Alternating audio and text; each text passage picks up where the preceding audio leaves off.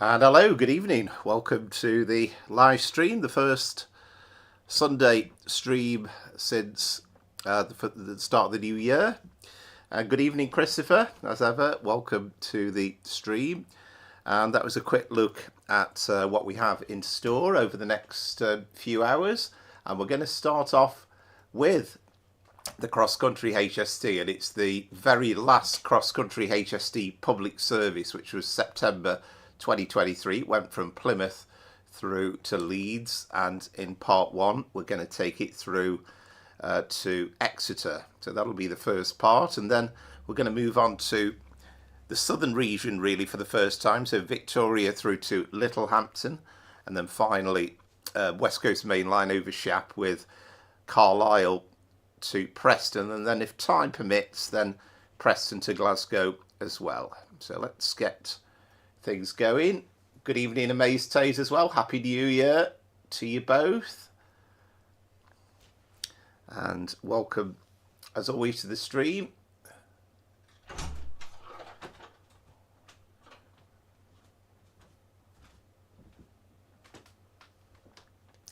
And let's get things loaded up.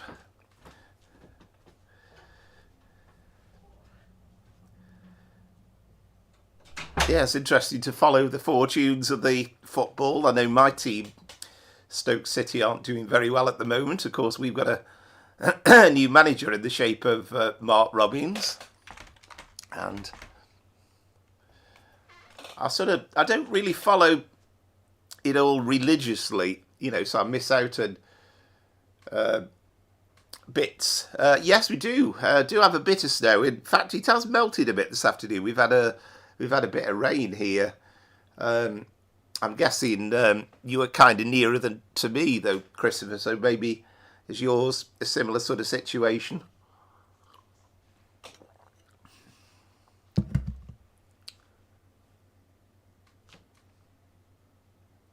Yeah, I mean, to be fair, that was same with us. We didn't really get a massive amount of snow, and say we've had a bit of rain.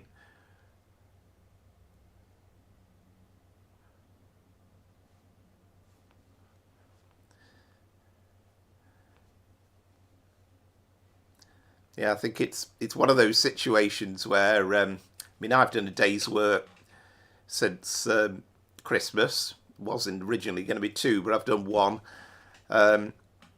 So I guess it's kind of going to be the first commute for a lot of people tomorrow. So I guess the last thing they want is for it to be absolutely chaotic tomorrow.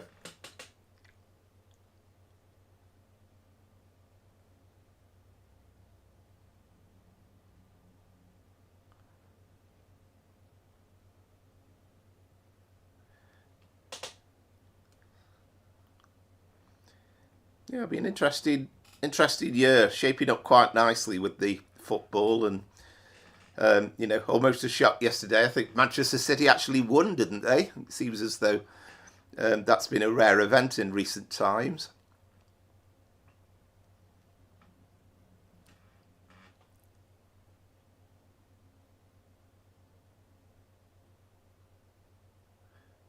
Yeah, it kicked off. Was it 4:30? It kicked off, was it? I need a third screen going, really. Kind of got one thing with the streaming software, one screen with the game on, and I need a third one, don't I, to keep track of the football and the live sport going on. So I think you'll be able to provide the score service though as normal.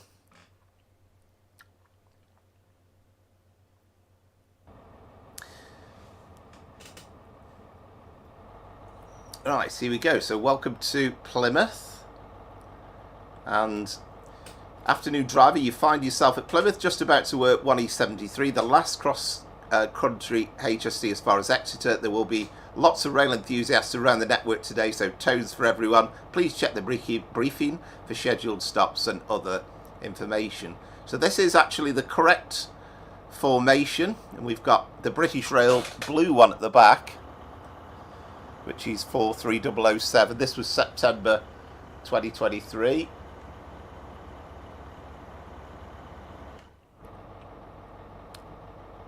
And let's get things set up. And you'll notice straight away We've got some people watching on. It's a great scenario, this, created. I think the chap's name is Ethan, if I remember rightly. But it's a great idea, sort of getting things represented in, like in real life.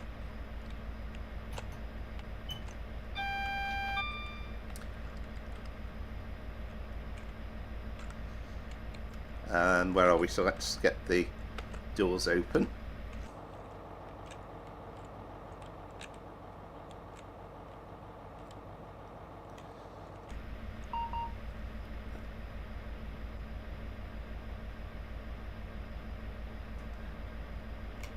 Yeah, they seem to have ups and downs, don't they, Newcastle? And always got a slightly soft spot for Newcastle, I have to say. And they've had all those injustices down the years when they seemed as though they were going to win stuff and they never quite came up to speed.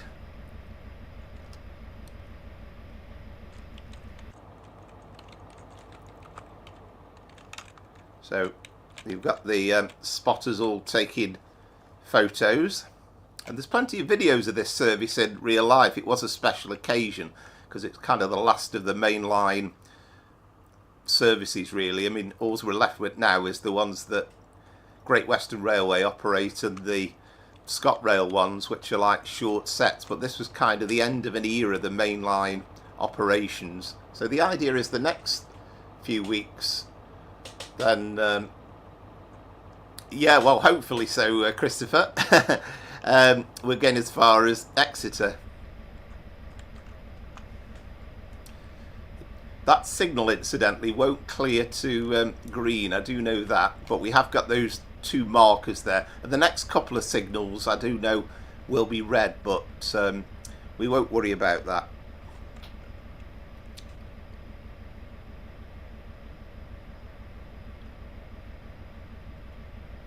Yeah, I did do, don't know whether you got a chance to catch it, but I did redo the flirt again. It's a great unit to drive, actually. I think the problem was I pressed that many buttons, I kind of broke it in the end. But it's actually fairly straightforward to reset it once you kind of know how. Manual's not much help, but it's not too bad. So we are calling with this service at Totnes, Newton Abbot, and then Exeter St Davids. So we will be going via the seawall at Dawlish, but we're not stopping there.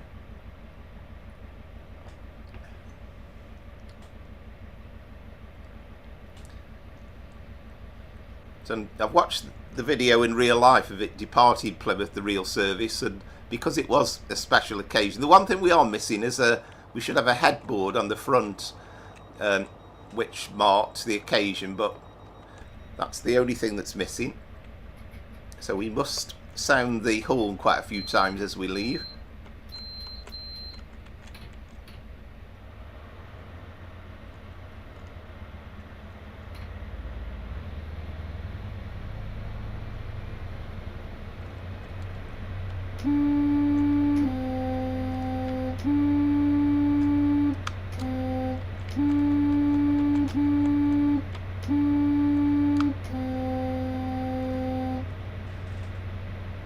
Yeah, this is Train Sim Classic.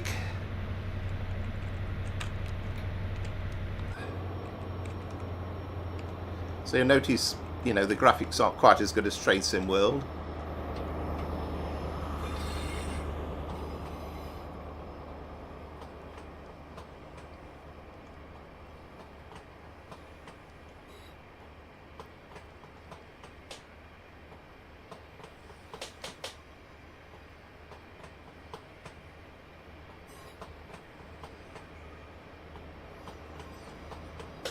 Yeah, thank you very much. Good evening. It is indeed live, and yeah, welcome to the stream.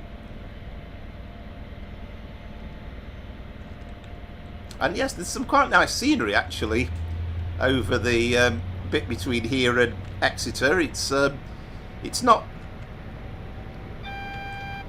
the fastest journey this stretch, really. Once you get beyond Exeter it starts getting a bit faster, So yeah, we have to tab the first couple of signals, and then beyond that we should get greens. So I'm not completely ignoring the signals. And how's things in Athens? Happy New Year to you. And what's the weather like in Athens?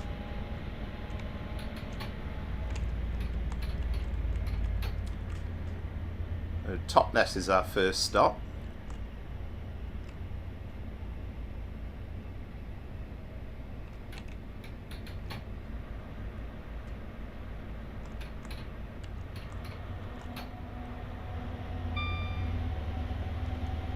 This is the new Armstrong Powerhouse Pack that came out, I don't know if it was November or December really.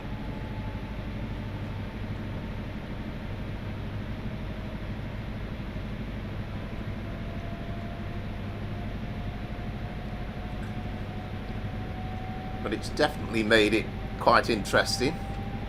I mean, as usual, let me know if the sound levels need popping up a bit or down.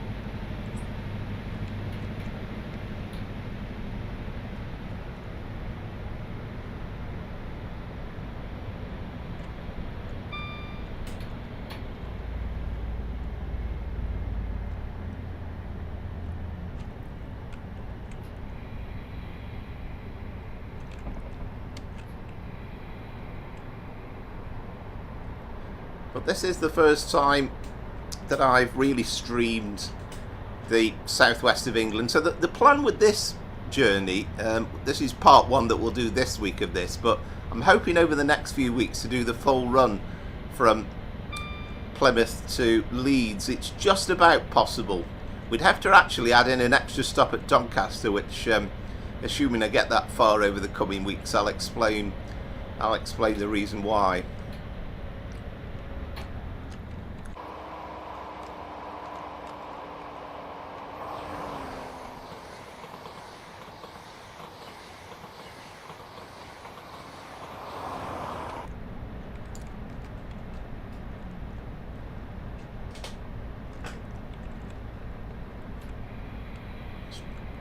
Again, there's lots of speed limit variations, so I'll try and get down to 60 before I have a look at the comments.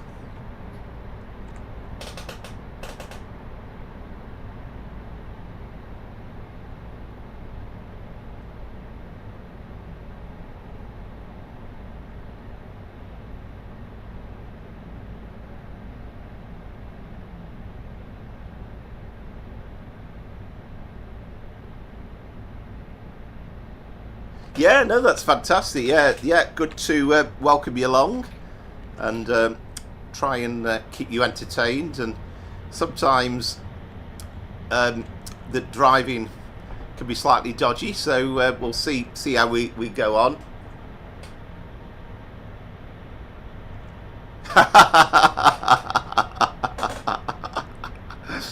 Yes, indeed. Thank you for that, Christopher. Yes.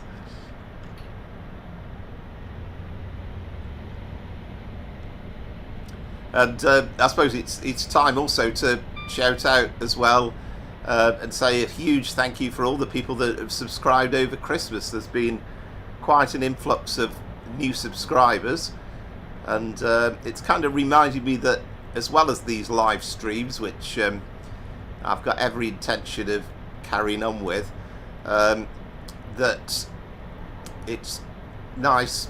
I think the recorded videos are useful to put up during the week as well, so I might not be able to do as many as I did during Christmas and New Year, but hopefully do the odd one here and there during the week.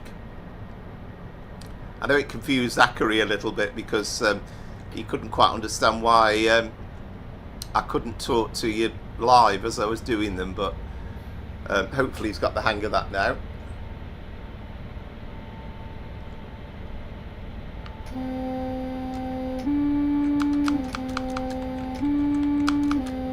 And also, because this is kind of a special service, and it's like the end of an era, the last Cross Country HST, then it's kind of, as you're going through bridges and stations, there will be extra people watching on.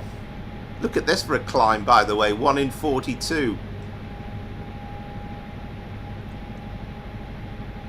And even with the power of the HST, it's still actually losing ground a little bit.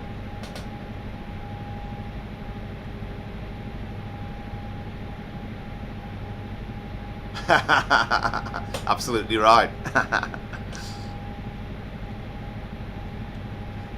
Perhaps they're tuning in to see the dodgy driving.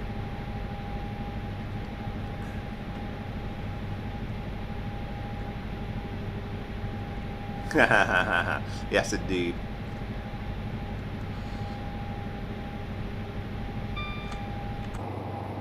Yeah, you don't often get a 1 in 42 climb on a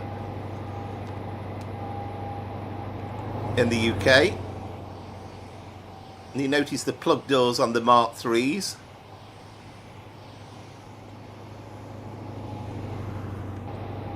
That's the power car on the back. Very nice it is too.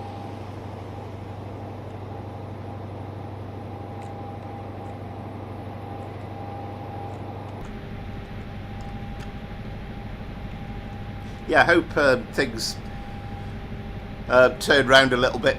I'm sure it's just a blip for Spurs, hopefully, and do like Ange Postecoglou as a manager, I have to say. At least I can pronounce it nowadays.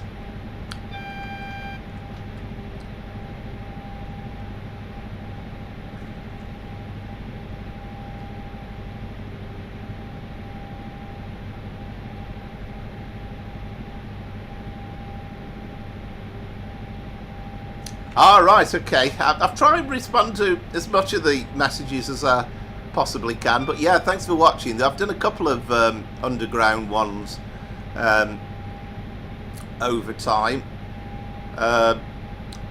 So the only ones I've perhaps not responded to is if I didn't quite understand the message, but yeah, thanks for watching anyway, and I do enjoy doing the underground services as well. But yeah, the idea is a bit of a mix of both recorded and live. I mean, mainly it's been more live just lately, but I've done a few recorded ones over Christmas.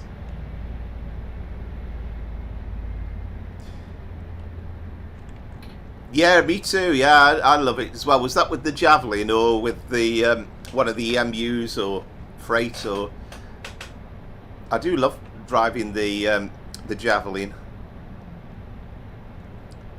and I do like the fact that you've got that choice. You could do that full run, fast run through to Ashford, or you could go on the Faversham one, and then at Ebbsfleet you kind of take on the DC power, and you become more of a local service through Kent.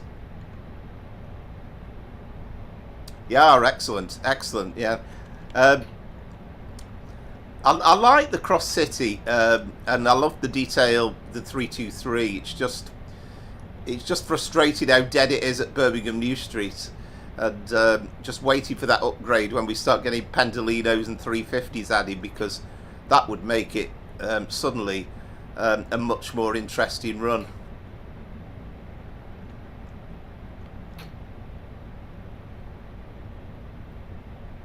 I found myself on Cross City runs as well, getting slightly bored towards the end of it as well. It seems as though it just goes on forever, really.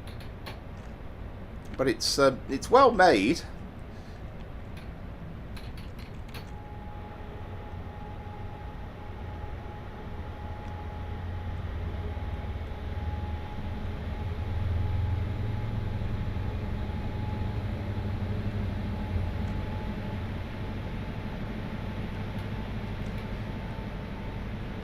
There's some lovely views as well. You're going over viaducts and all sorts.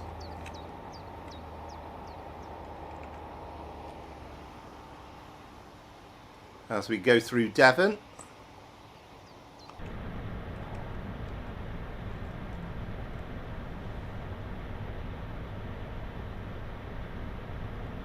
Yeah, absolutely right. Yeah, and I mean that's going to be corrected soon with the Manchester commuter thing, at least. Although we're still going to be blank for the Glossop and Hadfield runs.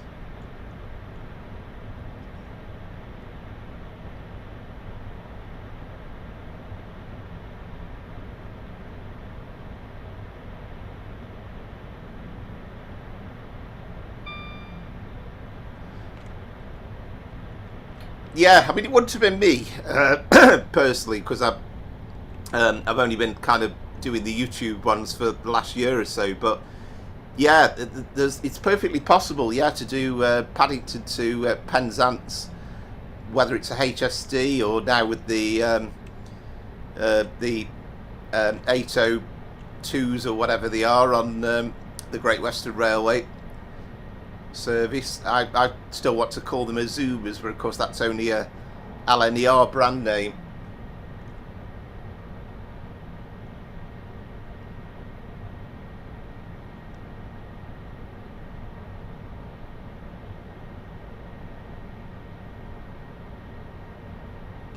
Oh yeah, definitely right. Yeah, definitely right. It's an amazing train. You know, you think it goes back to the mid-70s, and it again, it's a sign of making you feel older. The fact that they have been more or less relegated now. A few people watching on there as well. The only thing I'm going to have to be really careful of, because I don't know the route absolutely inside out, is make sure these stations I don't miss out on.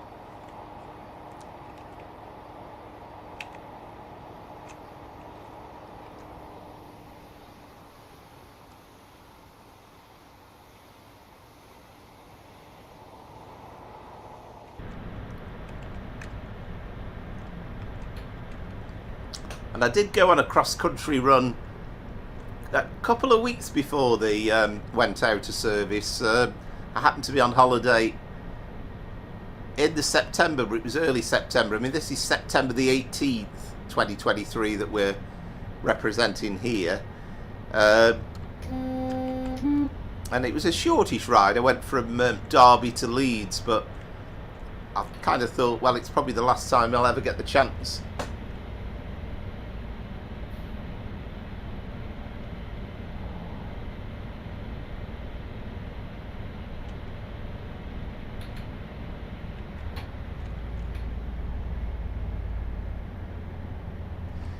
Yeah, absolutely. I've been on the Night Riviera once with my brother a few years back in real life. But yeah, again, it's great that you can do it on. You can do that on the train simulator as well as do it in real life.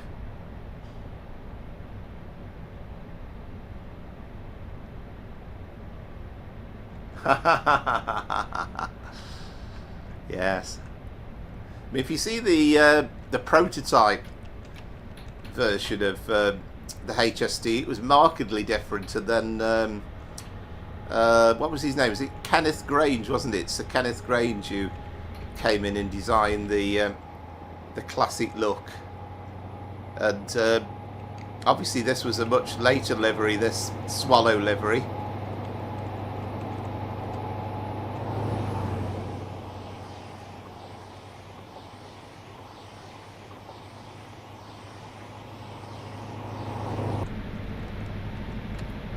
And hats off to Cross Country as well, because they made sure that they had these repaints in time for the closing few weeks of their HST services, and they made sure on this very last service of all that they actually put them out into action on this particular run.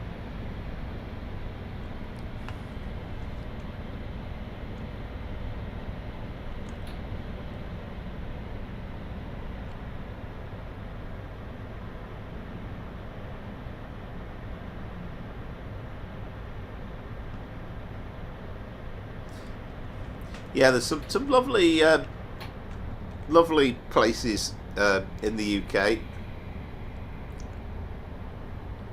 Now we have got a downhill bit here. So how far are we from Totnes now? Less than 10 miles to go.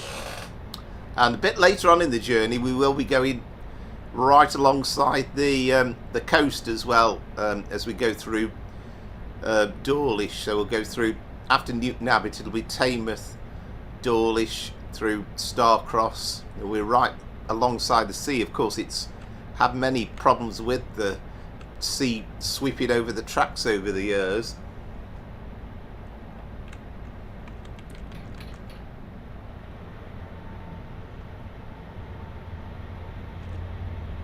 I mean, in terms of actual scenery, I mean, this is a bit of an old route as well, and it's a freeware route, so but it's still pretty good, I think. I still find it absolutely incredible the amount of work that people put in, really, to build these routes. And you know, it's hours and hours and hours, months and months, years and years of work.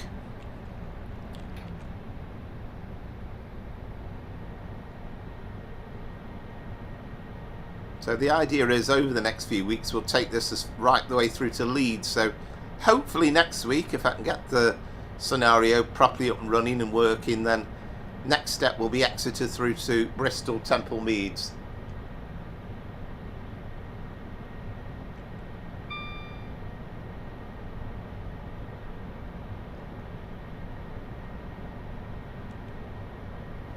Yeah, the Caledonian Sleeper it is absolutely amazing, and done it a couple of times, and yeah, it's so exciting to depart from London Euston in the evening and wake up in Scotland in the morning and have a nice breakfast and find yourself at a beautiful place like Fort William.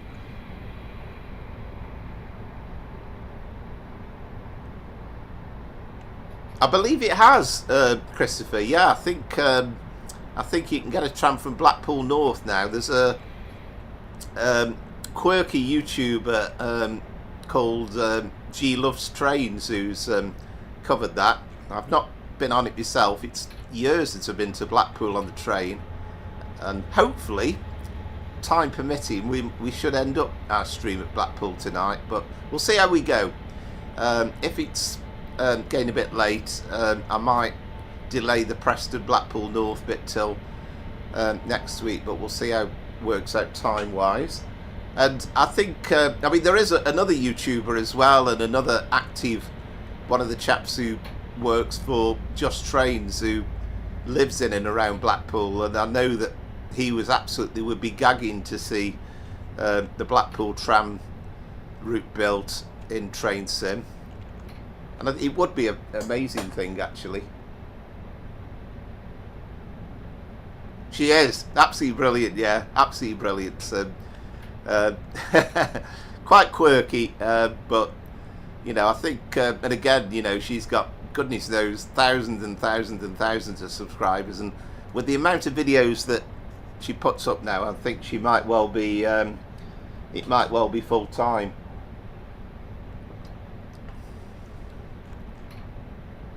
But I mean, the thing as well is that they're just so well edited. She's got a real eye for detail and clearly loves travelling on the trains as well.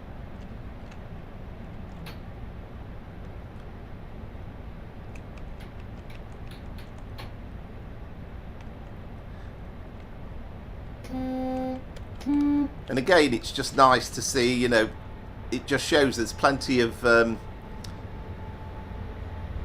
girls out there that are interested in trains as well. You know, it's always generally kind of assumed to be a male orientated hobby, but there's interest on all counts.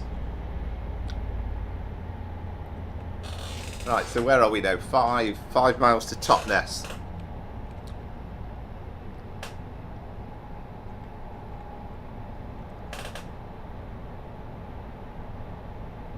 Oh, there is, and I have to say, it's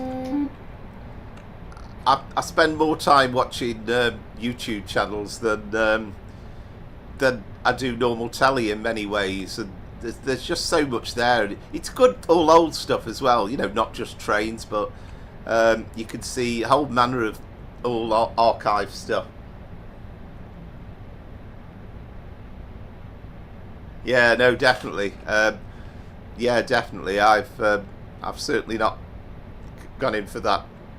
I think my brother managed to do YouTube Premium over Christmas, but it was just because there was kind of one of those introductory special offer things for the month. But yeah, I think it's far too expensive. And of course, you know, they gradually got to the point now where it was one advert, sometimes it's a couple, and it can be too much. Oh, we've got a 1 in 90-60 cent now, so we'll have to keep an eye on those brakes.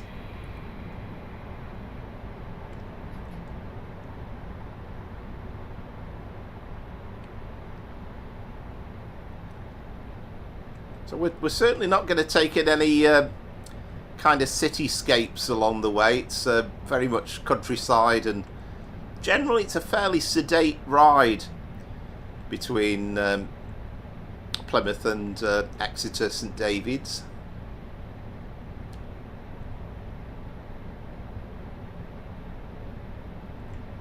And again, if you do it all the way from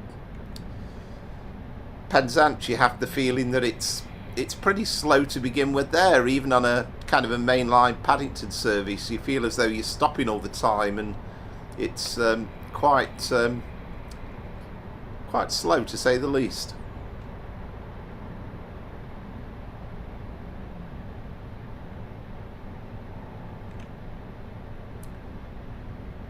Yeah, I don't know all the ins and outs. I really don't.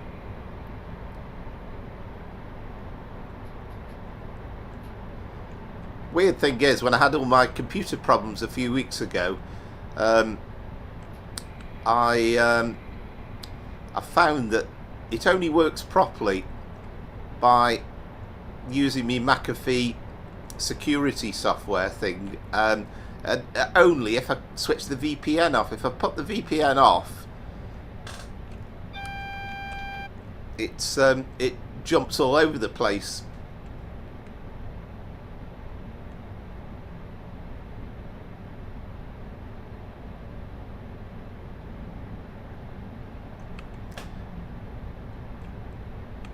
Yeah, well, you've got the I think we have got the vegetation pack.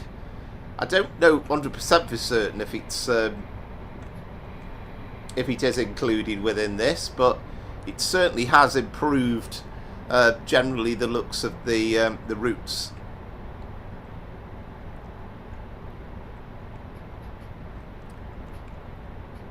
Because this is a bit of a weird one, because I don't actually own the Just Train South Devon extension, which is basically Plymouth to Exeter, I think. So I don't actually own that. This is the Bristol Hants something else route. And I was kind of checking as well, because I used to own Bristol to Exeter, but I can't find the old CD I had for that.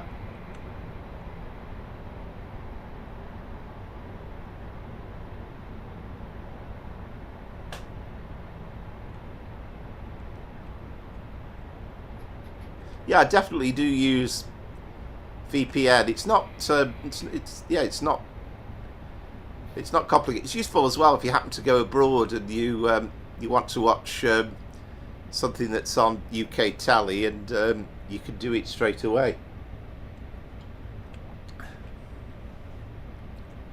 So we've got a big sharp descent, 1 in 66, and then we have a 25 mile an hour before the platforms.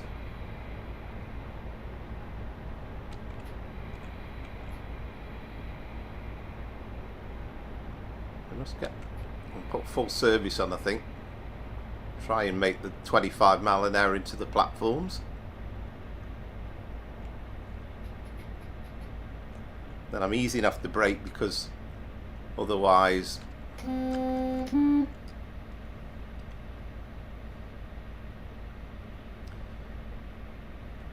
we won't make it.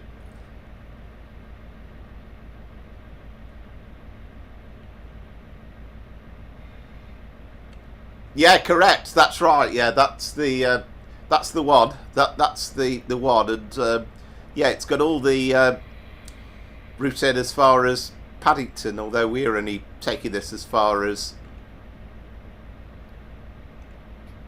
Exeter St Davids today. I think we're at version 4 of the route, and it's on Alan Thompson Sim. I don't know if it's anywhere else.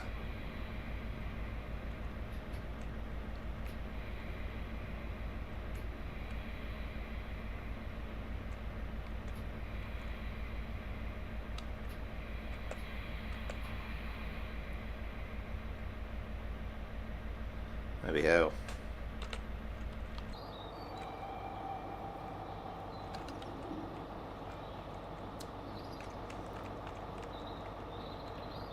And I think as well, I mean, some of the doors aren't open there, but they are plugged doors, so I think we should find... Well, maybe not.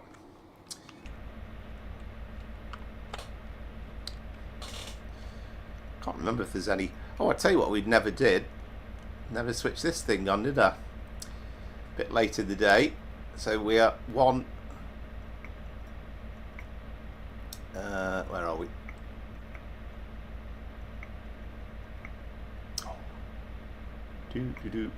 One DEF, isn't it? 1E73. And then what's the signal? I can't read that. 202.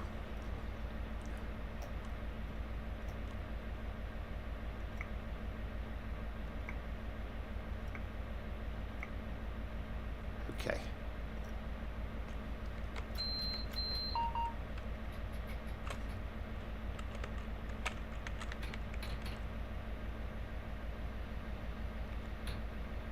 Just have to wait for the brakes to ease off.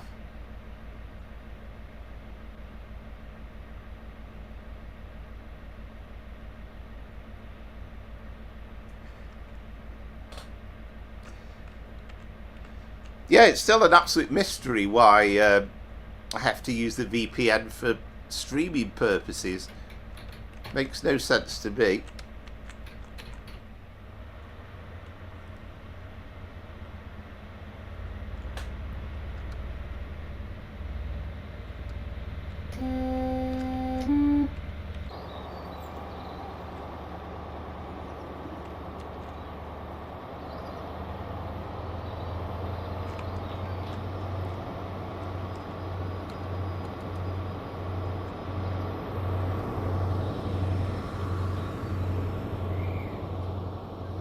All right, okay. Well, that's upsetting the apple cart, isn't it? Oh, did I hear a steam train? Oh, we've got the. I'm trying to think what the name of the steam route is, but there is a preserved railway just outside of here. I wonder if that's just a sound effect. Be nice to. I don't recall there needing to be a steam train. Yeah, I think that was just a sound effect, but it's good that they've got the tracks going off there.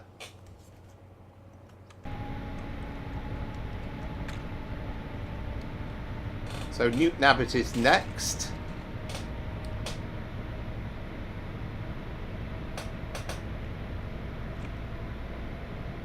Yeah, I still remember that FA Cup tie from last season, which was a real ding-dong affair. Is it 4-3? Amazing game.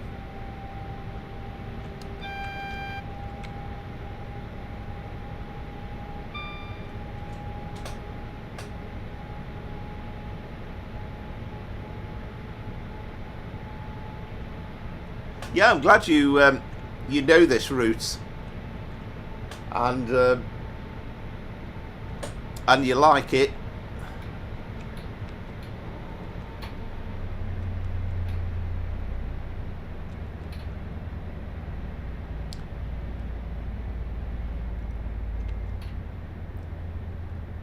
and I have done Penzance to Paddington both ways, but funnily enough I've never done this section on a cross-country train.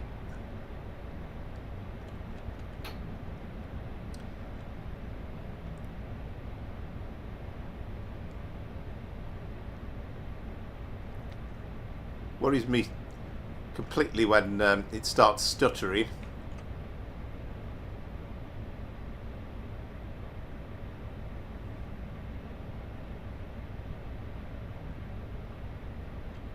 Yeah, indeed. Yeah. Jimmy Greaves in the building. Yeah.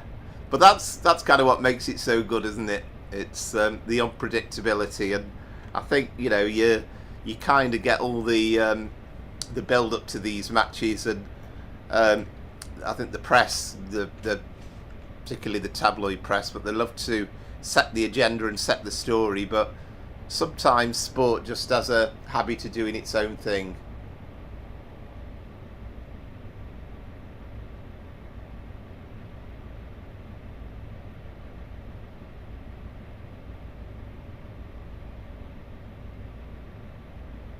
Yes, I have seen that actually. Yeah, it's a fascinating idea, isn't it? That you've kind of got the little thing in the corner that you put on the screen where it's showing you the progress.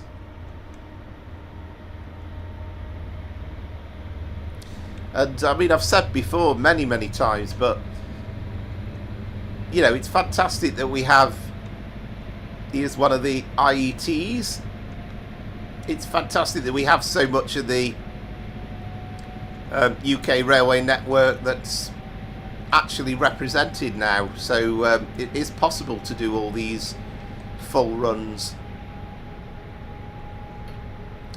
because you know, it's maybe a bit OCD, but I love to get to the end of the journey and feel as though we've made it. Here's the buffer stops. It's the end of the run.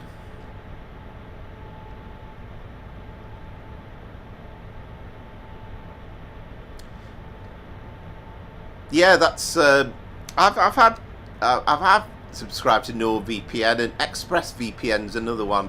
I've never tried one of the free ones. I'm sure, you know, you do a Google search and there are free ones out there.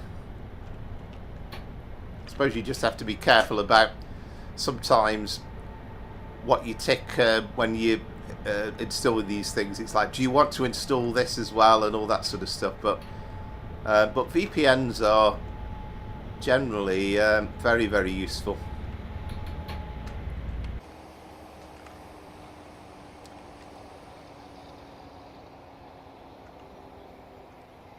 It's lovely, the little seeds as well that we get, and you know, you can see the effort put in terms of painting the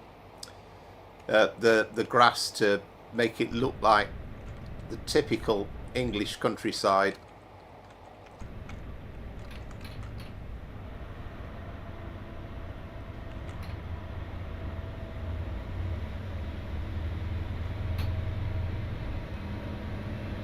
And of course, nowadays these services are in the hands of the Voyager, and I'm not a great fan of the model of the Voyager really, so that's generally why I've not massively driven it on the streams.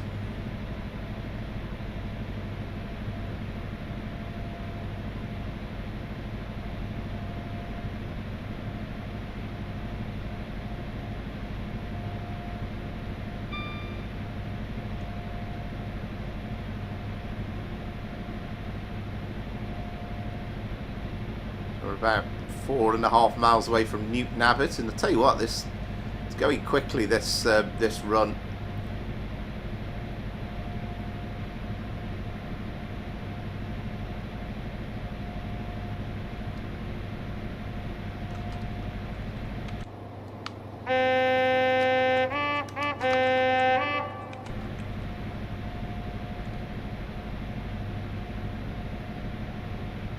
And I loathed a bit about spending the money on getting this new Armstrong Powerhouse MTU pack, but I'm glad I did. And you know, I did last week. I did the Bedford to St Pancras run. This week, this run, and I'm going to get plenty of value out of it. That's for sure.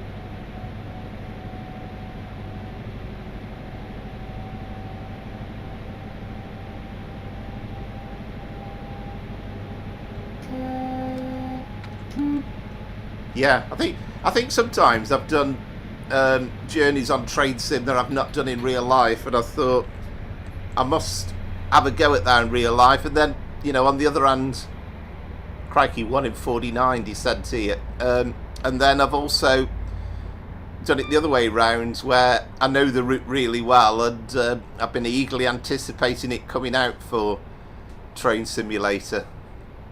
So it sort of works both ways. Don't think we've got too much of I don't know if there's any Greek routes at the moment. I'm sure there might be somewhere.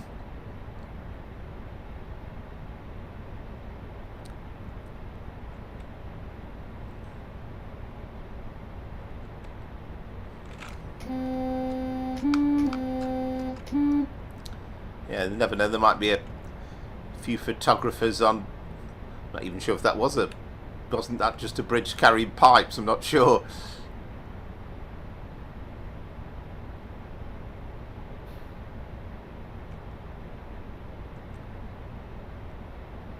So I've got to put a bit of thought into part 2, because it took a slightly unusual route, I think, into Bristol Temple Meads, and we've got to make sure we're facing the right way for part 3.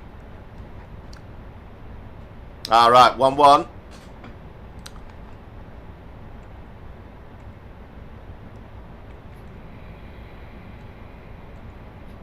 Yeah, pity I've not got the I've not got it up on a third screen. I could try and do a bit of a commentary on the goals.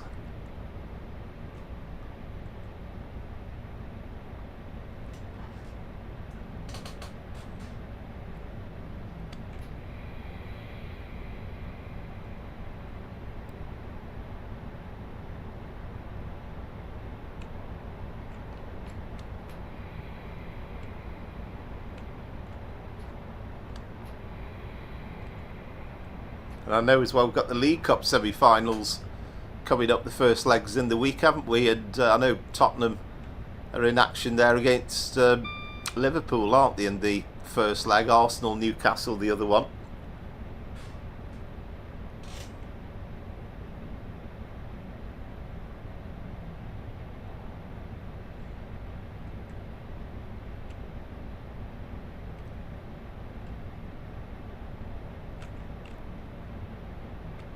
I mean, the biggest frustration, I've said it many times before, but the biggest frustration with Train Sim Classic is you have all these routes that are possible, and sometimes I think that's the route incidentally coming in from Paynton on our right, Torquay and Paynton, but you just spend ages just downloading all the bits, then you find you need some sort of patch or mod to make this work, that work. The same with the trains that you're driving as well. And I mean, you end up with quite a realistic experience, but it's you could waste a day getting there sometimes.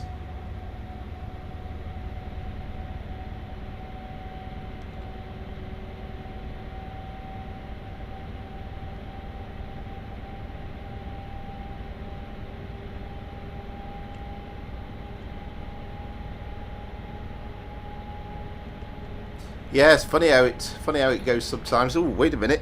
Just thought I'm losing track of the fact that I've got this Newton Abbot stop coming up. I think we're all right. I've spotted it just about in time. Yeah, never been to Greece at all, but sounds amazing.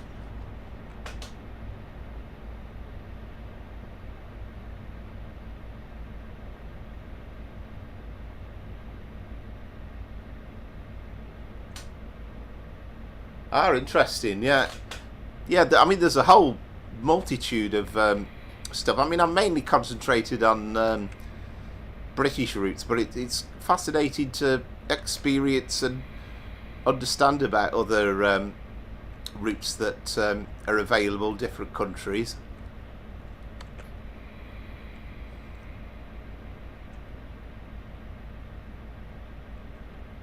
Showing its age a bit, that Voyager model now. As we dwindle into Newton Abbot.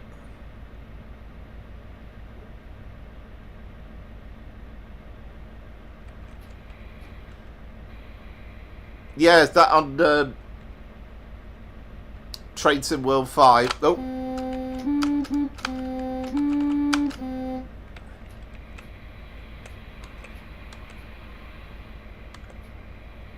I'll be honest with you, I'm thinking actually I might uninstall and reinstall the Train Sim World 5 route, because I think I feel as though it's got corrupted with all the bits and pieces that I've got downloaded. I mean, I had that thing the other week, didn't I, where you got missing bits of the Pendolino and all sorts. So I think I've got to uninstall the West Coast Main Line South, uninstall the 350, and then just start again. This is Newton Abbot, and I think I'm right in saying not very far away you have Newton Abbot Racecourse. So again, it's good that they've made the effort to put the I'm not sure, is that the Barnstable branch? I'm not totally sure. The track's going off there, but it's good that they've made the effort to make it look like a racecourse. I don't know where the grandstands would be in real life. Is it kind of over that section, I'm guessing?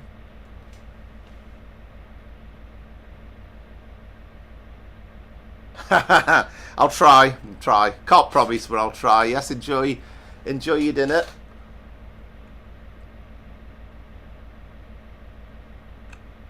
Yeah, definitely right. And it's an exciting prospect to you know, to be young and to be doing all these things, really. There's still many places that I'd love to visit and see.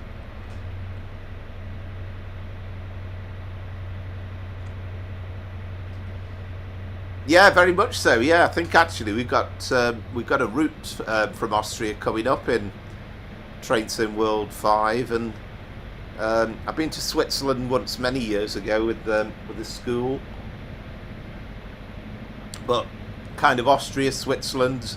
Again, some beautiful journeys, and there's some lovely videos as well, and some of them in and around sort of that wintry scene as well, around the Alps, in sort of that neck of the woods. So we've just got the final stretch then now to Exeter St Davids, and we should be able to stretch our legs a little bit in terms of the speed that we operate on as well.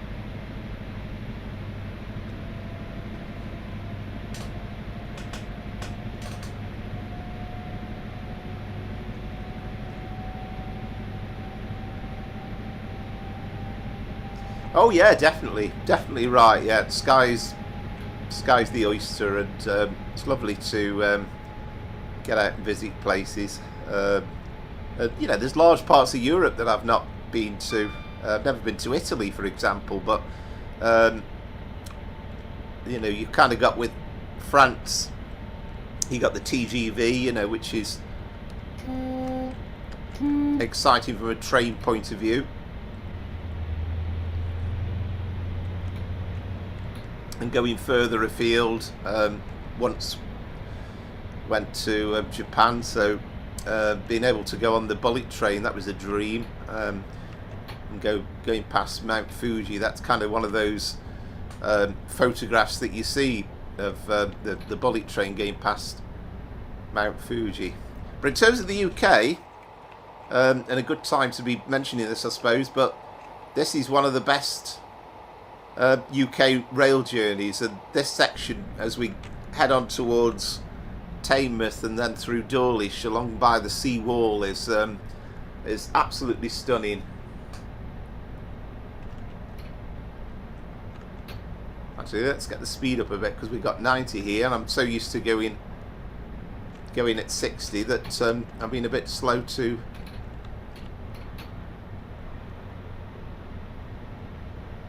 But we are effectively hugging the coastline now for the next few miles.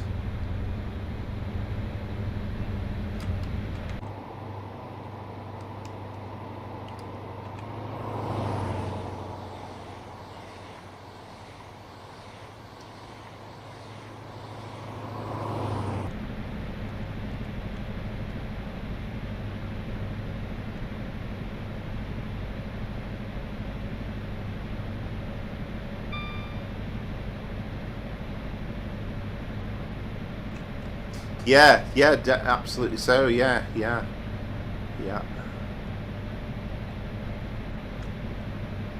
mean, the interesting point as well about this route, when we get to Dawlish, it's kind of a mixed blessing because of it being so close to the sea, because during the winter, every time it gets a bit strong, the winds, you literally have the waves crashing up over the train line.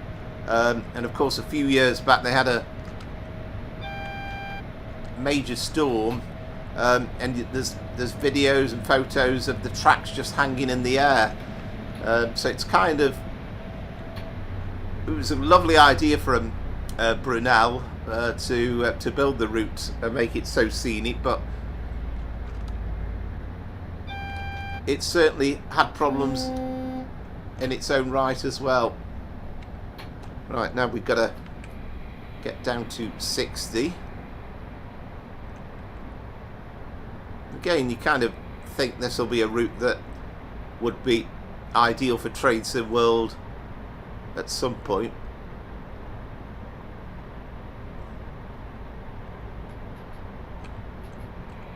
A bit too slow to get down to 60, but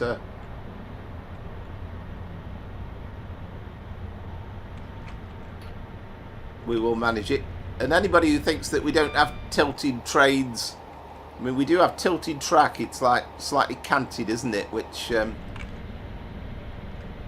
happens everywhere, really. So this is Teignmouth.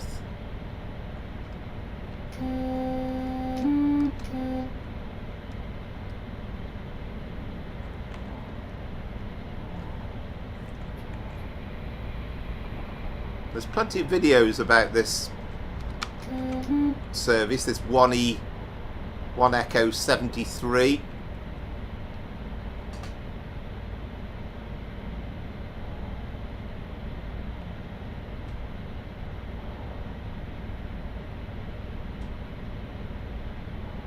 Oh, fantastic. Yeah, wow. I mean, I've heard of bits, you know, without being massively knowledgeable. This was Dovetail Games' idea about the waves, incidentally. I think, you know, you kind of mix blessing and you got that red rock as well in the background, but it kind of gives the effect. I don't know actually which, I can't remember, it was announced December about the Austria route coming out for Tradesome World 5, and that'll be in the coming months, but I can't remember exactly what part they're doing.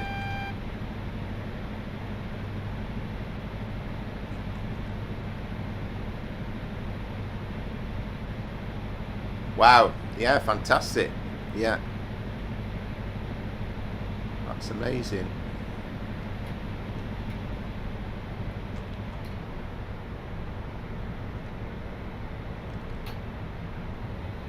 But yeah, well worth watching if you haven't done before, some of the Austrian journeys, and you know, there's plenty of stuff from the cab, I'm pretty sure.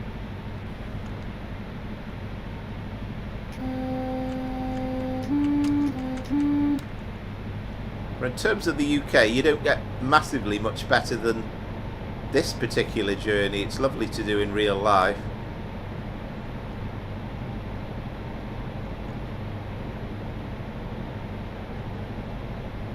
Yeah, is that for Train Sim Classic, I'm guessing?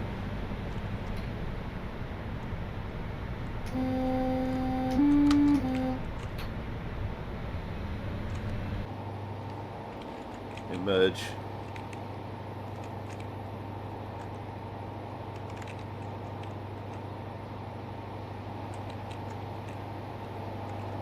Under another tunnel now. The whole sequence of tunnels. I mean, if we were stopping at Dawlish, we'd have to be worried about stopping at Dawlish, but we're okay.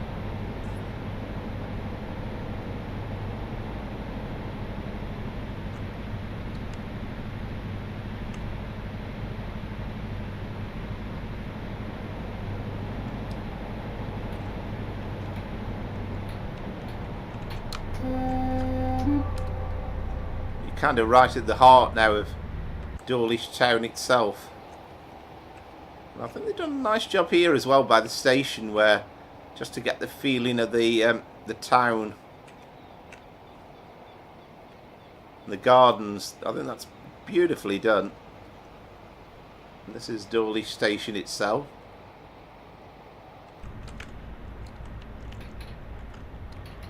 Getting a bit slow here, aren't we? Oh, we've got one step brake on.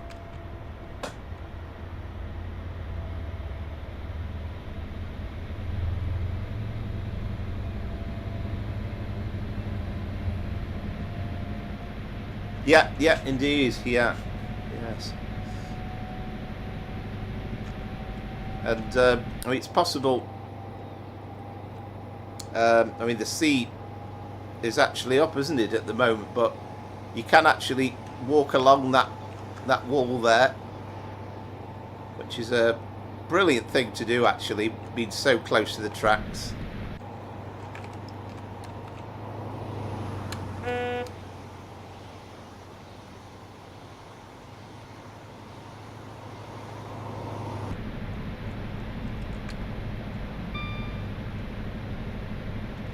Then in a few miles we're going to go away from Dawlish a little bit and head inland towards Exeter.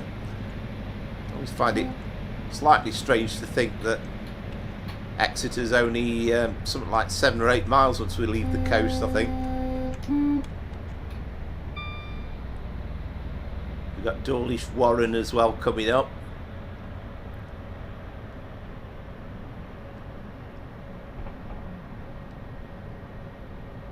Kind of a few kind of fairgroundy type stuff around there. There's a big massive car park. We've got a couple of 158s, so I think that would have been waiting in the bay platform for us to pass by.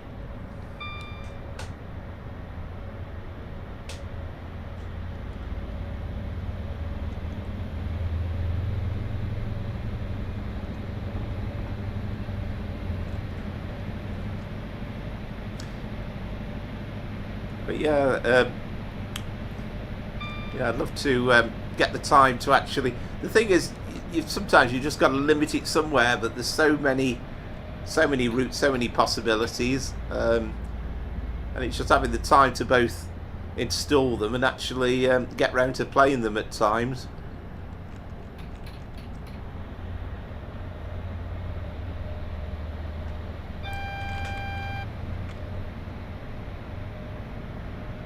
Sure what that AWS warning was for.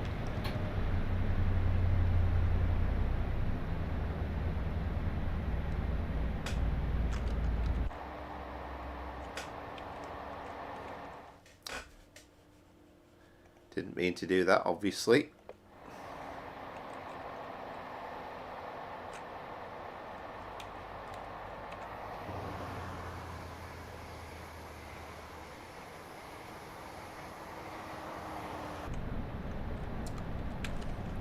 You see many photographs in this sort of area as well. Yeah, it's a lovely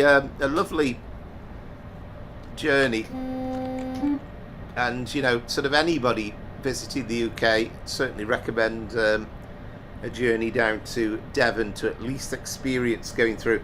And if you happen to go in the winter, you might experience waves splashing up the side of your train as you go past. There's many classic photos of that down the years.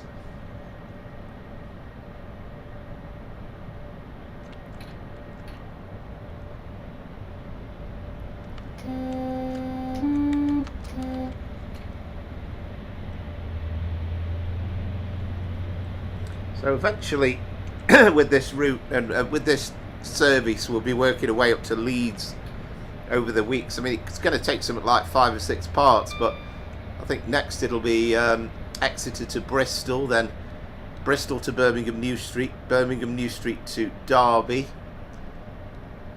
Derby to Sheffield, then Sheffield to Leeds is a slightly interesting one because there isn't technically a direct Sheffield Leeds, but there is a route that does Sheffield Doncaster, so we can manage that and then insert perhaps an extra stop at Doncaster before completing the journey to Leeds.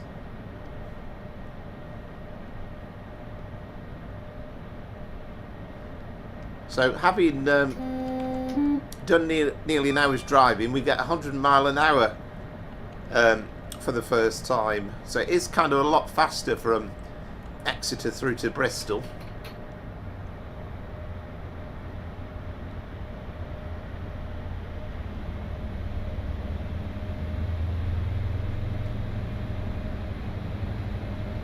But I mean, I think some of these bits of this route are quite old, but done a nice job.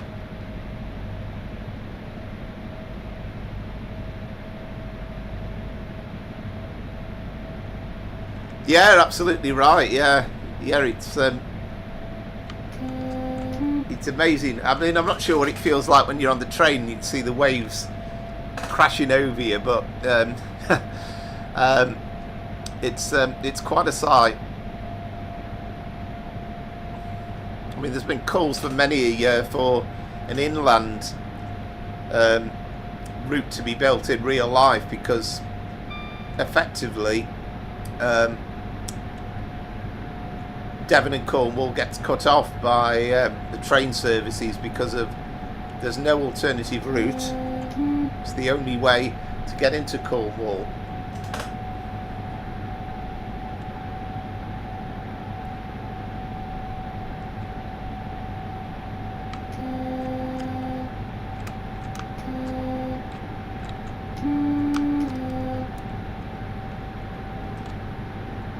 But there would literally have been, excuse me, there would have been photographers lining the route along this because this being a special occasion, and I think it's quite sad actually when you watch videos and it's kind of like the last of, and at the end of an era it feels like.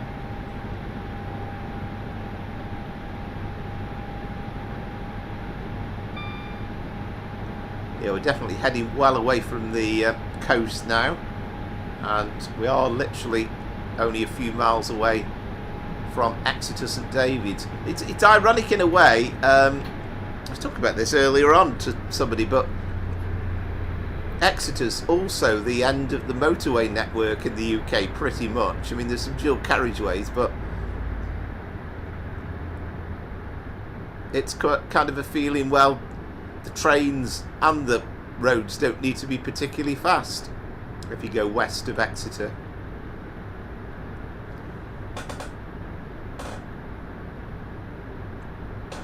But yeah, some fabulous photos and videos, all sorts, and YouTube again, I'm sure, the home of a lot of this stuff.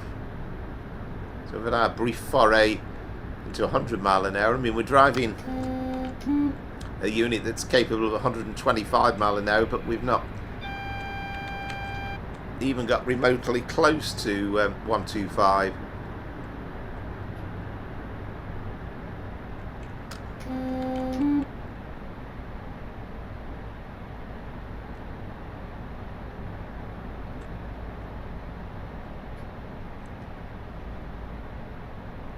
We're not far off from the cathedral city of Exeter.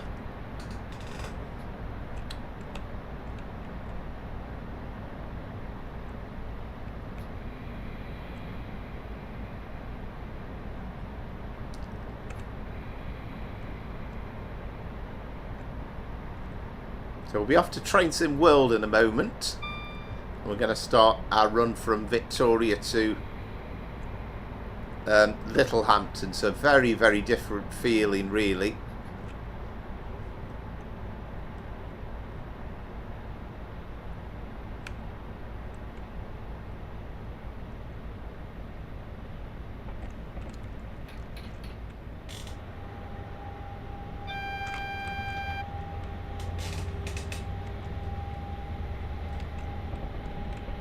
Oh, we were slightly late into Newton Abbot, so we're not going to get a nice tick at the end of this scenario, unfortunately.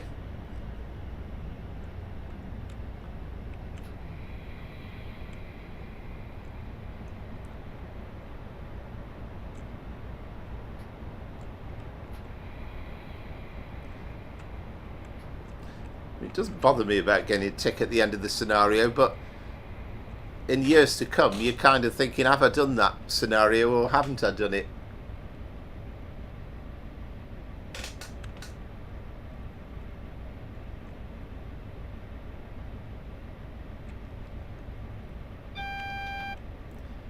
So I think by the looks of it, that single yellow and then the signal, the red signal beyond it is beyond Exeter St Davids, so we'll be okay into the terminus.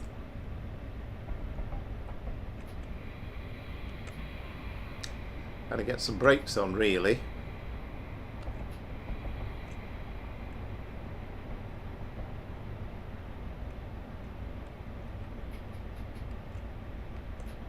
We've got a South Western railway service over there. Of course, I think they do a service to Paddington, don't they? From not Paddington, Waterloo from here. Takes a couple of interesting diversions.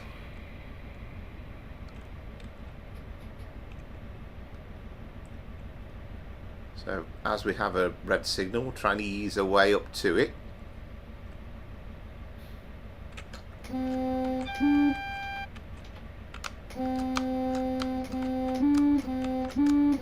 And the photographer's out in force again. Very clever, who's the chap who's done this scenario.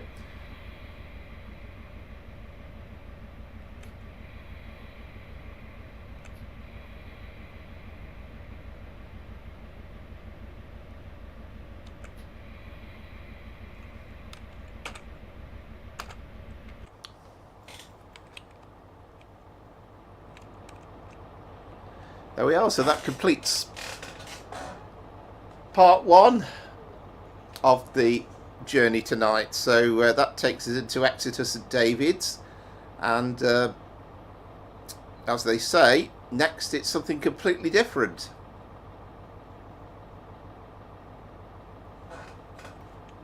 Hope you enjoyed that run. I certainly enjoyed it. You made it to Exeter. This train will now head up to Bristol, then to Leeds to finish 42 years of service. Scenario by Ethan Radmore. Very good it was too.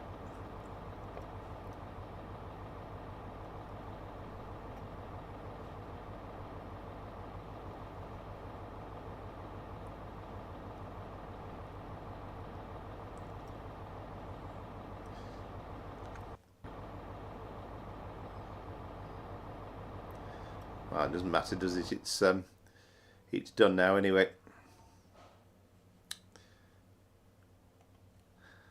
And it says we've completed 2 of the 4 targets because not being absolutely bang on time.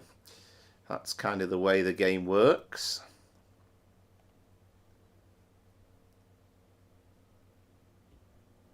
So let's load up the next part, which is going to be a southern service now, London Victoria to Littlehampton.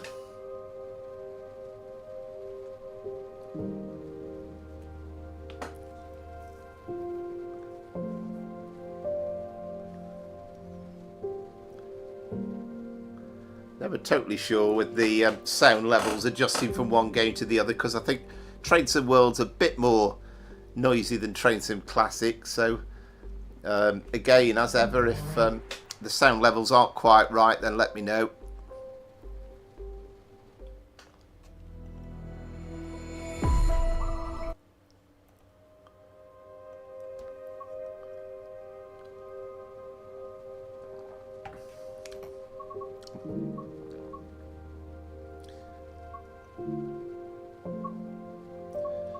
Just have a look at Creators Club as well, because there's always some good scenarios on there. So we're going off to London Brighton. So we'll use the BML with the 700 because it... oh, what do we do? Hang on. Yeah, we want the timetable. So we want the 377 London commuter. So we're going to do this. Let's do it in June, I think. Make it summer. I get fed up with seeing all these wintry scenes. And then I think the idea is it's 1H44. Yeah. There we are. London Victoria to Littlehampton. I wonder why there's a first one.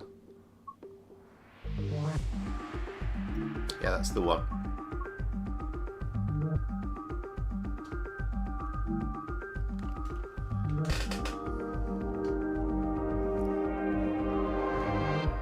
I was obsessed with this route when it first came out because of the level of detail of the other traffic. It was just absolutely incredible.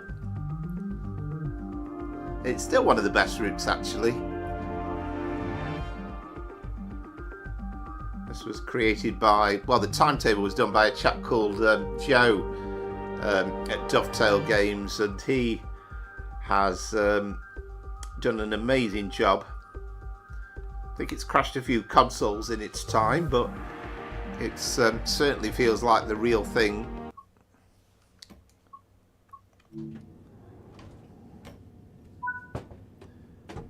Right, so let's get the master key on.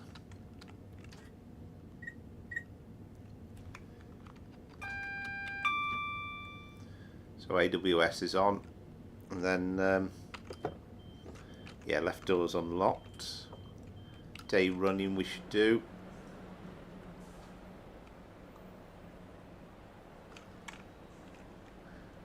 And I was kind of inspired to revisit this route because in the week we had the Sussex Line extension, so it's given us the freedom of doing the full run to Littlehampton. That's an interesting view looking down on it, isn't it? So in the first part we'll be calling at Clapham Junction, East Croydon, Gatwick Airport, Haywards Heath, Preston Park, and then we'll carry on Train Sim Classic for the remainder of the journey to Littlehampton. And it's perfectly possible as well, if you've got the Sussex Line Phase 2 that came out on New Year's Day, available on you know, I'm trying to think now, is it backdated Train Sim? But it's no, Train Sim Community website it was made available on, but you can actually do the full run on Train Sim Classic if you want, from Victoria to Littlehampton. I just thought I quite like the idea of the crossover, the fact that you could do it between the two sims.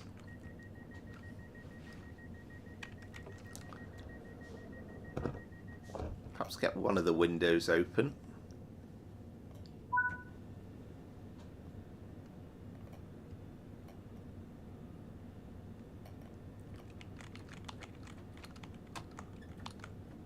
Make sure the actually, I've just thought, did we put it into forward mode? Yeah. Okay, I think we're about to move then, weren't we?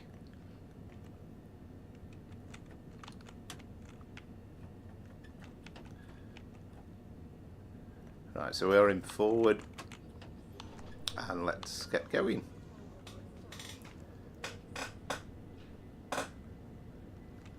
So Clapham Junction, the first stop.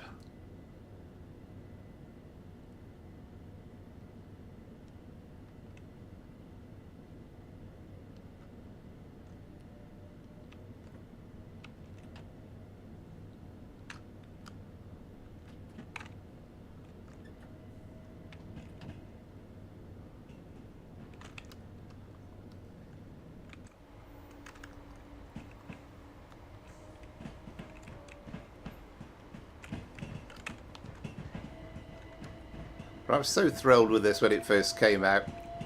You really get the feeling of rush hour in London.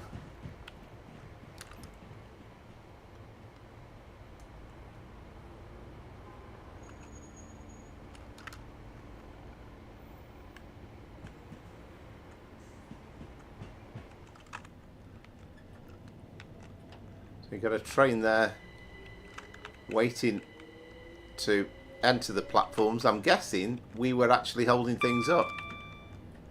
Battersea Power Station we're approaching. We've got another 377 coming in. It's a busy old scene.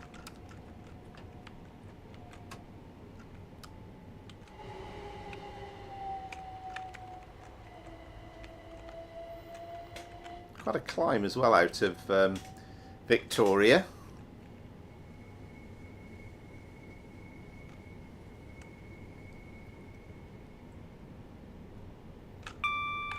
And again, it's good with all the mods and everything that you can do. You have the southeastern trains as well. So southeastern 375 crossing over the Thames. It's not the Chelsea Bridge, I think.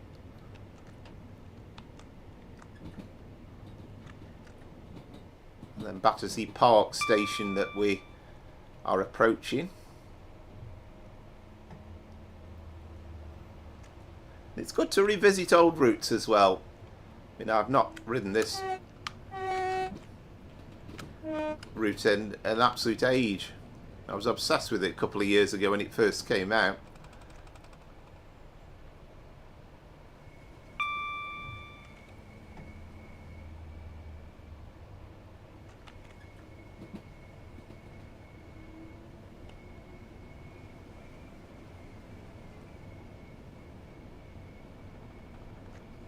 So perhaps a good time to mention, but again, thank you very much to everybody that's subscribed in the channel over the last 12 months.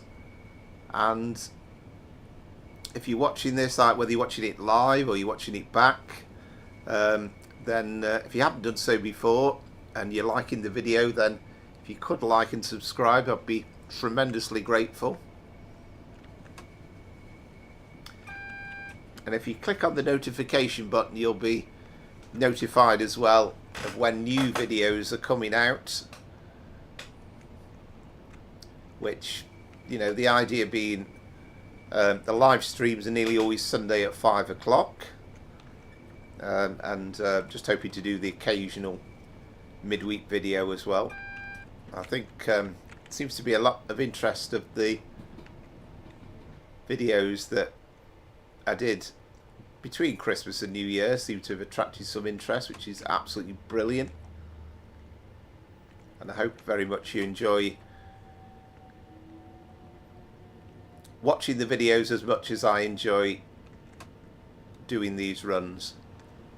So we're being a bit cautious because we had a single yellow there for, what have we got? We've still got a single yellow, so we might be, are we cleared into Clapham Junction now?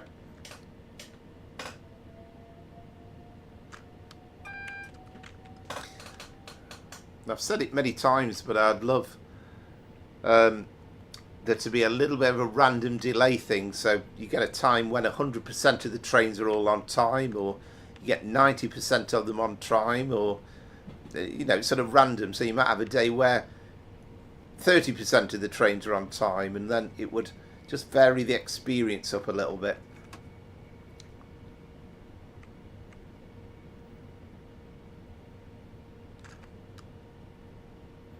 And it'd be excellent if we could fill the southwestern train side of Clapham Junction as well.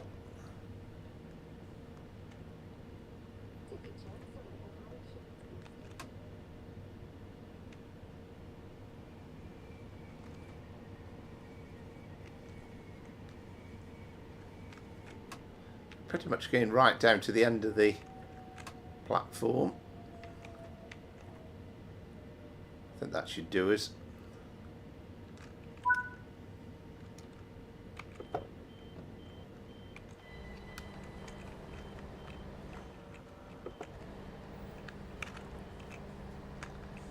That's better. Let's see. That's what I'm looking for, yeah. Amazing view of how busy Clapham Junction Station is, and I think it's the used to proclaim that it was the busiest junction station in the world.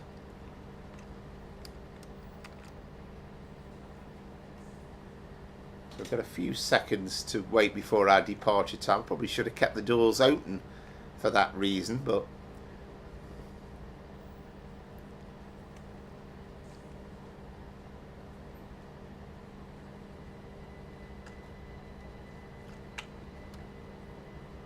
so we can depart any second now.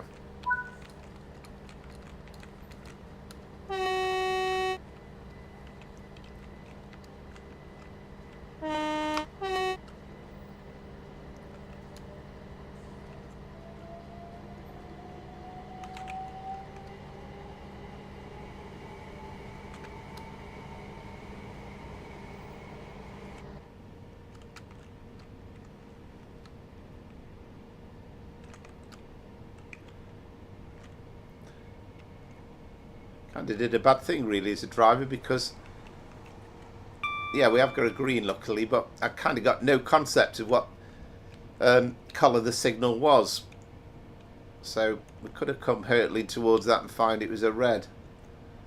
Love the graffiti there. I think I must have downloaded some mod at some point, so we've got the graffiti modelled in. So a few miles to go to East Croydon. So in order to do it between Train Sim Classic and Train Sim World, I've kind of, a bit earlier on, and I use the async keys to speed it up, but I've done the Train Sim Classic run as far as Preston Park, so that I can just reload up the save game, because of course what you can't do on Train Sim Classic is just load a route up or load a scenario up part the way through the run.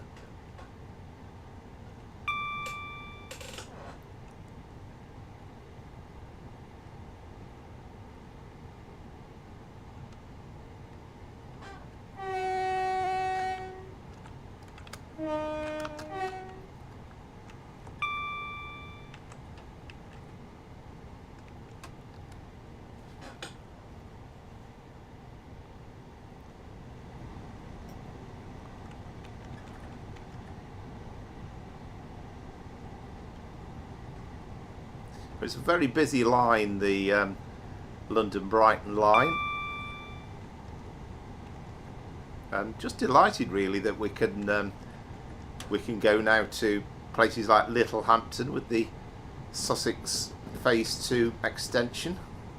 And that was a Gatwick Express going past us.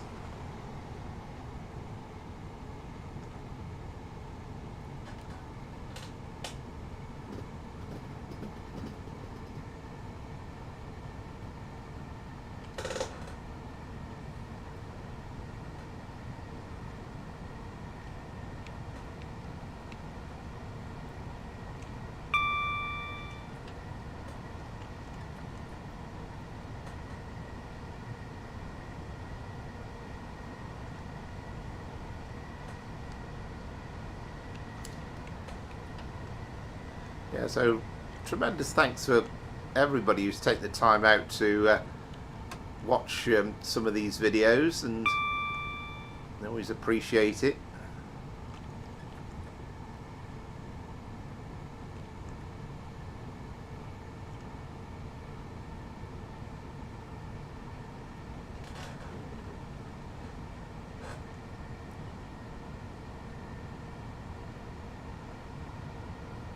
Alright, yeah, it's just flashed up on my phone.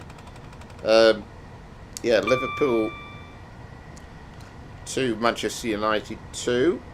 Ahmed Diallo equaliser earns Manchester United a draw, so Liverpool actually must have gone 2-1 up at one point. Of course, he immediately starts speeding once he takes his eye off the track.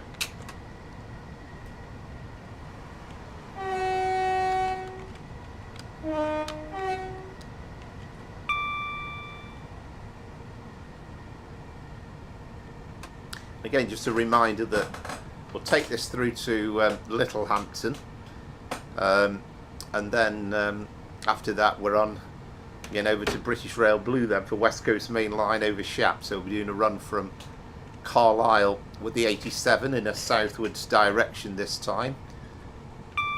We're definitely going as far as Preston, and then I'll see how we're doing with time, and I'm hoping to do a run from Preston to Blackpool. I did actually look to see if there was a kind of a continuous journey, but I don't think there is, so I'm just going to load up another service from at Preston. But if it's running a bit late, then there's a possibility I might carry that over to next week, but we'll see.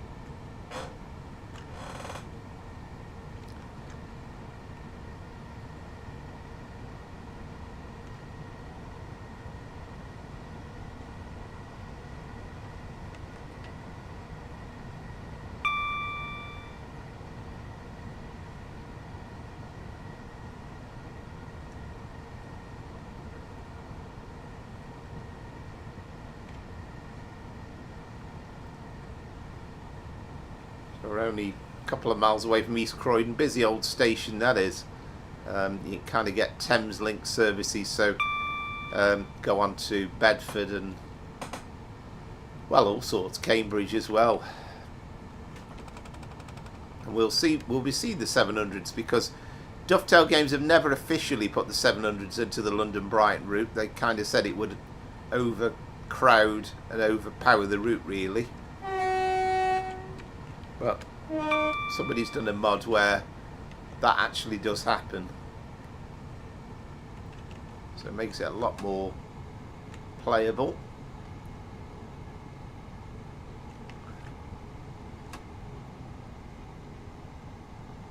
So it still remains, even as old as it is now, one of my favourite routes. So always worth keeping an eye out, particularly at rush hour approaching East Croydon, because there's always the chance we could get held up. We've got a green there.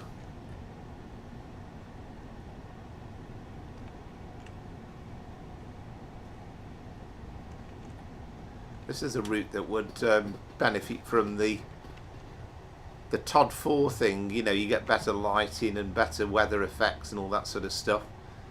I think there is a mod you can download that would actually kind of put that in, but I think it's not perfect. It's like you get dark stations and all that sort of stuff, so I'm not bothered with it so far.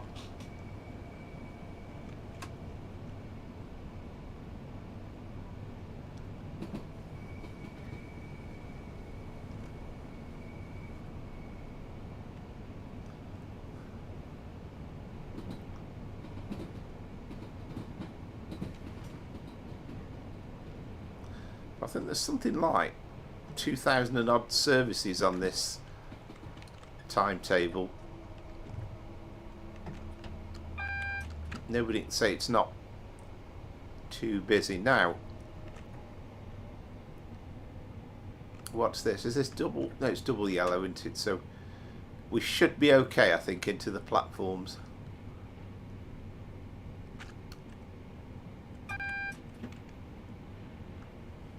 Yeah, sometimes you can actually get held at this signal and you actually see the train in front of you in the platforms. There is a Thames Link service.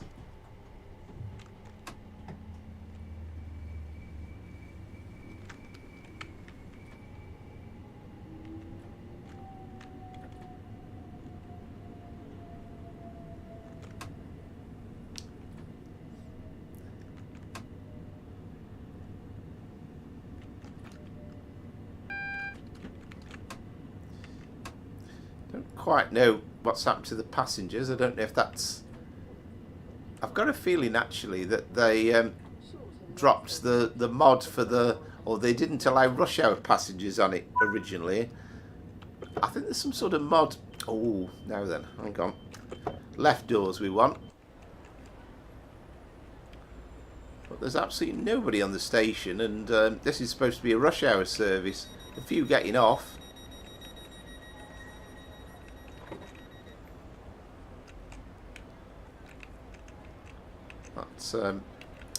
That's a £700 for Bedford.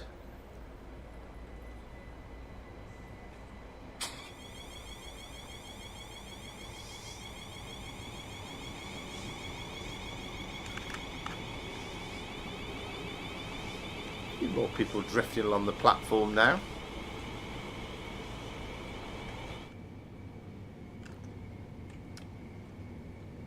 So weird sometimes, the passengers though on Train Sim World, because you have the situation where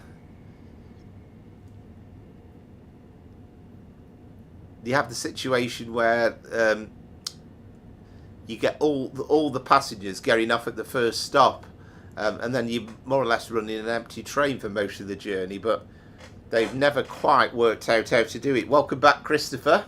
It's all gone a little bit quiet in terms of the chat actually over the last few minutes, but yeah, we're doing the service now, Victoria to Littlehampton, so Southern. We've stopped at Clapham Junction. This is East Croydon, and then at Preston Park just before Brighton we're going to take in the Train Sim Classic route that came out on New Year's Day, so carry on the journey right through to Littlehampton. Did you enjoy your dinner? That's the crucial question.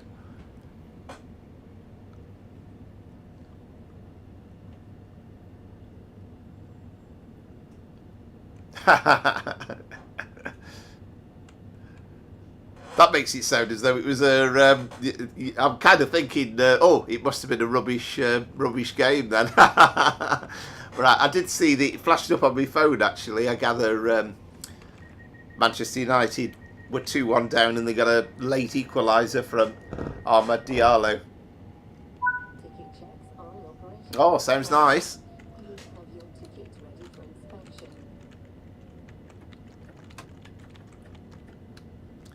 Hope you enjoyed that.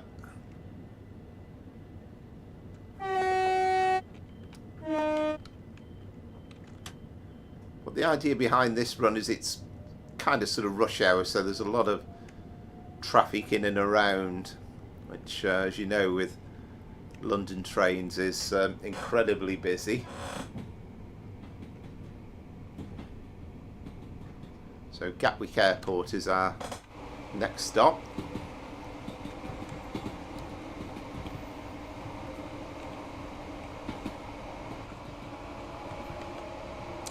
Let's try and pick somewhere where we can actually see the train.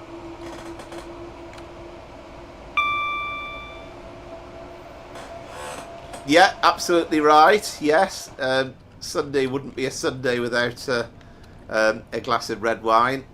Always seems to be the way nowadays. So yes, thank you very much. Yeah, it was traditional fare. So it was chicken roast, potatoes, etc. Yorkshire pudding. Everybody has Yorkshire puddings with everything these days, don't they? And a nice glass of red wine. Even managed to cheeky, well, say Bailey's. It was sort of a knock-off Irish cream, really, but we very nearly got to the end of the bottle on that now, sadly. I said to my brother, I said it'd be nice if about 7 o'clock he could bring me in a coffee, but I bet he'll forget.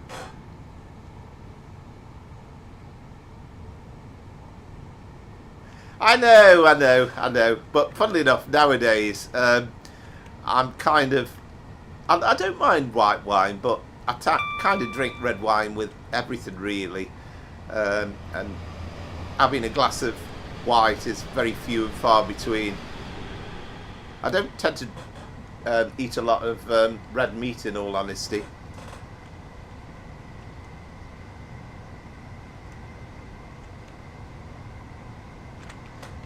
But yeah, it probably doesn't really go with the traditional.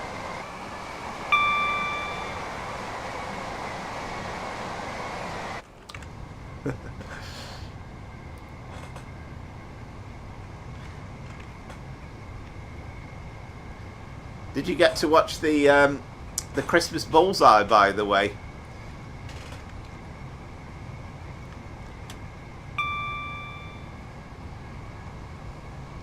I thought Freddie Flintoff did quite a decent job of it, to be honest. It almost felt like old school bullseye in many ways.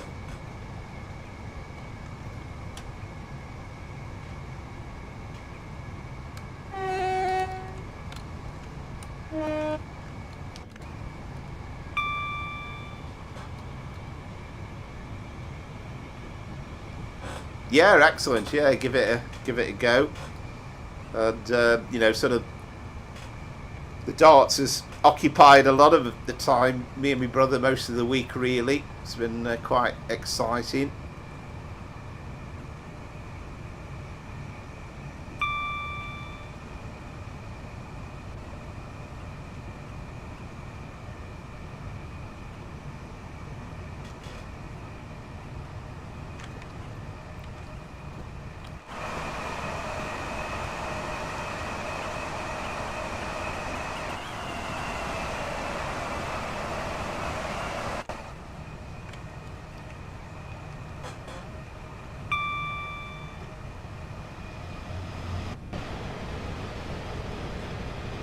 Oh, fantastic! Yeah, yeah.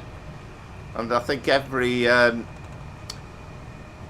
schoolboy of that age tried to replicate Ted Rogers doing that 3-2-1 thing with his fingers at the start, and I think it's been proved. I might have said this before, but you've seen slow motions of it, and half the time old Ted didn't get it right either. But yeah, it was always a cracking program. They always had those strange clues, didn't they, that nobody understood, even when he came out with the explanation at the end of it. But very much Saturday night viewing, and it takes you back watching these programs.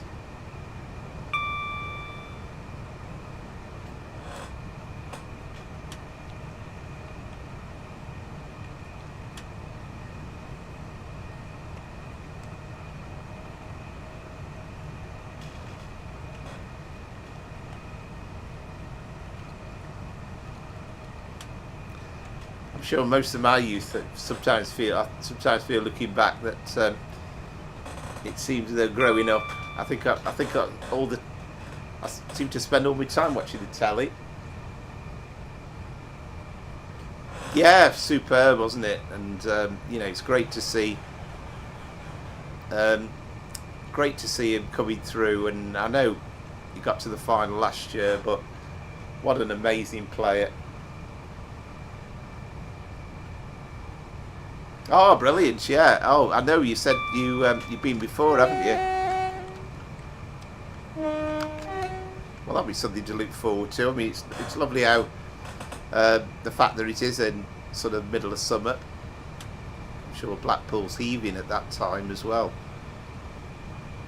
It's still at the Winter Gardens, I presume.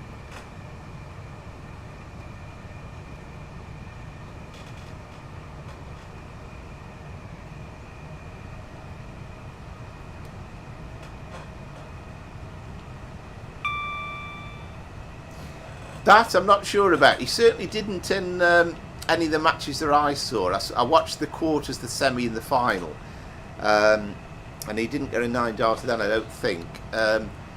But I didn't really watch a lot of it before the new year.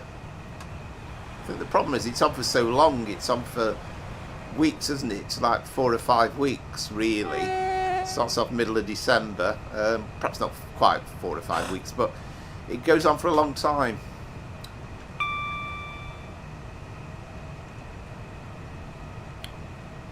And I thought maybe Van Gerwen might have been a difficult opponent, but it just was meant to be this year, wasn't it? It was meant to be Luke Littler.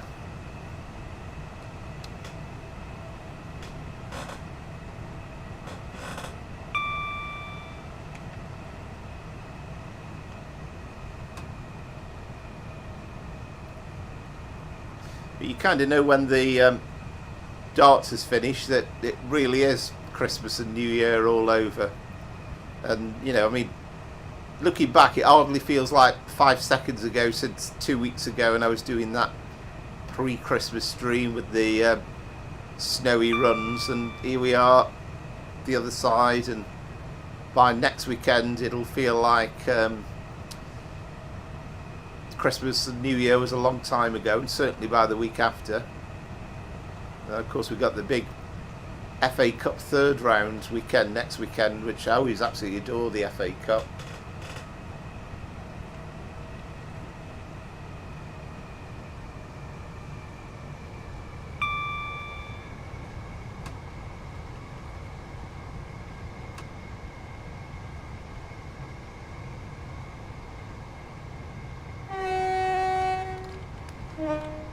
There's some bits of this route that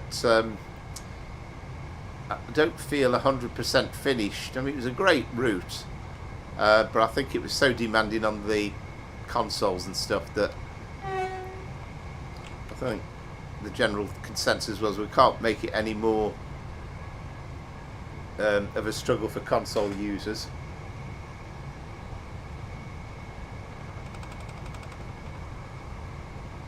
Yeah, well, you never know.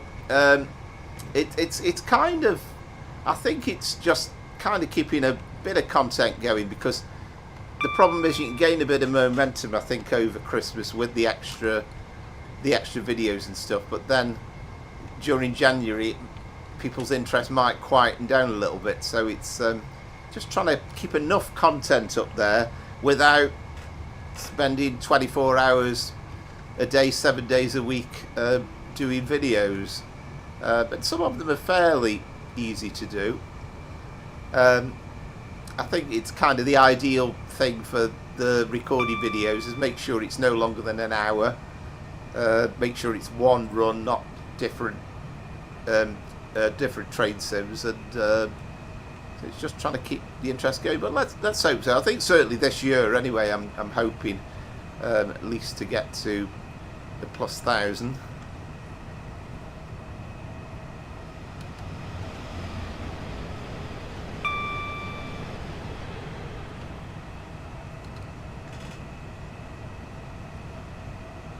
No, it's not out yet.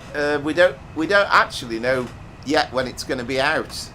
It's ironic that the creator of Thomas the Tank Engine and Friends for ITV died. I think it was yesterday. I think she died yesterday. She was I can't remember if she was in her early 80s or early 90s, but Britt Allcroft, I want to say. But no, we don't know when it's coming out. There'll be, I think the idea is there's going to be no announcements or anything much from Dovetail Games this coming week, but possibly and Mace Taze will be the expert on this, but I think possibly there might be a roadmap stream the following week, so we'll start to get the hang of when things are coming out. I mean, most of all, I'm looking forward to this Manchester commuter route and being able to do a Pendolino from Piccadilly to Wilmslow, and also doing a Wilmslow via Manchester Airport run as well with the 323, amongst other things. Haha, there you go. Yeah. I knew you'd know. I knew you'd know, mate. But that will that'll kind of get us a bit more information on stuff. And of course, the Thomas the Tank Engine thing isn't a route; it's going to be just an add-on for the West Somerset Railway. But I'm sure it'll bring a lot of interest. I suppose as well it might get a wider interest in the press as well. Maybe it wouldn't be generally interested in train simulator stuff coming out. Yeah, fantastic. Yeah, well, that's it. That's fine. You know, I know you're not going to have time constantly chatting.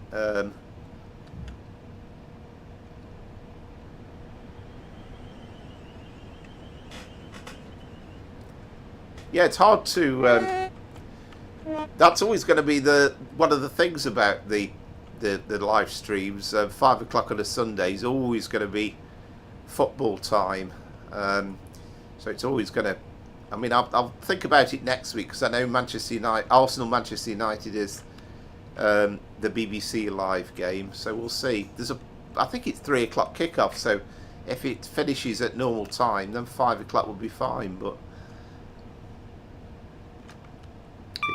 of course, this year there's no replays, is there? So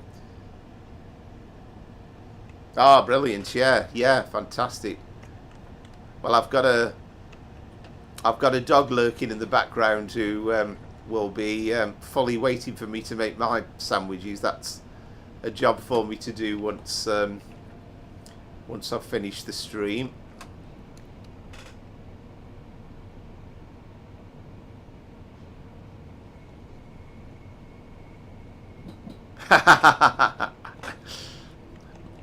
My lunchbox is falling apart, actually. I must get myself a new one at some point. It was a Stoke City one with the picture of the Britannia, well, Bet365 Stadium, as I should call it now, on the front. But it gave up the ghost in 2024.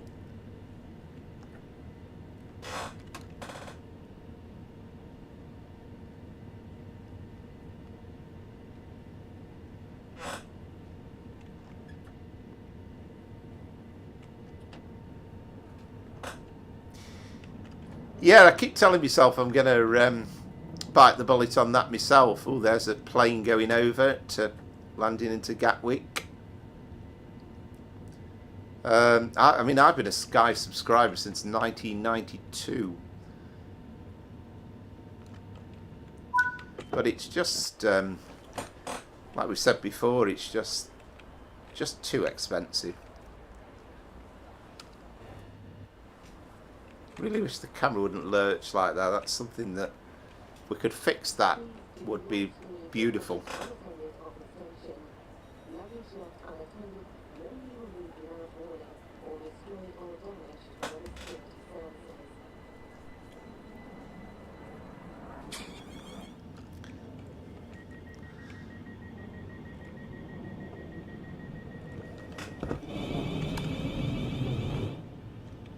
Yeah, I think we should, if we swing the camera around a bit, there's a Thameslink service in, but we should just about be able to see Gatwick Airport. Oh, thank you very much.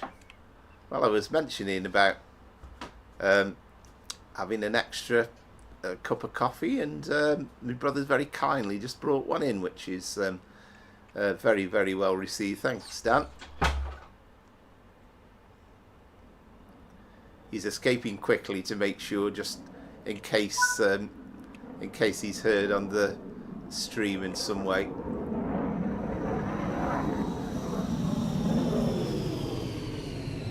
There used to be a mod where you could actually get EasyJet trains coming, and I've got a suspicion it never actually touches down. There's some little weird oddity about the way they modelled Gatwick Airport. I know, that's right. Yeah, only for me. Oh, thank goodness for that. He's not put sugar in it. That's good.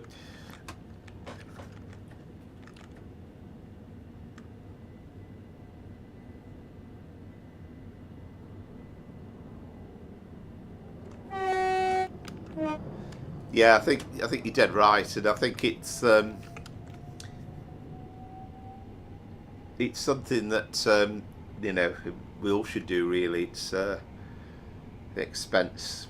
I mean, I can remember, it only seems like a few years ago when on a cold day we'd put the heating on all day, but that was kind of before things started going AWOL across the world, and suddenly the expenses are just stupid.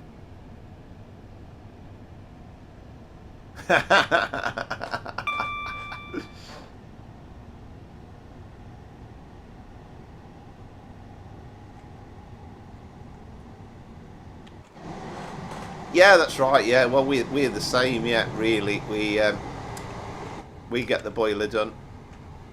I'm saying we get it done every year. I think we might be overdue for servicing it actually, but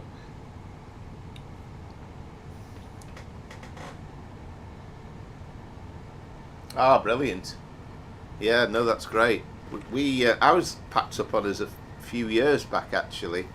About 5 years ago now, we had a brand new one. No, definitely right, definitely right. And you know things keep on going up, which is never a good thing. I mean, it's usually January where we get the news of the cost of living increase, but it never quite keeps track of the real cost of living, unfortunately.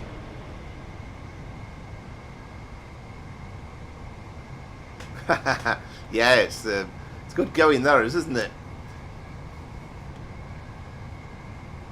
Takes me back to the World Cup in America that year when England weren't in it. Haywards Heath next stop, by the way, after Gatwick Airport.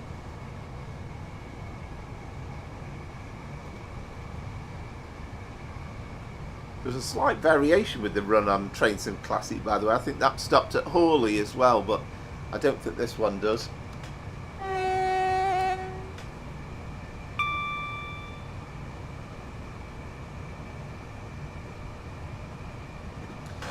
Yeah, I think that's the trouble, isn't it, with a lot of things, really. Unfortunately, you know, you kind of want things, you buy things new, and they just don't seem to make them of the same quality as they used to do.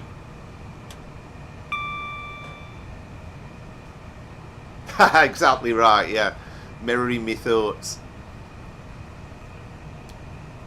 And it's the same with virtually anything you can think of, really.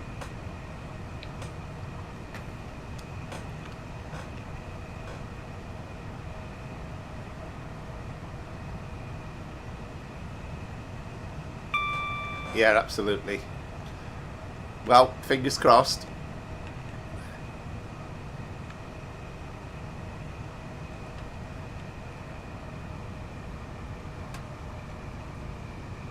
And I think the weather as it is at the moment, they're certainly earning their keep.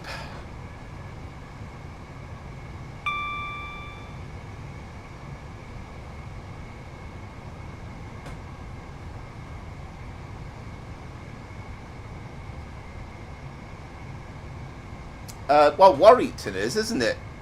Warrington's certainly on the... sorry. Oh, wait a minute. Oh, you say Warrington. I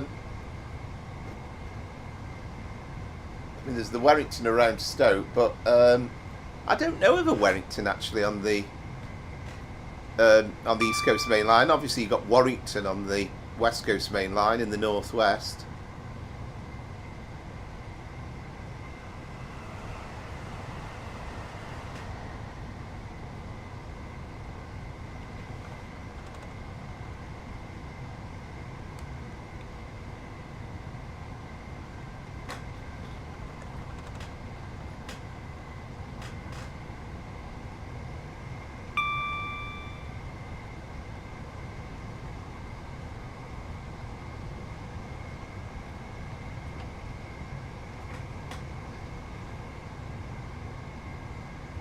You know, I'm more like Market Drayton way actually in Staffordshire.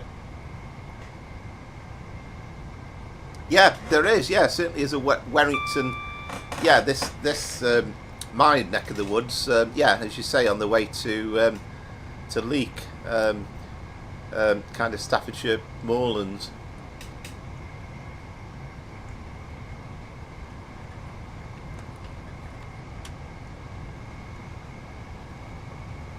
So I just realised we can go up to 90, lurking around 80 miles an hour at the moment.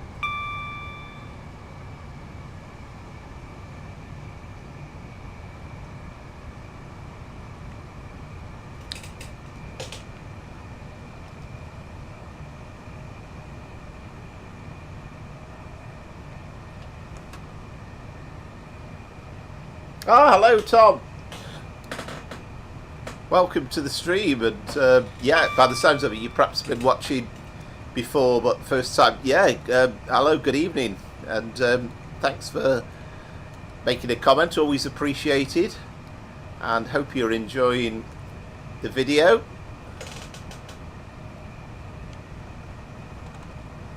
Yeah, thank you very much.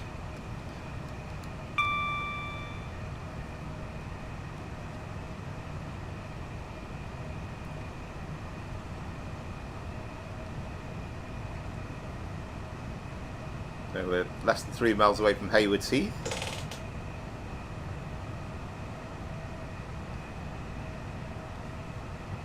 Yeah, thank you. That's much appreciated. Really appreciated. Hope you're enjoying the video and the stream, and trying to just do as much of a variety as possible. I mean, there's loads of places I've not even started to cover yet. We've not been into Kent. We've not covered any of Wales yet. This is a great place, isn't it? This view over here, over the viaduct.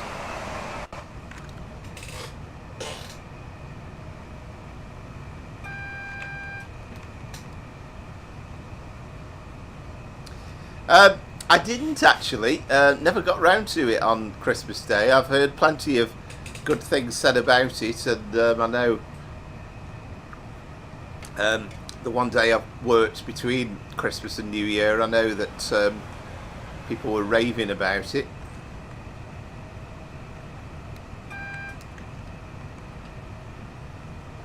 And I think somebody was saying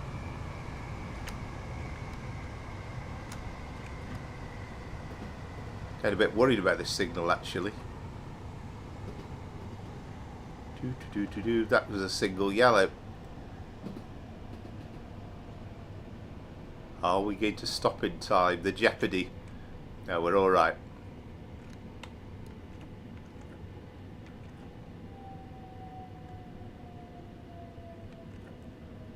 Yeah, we do have a red signal.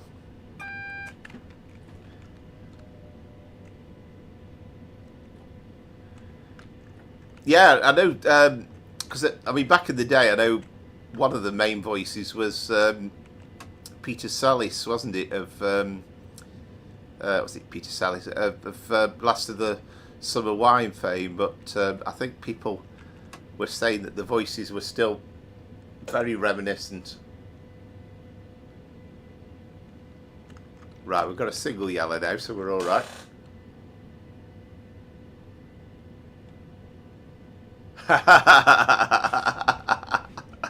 Absolutely. Yeah, I'll have to. I'll remind him he needs to next week needs to get his finger out and make the drinks for all of the people chatting.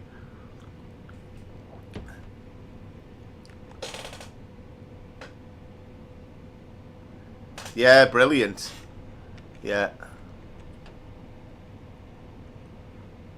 I mean, nowadays, I suppose it's possible to probably do a sort of a use his voice and do it as sort of AI, but I don't know whether you could get away with that for a whole film.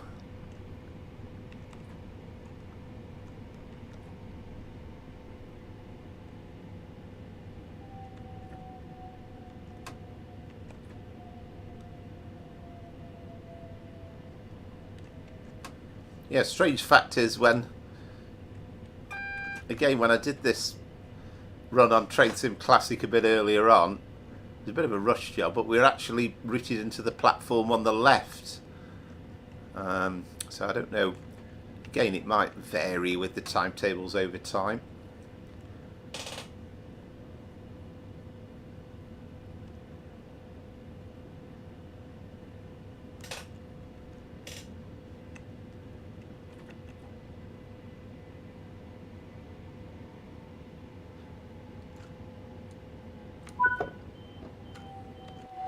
Yeah, I think certainly BBC won the race for the Christmas viewing anyway.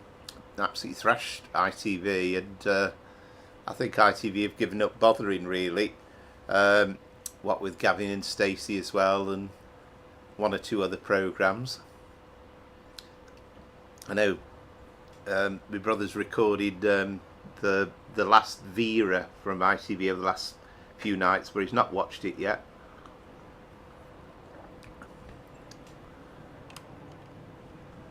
So we're due out here 17:41, so keeping to time pretty well.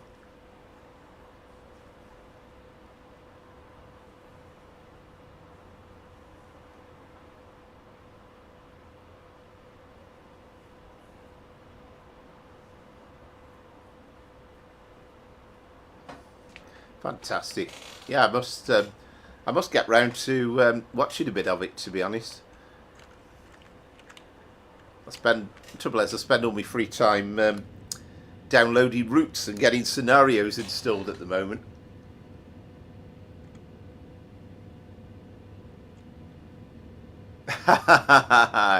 Yeah, throwback to old Blofeld and Stavros Blofeld.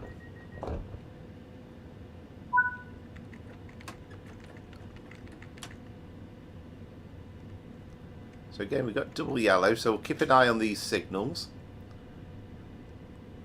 So we're 11 miles away from Preston Park, and at that point we'll go over to Train Sim Classic for the carry on to Littlehampton.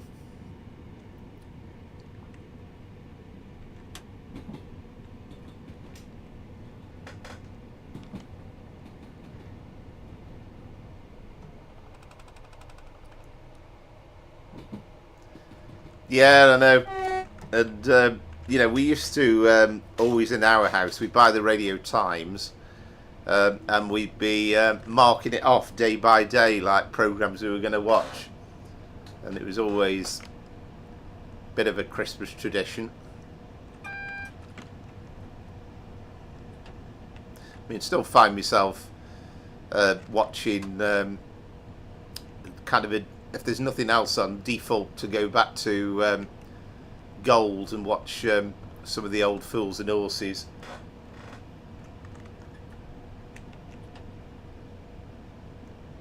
So I'll try and creep along here because we've still got adverse signals. Looks as though the timetable is fairly generous.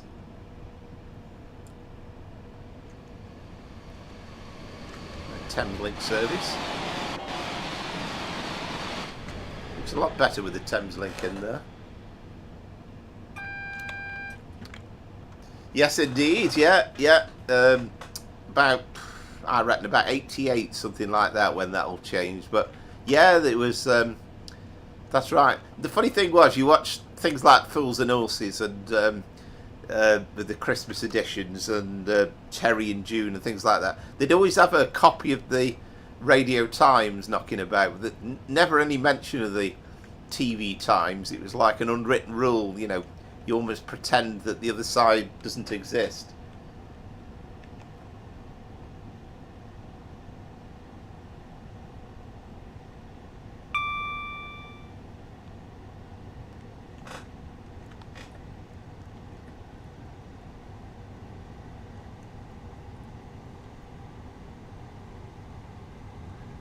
Yeah, you're making me jealous now. Must go back and watch some of it. It does sound as though I missed quite a treat.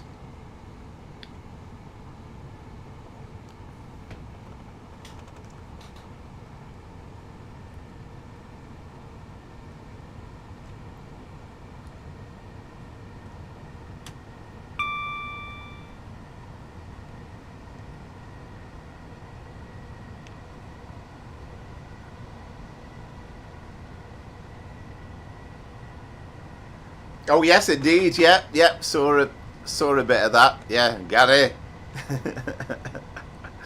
Yeah. I was doing the last bits for preparing for this stream. So the last thing I saw was Del driving the forklift, and obviously putting the pallet of drinks in, and of course Gary was unbeknownst, was lurking behind, wasn't he?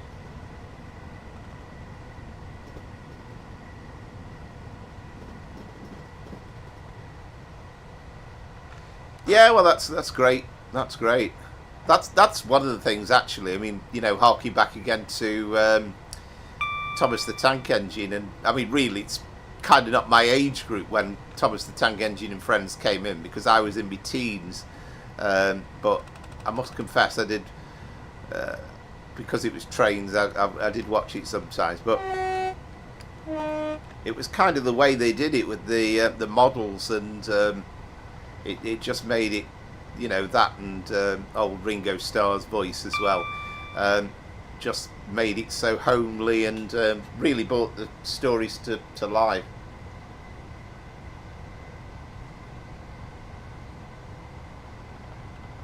Oh, fantastic. Yeah, wow. That is good.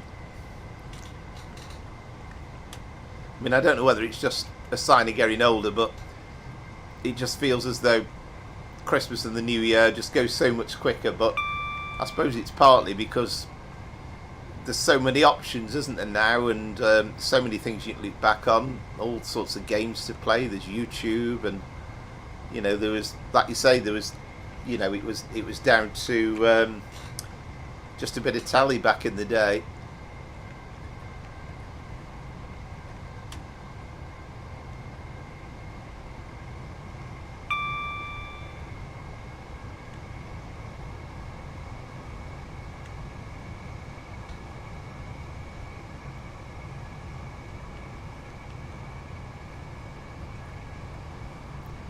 But certainly never bored, that's for sure.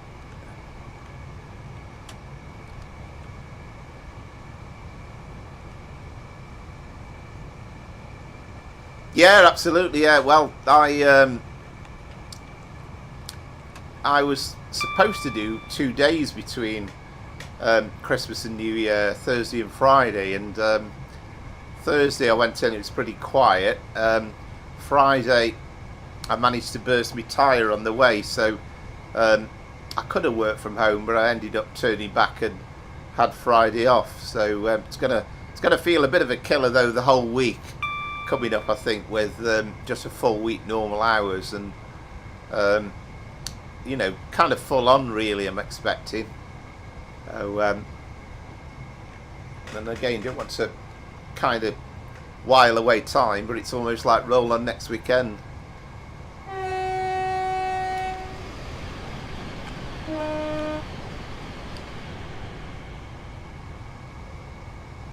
I mean, we open between Christmas and New Year as well, so it's kind of like 10 till 2, but I've managed to have the 3 days off in between the last few years.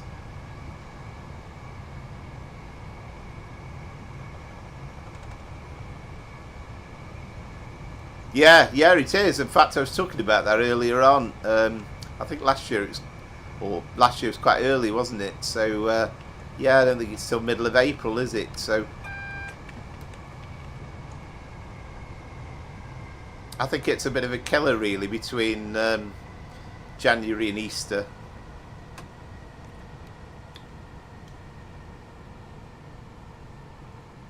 Absolutely.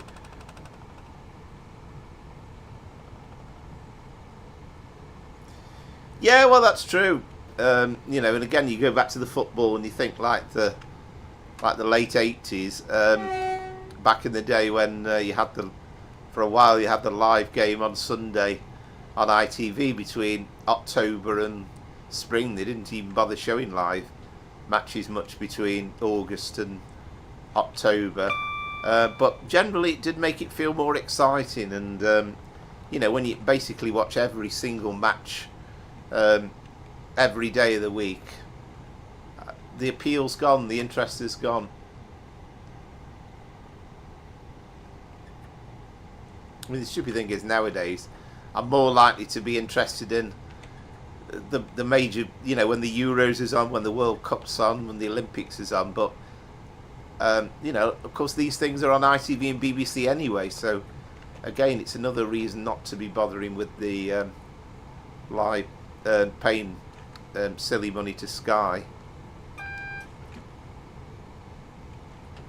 And they've kept us on the toes, these signals. We've got double yellows pretty much for some time, so just don't want to get caught out this late on, that not realising that there's we get held just before Preston Park or something.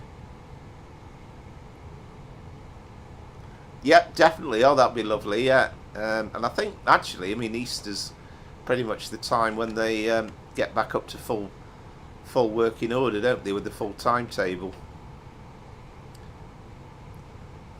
It's a while since I've been on the Severn Valley as well. I think actually, got a suspicion it was the year after COVID. So I think we were still wearing masks. It might even have been late 2020. I don't know. So yeah, I'd love to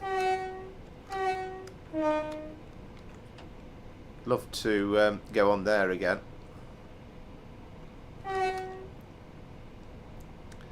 I like the old diesel days at these heritage railways as well.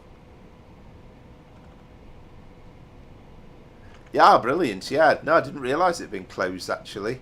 That's worth it in its own right. A lovely old place, Bridge North, as well, to wander around. But yeah, actually thinking about it, I'm talking rubbish, because I did go on a diesel gala day. Not spring 23. It must have been spring. Where are we now? No, not spring 24. It was spring 23.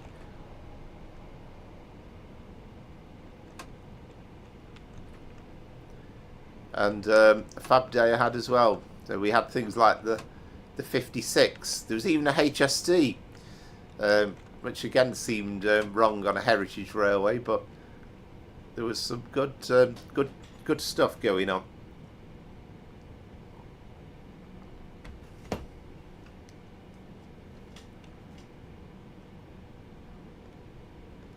And I'm kind of distance-wise driving to Bridge North, really.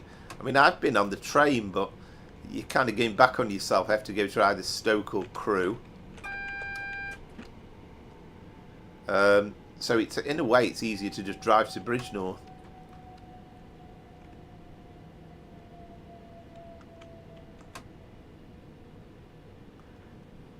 Yeah, well, you never know. There's worse things in life, isn't there? And you know, I love the people who commit all the time, and you know, they come round. I can't see myself as an engineer, to be honest. I think it would be absolutely useless, but I could certainly see the idea of going round checking the tickets and stuff. Well, that's the signal of the question, with us having a red signal, but wait for the signal to change, it says. So we're only less than 900 yards to go to the platforms at Preston Park. But yeah, great fun, I would imagine. Yes. Yeah, absolutely. Tickets, please. All your tickets and passes. Now, there we go, got the single yellow.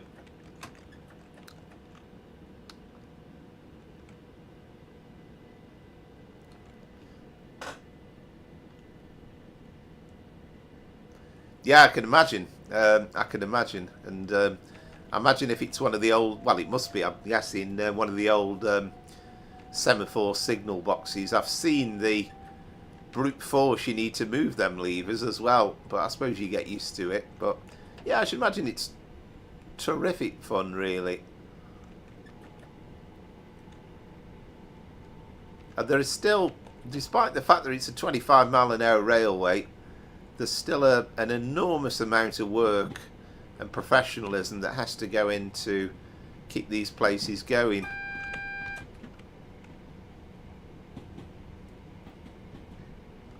I think we're into the end of the platform, aren't we? Yet we're all right.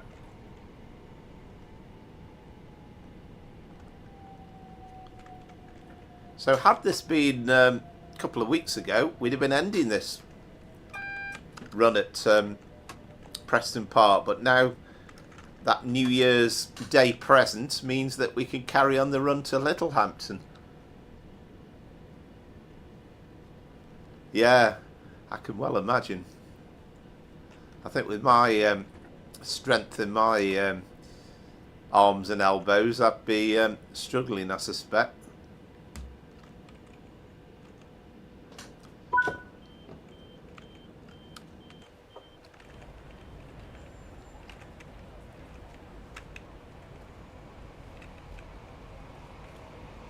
I love how the fact there's a load of people waiting on the other side.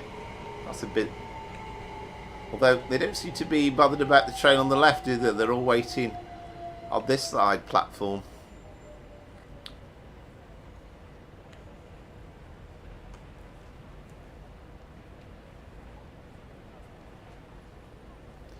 Ah, right, fabulous. Yeah, yeah. On the yeah. I know the way exactly where you mean. Yes. Well, I suppose on a line like that, it's not massively busy, is it? So you know, it's almost as I'm sure they don't, but it's almost like you could drop off to sleep. What time's this thing? Preston Park 17:57. I think it's waiting till we get to 17:57 before it gives us the OK as a tick scenario.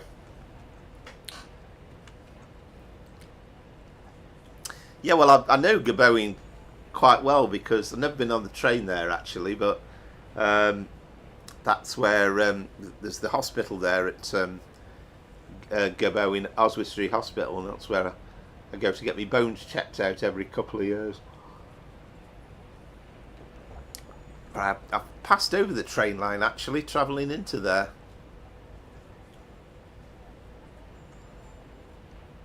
Is that on the Heart of Wales line, or is it the line that goes up to Chester?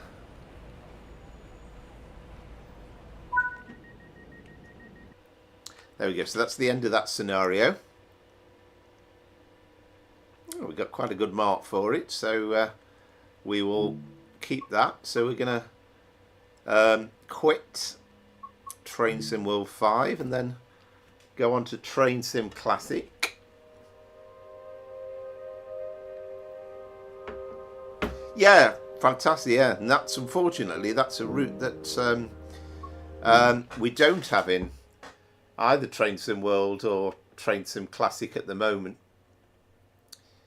Right, what are we loading up now? Train Sim Classic, aren't we?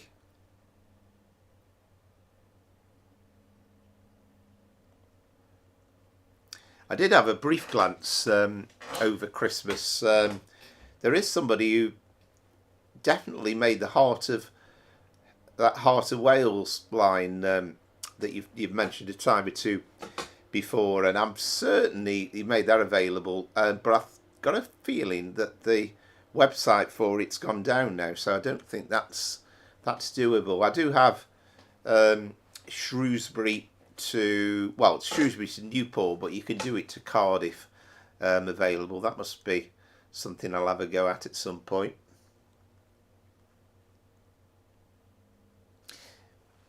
Yeah, I guess that's perhaps not the prettiest part of Wales. With immediate apologies for anybody watching this from Wrexham.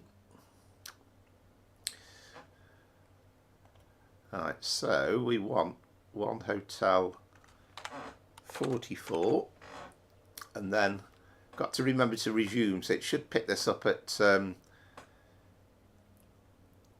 Preston Park. So we'll be calling at Hove, Portslade, Shoreham by Sea, Lancing, Worthing, West Worthing, Durrington on Sea, Goring by Sea, Angmering and Littlehampton.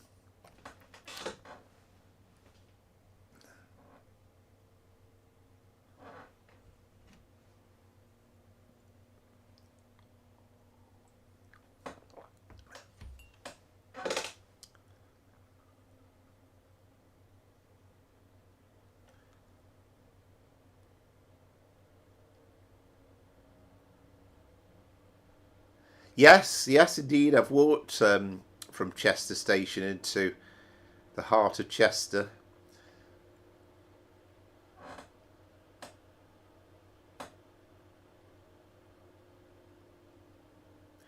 Hello, I'll probably pronounce it wrong and apologies, Noza Omo. Hi. What place is this? Well, we're carrying on that journey from London Victoria to Littlehampton at the moment. So Preston Park, where we just finished that run, is near to Brighton, but we're going to deviate away. We're not going to go into Brighton. We're going to carry on the West Coastway line through to Littlehampton. So ignore those messages of doom because it should be okay. I did try it out earlier. So let's just get the doors open though. So to all intents and purposes, it's the same station.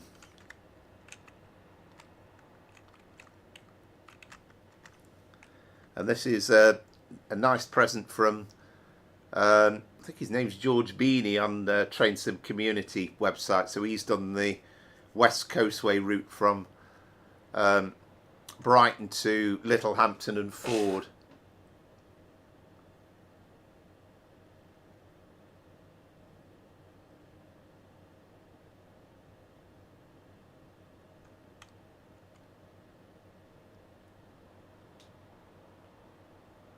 Oh wow, that's good to hear. Yeah, wow, that's fantastic, and I like to see the international viewers.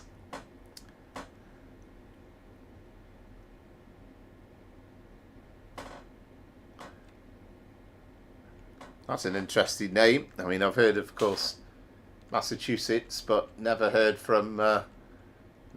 that. Of Quincy.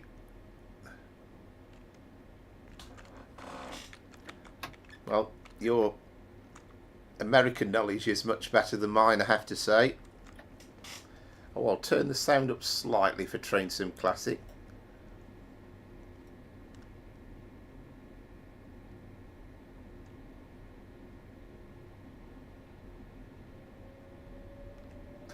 Ah, excellent. And again, with Train Sim World 5, you can do Boston and Train Sim World 5, can't you? There's quite a few American routes that I've not picked up on.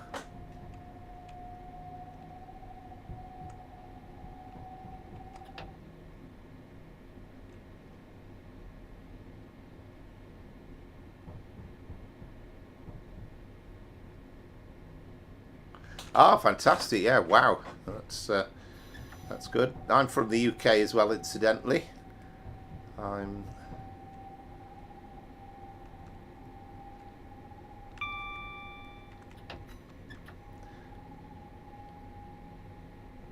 Yeah, I've certainly not picked up any of the American routes. I must do at some point. Problem is, to buy every single piece of DLC that comes out for Train Sim is you'd need a second mortgage to do it, really. But yeah, thank you very much for watching. Welcome to the stream. Hope you're enjoying it. And we're going for a bit longer yet because we've got I think it's about half an hour's ride to Littlehampton. Then we're getting back into British Rail Blue era. We're going to go from Preston again in the UK, of course, from Carlisle down to Preston.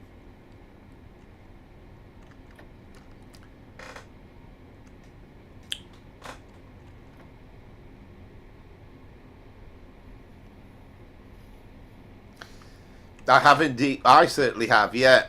I mean, my favourite one is I can't remember where it is in Thailand, but there is a place where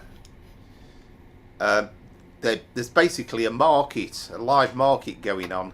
And okay, I think it's only once a day, but I think they basically have to excuse me, when they hear the train, they pack the market up, and it's all done within the space of about 2 minutes. Oh yeah, it's crazy. I mean, it's similar with India as well, where you've got all the trains running about with the doors open and all sorts of stuff, shenanigans, which I've done once. I mean, as it goes, I mean, I've been to Thailand many times. I've never been on the train in Thailand.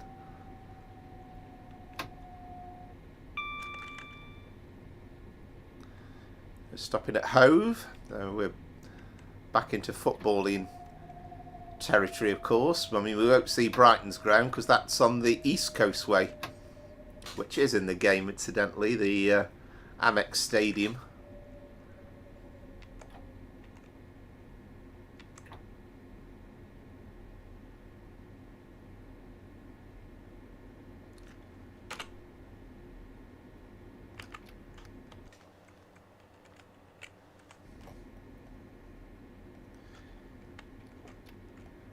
There you go. Sometimes you have to press that U button down a bit harder.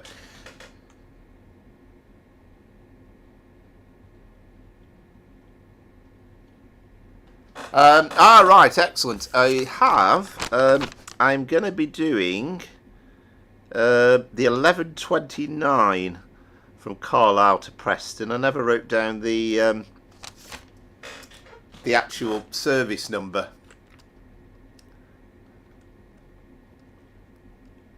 It's the 11:29, so it's 1 hour 24, something like that, because it's a cross country run. The original plan, I was thinking, is there any kind of Preston to Blackpool services? But it seems as though all the Blackpool ones are pretty much northbound. You know, have come from the south.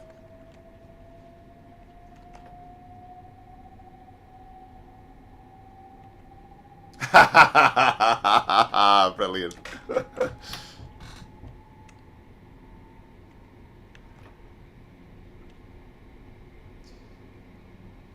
Yeah, fantastic. Yeah. And hopefully, I'm going to do it sort of summerish time as well. Oh no, I'm not. No, I'm going to do it January time because I did have a check and the lighting looks pretty nice with that. Yeah, but well, I've been to probably more often than not. I've been to. I was a bit worried then. I was thinking we've got a station here, but no, we're not stopping at this one. I've been to Pattaya more times than anything in Thailand, which is kind of all right. But it's some people say it's the Blackpool. I've been to Bangkok, and I've been to Chiang Mai, but I haven't been to the islands. There's another place I've been to as well. I'm trying to think what it's called. It was a bit quieter, but I haven't been to like Phuket or some of the other islands.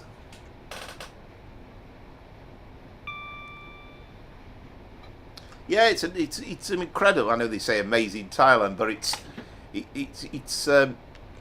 it really is a fabulous country because when you know the exchange rate's not as good as it used to be, but things are modest. You know, you can stay in a 4-star hotel and it's, you know, a lot less than the price of a Premier Inn or something. So things are still relatively cheap. Yeah, I mean, there's certainly plenty going on in Pattaya. It's incredibly busy, but it's kind of a bit like that. But you can find hotels that even there where it's not too noisy. You go away from the busy soys.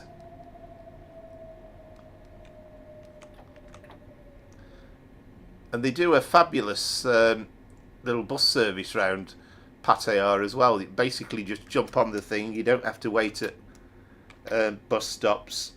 And you know, it's all for the price of about less than 50p. Yeah, funnily enough, I've never been to Benidorm.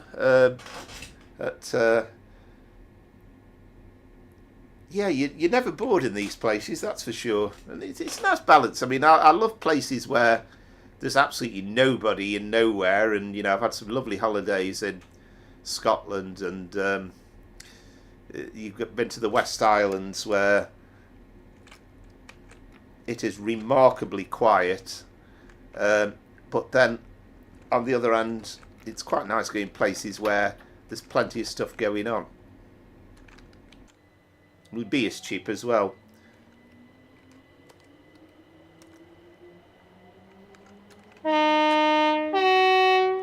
Great route this, by the way.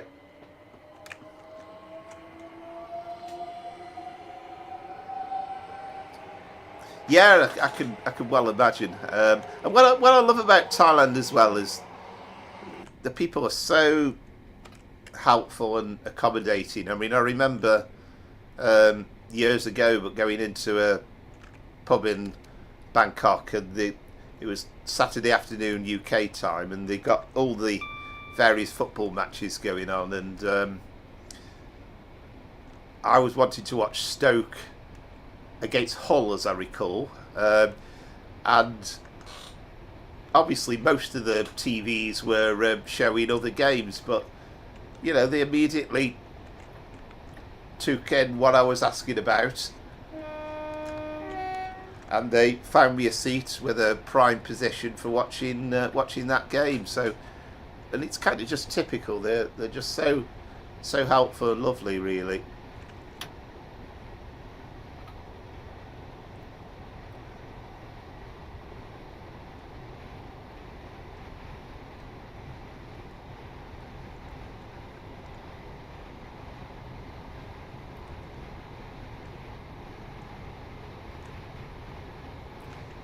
And you know, again, moan about the exchange rate. It's a lot. I mean, I haven't been for a couple of years now, but saving up with pennies. But it's a good deal. You know, it's as cheap as you can get. I feel as though when I did that run, the live run on New Year's Day in the other direction, I'm sure we stopped at every station. That's kind of what's freaking me out slightly. This is a bit more of a semi-fast.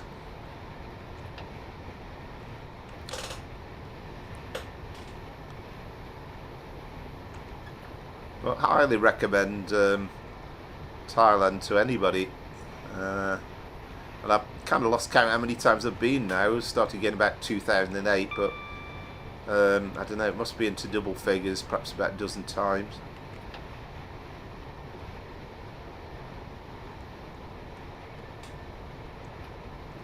So Shoreham is next, Shoreham by the sea. Of course, there's an airport there.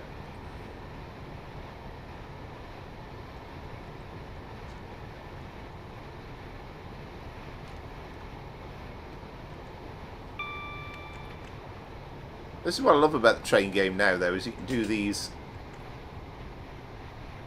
full runs, and you know, up until last week we couldn't do a full run from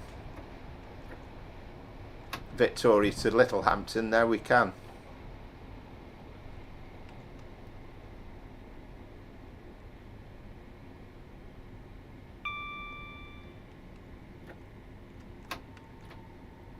Okay, you know, if you want to be really pedantic, you'll probably notice the unit number's different than the one I did on Train Sim World, I'm sure, but it kind of gives you the feeling of doing the full run. As I say, you can actually download the scenario and do the full run on Train Sim Classic, but I just like the idea of the superior graphics doing it from Victoria in Train Sim World.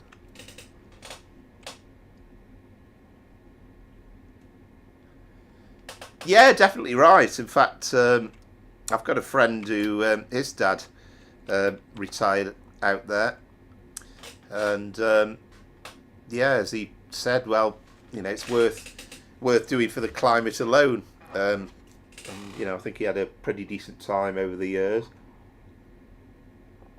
Worst places to retire.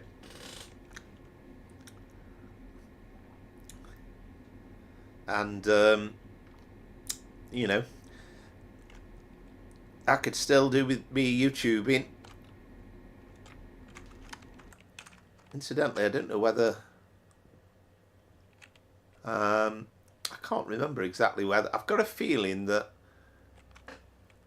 Shoreham Airport is sort of somewhere on this stretch in between. Yeah, it's maybe not fully represented, perhaps. There's the sea. I think it's between Shoreham and Lancing, isn't it?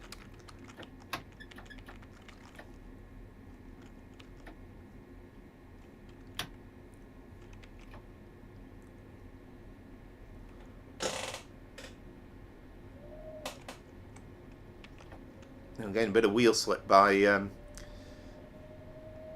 putting it into full power. We've got that evening vibes about it as well. It's supposed to be, I think, summertime, this particular activity, so it's supposed to be like early summer's evening.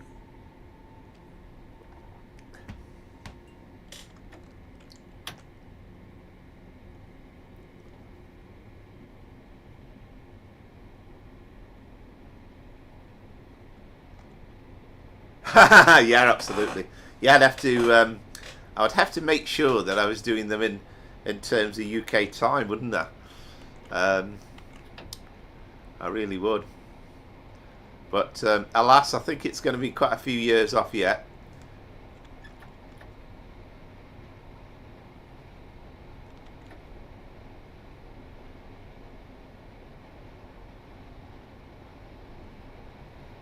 Unless, of course, I've got 100,000 subscribers in the next few years, and you know, it might become a different proposition. Who knows? But I think I'm going to have to expand a little bit with the videos if to have dreams of such things. It's about 7 hours difference, isn't it? So I think it varies a bit, 7 or 8 hours.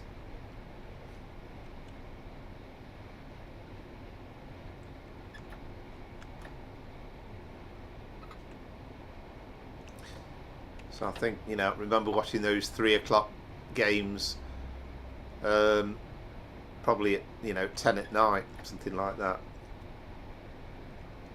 If I've got it the right way round.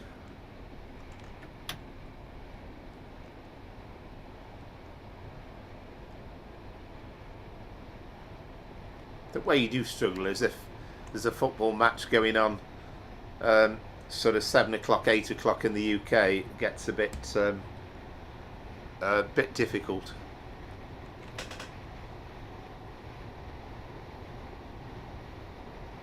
Yeah, well, absolutely. Yeah, I'd be fine with that. I could be fine with that. I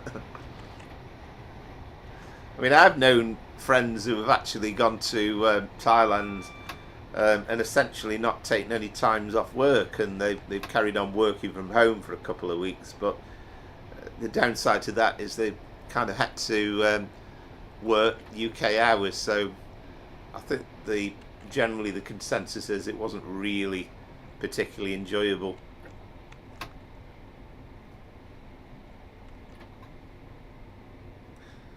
But you know, I think like in terms of Christmas and New Year, I seem to maintain some nocturnal hours. Then sometimes I'll be like tired middle of the day after lunch, and but then, you know, come sort of midnight time, I'm wide awake. So it's perfectly possible to adjust with these things. I've sometimes joked as well when I've been in Thailand for a couple of weeks. Sometimes I've never really adapted to Thai time, and I've kind of spent the whole 2 weeks living out UK time.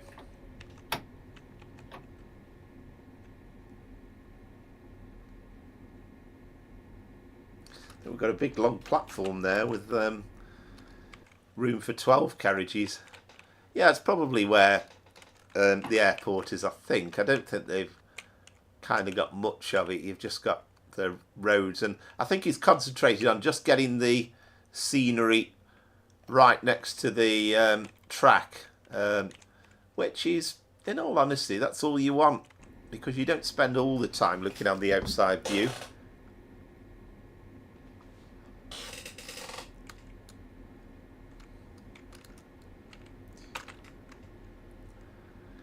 So we've got the whole trio of Worthing stations coming up. Worthing, East Worthing, West Worthing. Don't think I've shut the doors, have I? That pilot light's not come on yet. Yeah, there we are.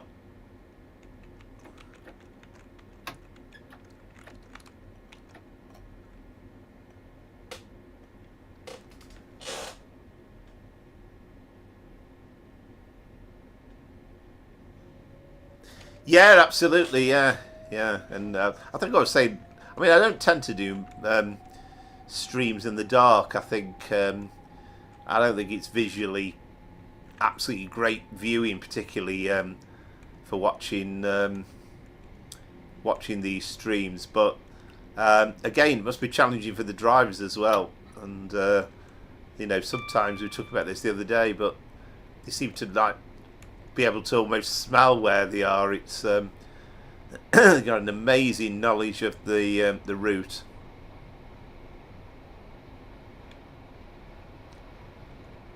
So it's not a massive time-wise distance. I think we're running a bit behind schedule, aren't we? But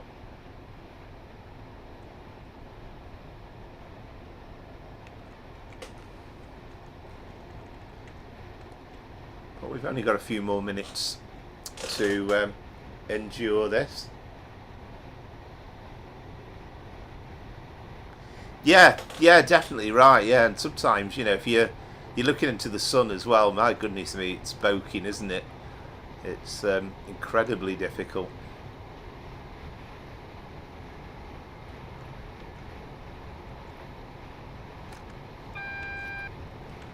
So what colour signal's this? Right, single yellow. Ooh, yeah.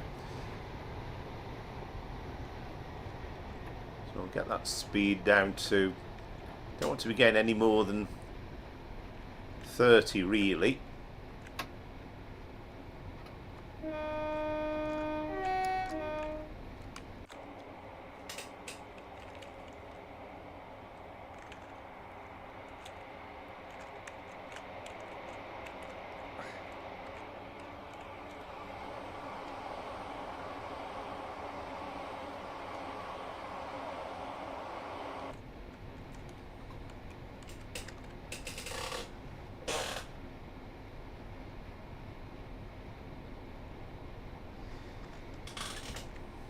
Yeah, yeah. I mean, it's always a possibility for me, but I kind of don't want to really. If I possibly can, I prefer to limbing my way in, just because.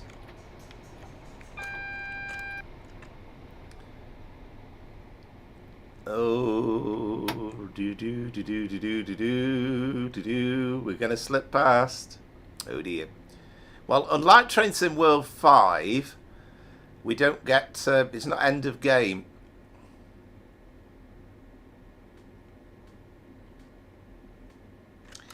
So, I think it's known in the business as tea and biscuits with the manager.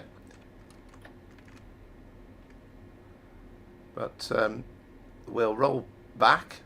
I mean, it might have been if I pressed tab, we might have got a clear signal anyway, you never know.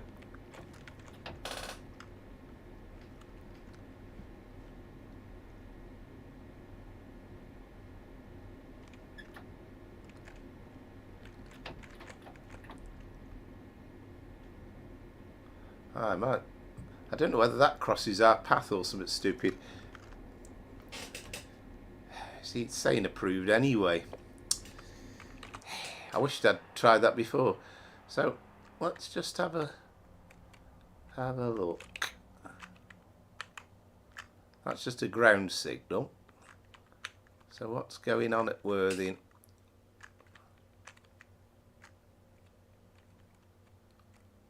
See, that says red.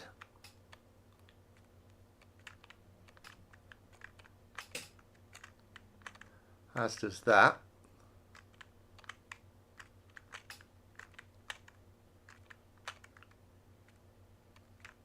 as does that. Well, it said we were okay, didn't it? So let's give it a go. Well, let's get the thing going forwards then. I mean, what might not help is that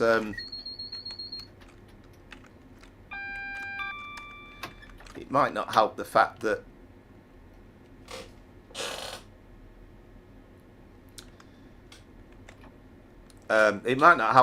this is a kind of a save game that I've reloaded from Preston Park, because Train Sim Classic isn't great with saves in actual fact. I know, that's right, yeah, it's the first one of the night.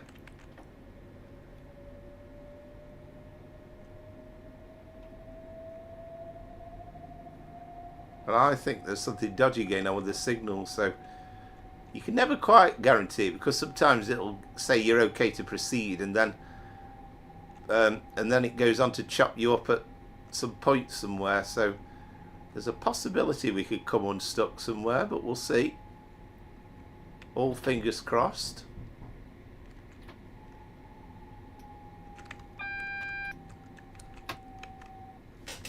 Still saying approved.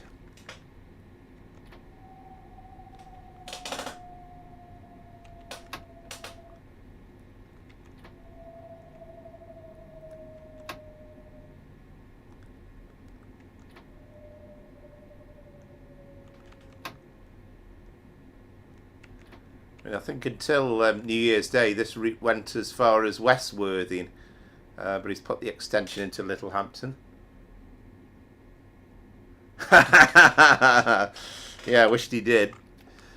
I think we're getting a bit low on that, to be honest. I think that's it now for until next Christmas.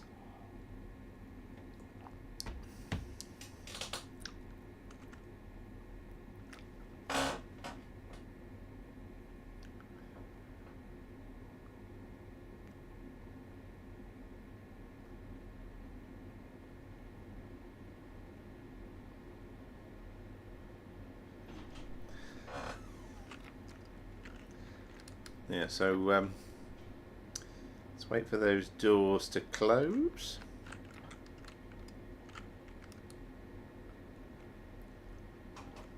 I'll feel happier if we can get some a sequence of green signals, and then I'll feel as though it's okay. But you kind of got that feeling looking ahead as though there's something not quite right.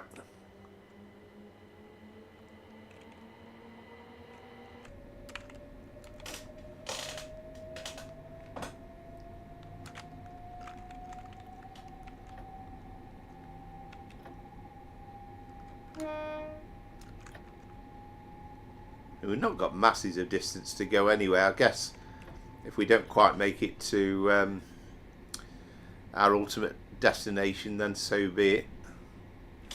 Because where are we time wise now? We're getting towards 8, so I've got a feeling I was perhaps hoping to do the run as far as Blackpool, but that's good. Yeah, we got green. Excellent, that's good. We're all right. But I think I'm going to take it from Carlisle to Preston, and then perhaps we'll do the Preston Blackpool bit of the run next week.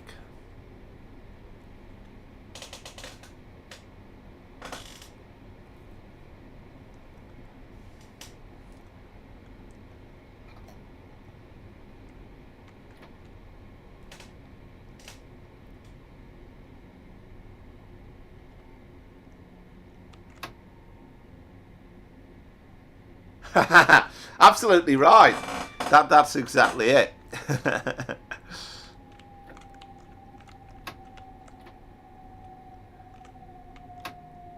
mean, I've seen, probably by next Christmas, I'll be able to probably put together a compilation of all the various mishaps along the way, and there will be many more to come.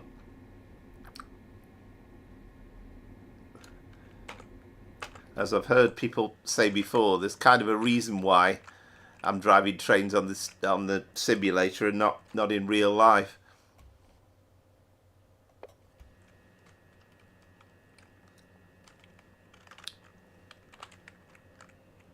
Yeah, it's nice to be accurate most of the time, but I think goes a little bit awry on occasions.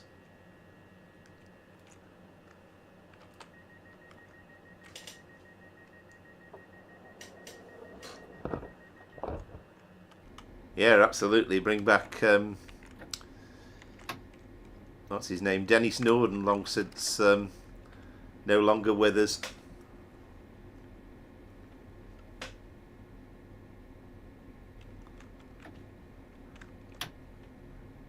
Yes, indeed. Yeah, I'll have to have a look at that. Like I say, by the end of this year, there'll be, you know, there's already a catalogue of a few over the streams from last year. I can cheat, you see, on the recorded videos because I mean, I try and do them generally, nearly always they're done in the first go. But if you kind of make a mistake fairly early on, you can go back and start it again. If it happens later on in the run and you're like nearly an hour into the run, then chances are I'm going to keep it in. No, is the short answer. I'm definitely going to do, hopefully, bit of work needed to get it working up to standard, but I'm going to be carrying on that Cross Country HST service, so we'll be going from Bristol, Exeter to Bristol, Temple Meads. I think I've already set myself up for Preston to Carlisle. Preston to Blackpool North, but I'm not sure what else. I'll have to have a think about what to add in.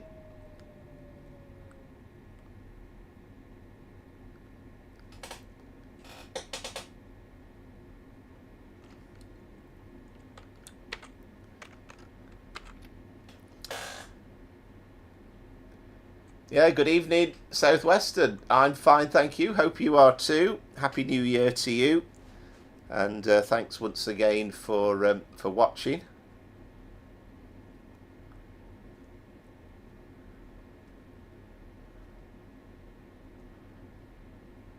I think I'm right in saying was your video with the truck, wasn't it, the other day, where you clipped that van? That was brilliant. That was. I absolutely loved that video.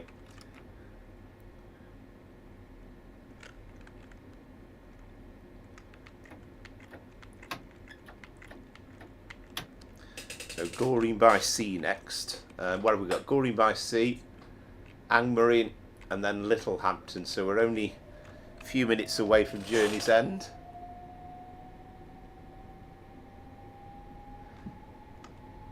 Oh, absolutely, yeah. Well, I think that's the thing, isn't it? I've worked one day in between Christmas and New Year, but yeah, it's kind of the big return. Funnily enough, I've got a work colleague who's off Monday, Tuesday, Wednesday, and that's going to make me busier. But who else has time off between in January that early? So yeah, it's going to be the big return to work and school for everybody tomorrow, I think.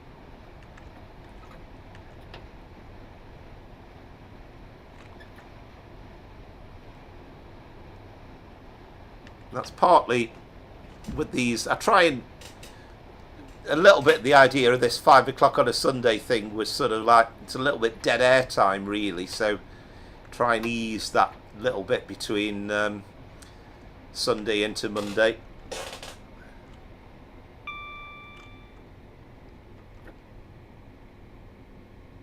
Fantastic, love it.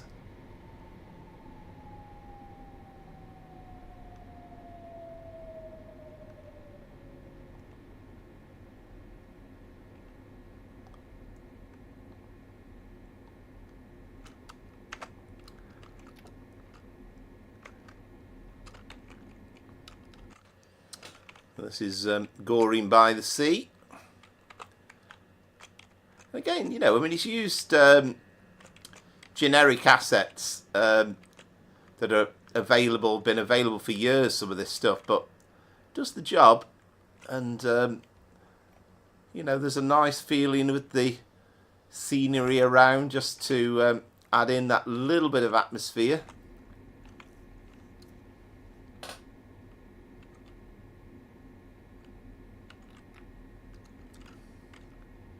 Yeah, well, it's a bit like with some of these trains sometimes, and even the modern ones, you know, you're kind of thinking, I'm not going to stop. You're trying to anticipate, and especially can put the brakes on a little bit before to try and adjust.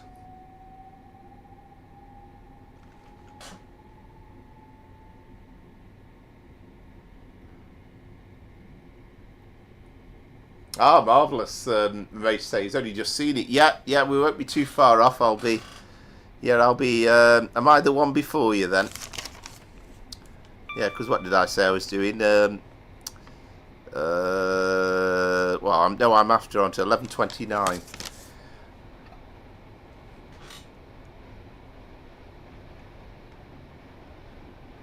Chance to drive the old 87 yet again, but I think it's the first time I've done a proper southbound run on the stream.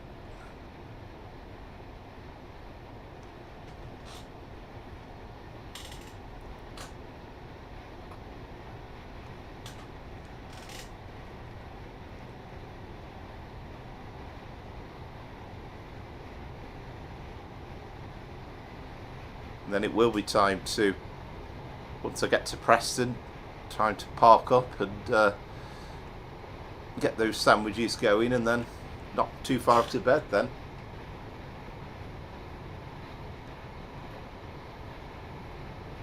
Oh, I see what you mean. I see what you mean, yeah. You talk about the head code, aren't you? Yeah. Yeah, absolutely. Oh, fantastic, yeah. Yeah, brilliant.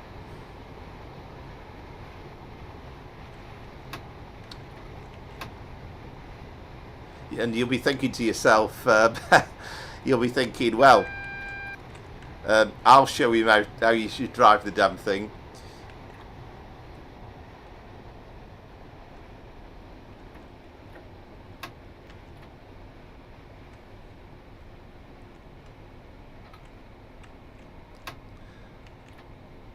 I did wonder, as I was planning for it, whether there was any kind of linked sort of Glasgow to Blackpool type services, but it seems as though all the Blackpool ones, as far as I can gather anyway, mind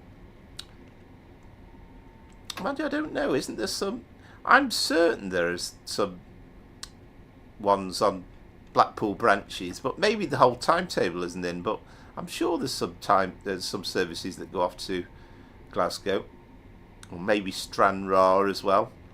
So I don't know, might be potential to look into.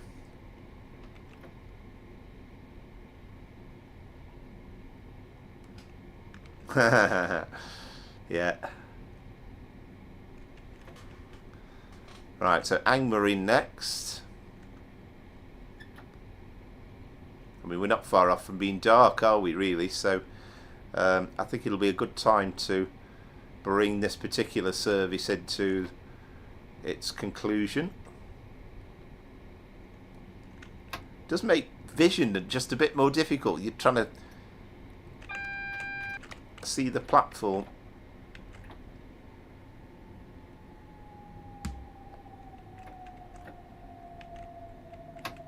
And that's one of the Gatwick Express liveried units next to us.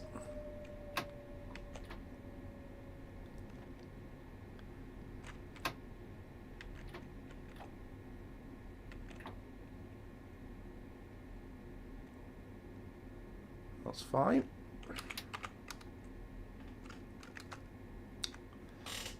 Yeah, we've got another approved. I was cutting that fine though a bit, wasn't I, really? You can barely see the signal from the cab, but as you can see we are behind it just about. I think he's used some of the Just Trains library. I mean, I know that building's definitely from the Just Trains library. So again, there's not any distant scenery there, but I love it. I like this route. Much prefer somebody to do oh, excellent. Right, okay, we'll see what it throws up for me. I'm gonna go, actually. I thought, well, I think when I've driven it before, I did the full run from Preston to Carlisle. It was in intercity, so I think I'm going to go for British Rail Blue this time, just for a change.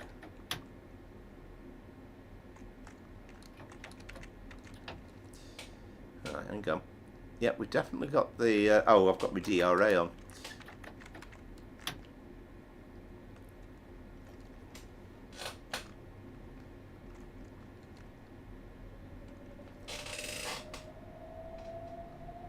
Yeah, we really are. I mean, it's supposed to be summer, but it wouldn't really expect it to be summertime. I suppose when you look that side, but it does look a little bit on the dark side for summer, really. Feels more like it should be about, on a June day, something like about 8:30 at night rather than 20 to 7.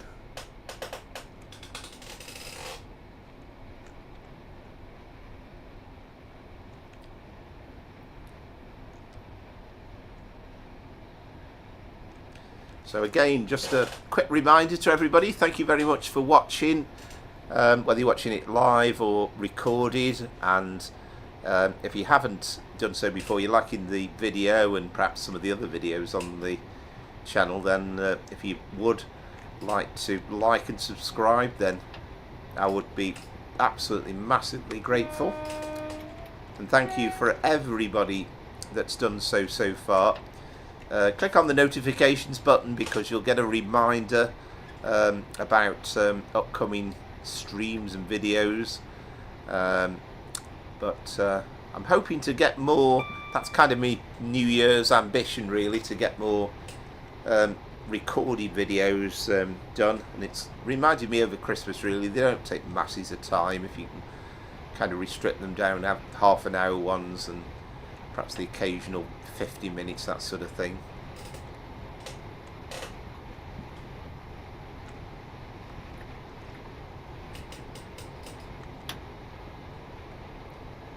Yeah, and good use of graffiti there as well.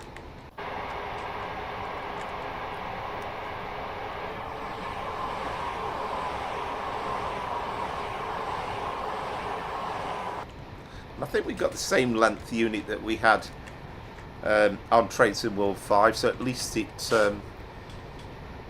keeps up the consistency somewhat.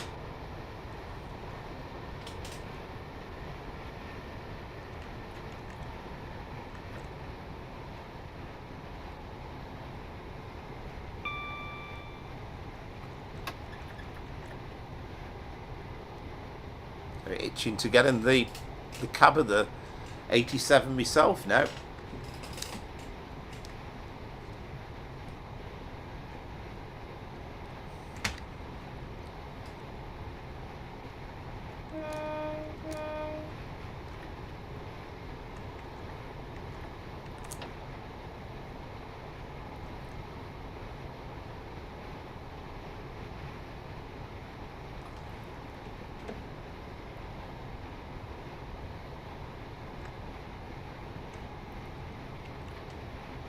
Right, so we'll slow down to 30.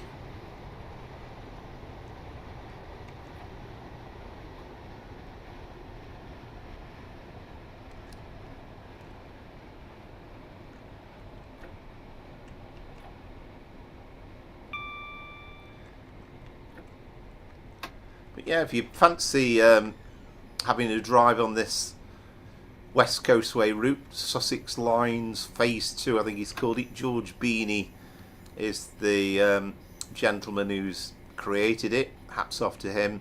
It's on the trainsimcommunity.com website, and as long as there's a few bits and pieces you need to make it run as ever. So as long as you've got some of the content, then give it a go.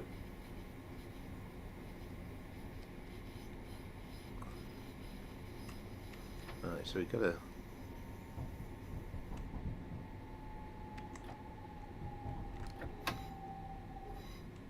See, sometimes it tells you you've got the 20 marker which is coming up, and in reality it was a bit earlier.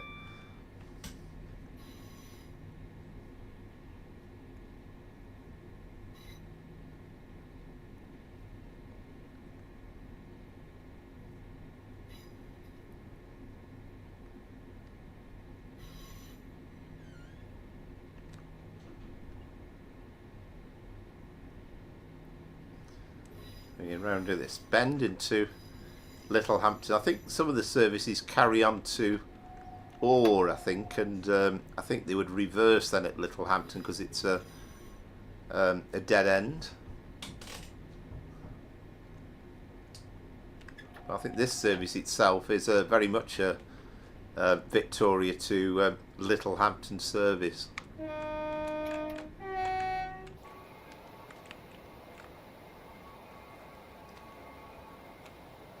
Feels more like an autumnal, early autumn summer's evening, maybe September time, something like that.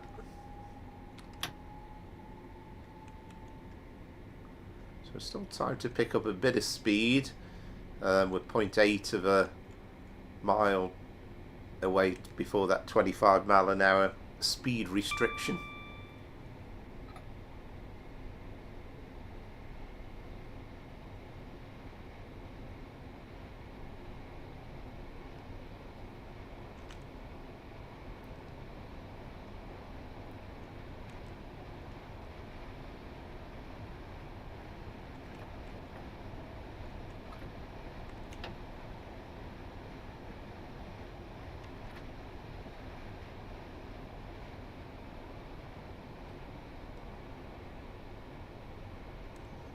There's a depot here as well.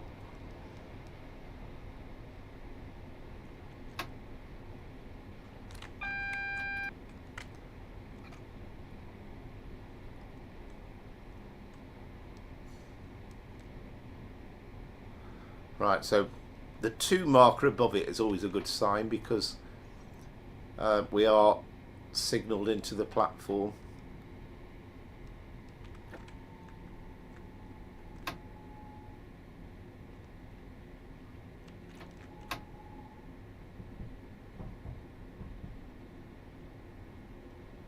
Of course, it's perfectly possible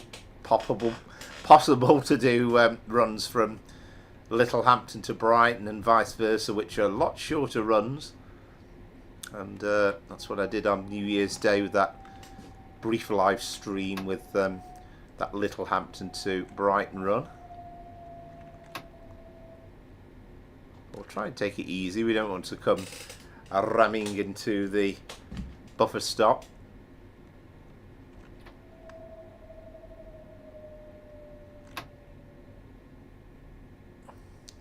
We're not going to get a tick at the end of it because we're running behind schedule a little bit.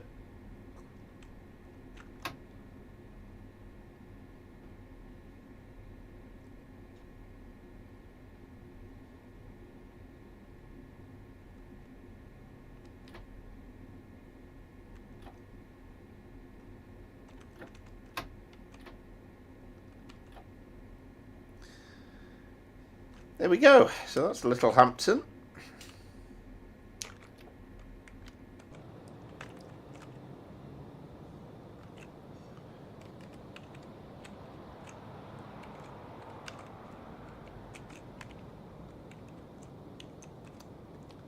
I'm getting good use of different assets there. There seems to be a different building going on there. I'd be interested to know what that looks like in real life. That's a lovely little scene as well, isn't it?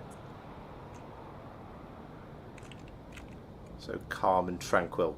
Great effort, driver. You'll have your break now before forming a return to London Victoria. Scenario complete, made by CrankyBot. Actually, that's another point as well. There's a pack.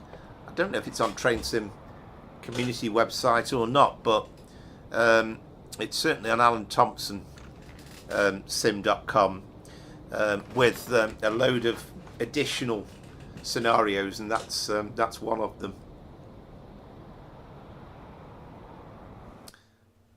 So I enjoyed that, and let us now quit Train Sim Classic and reload up Train Sim World 5.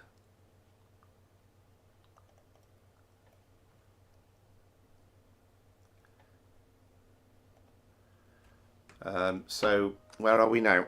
So 20 past 9, 20 past 8 rather, so yeah, it's going to be one of my later ones, I think.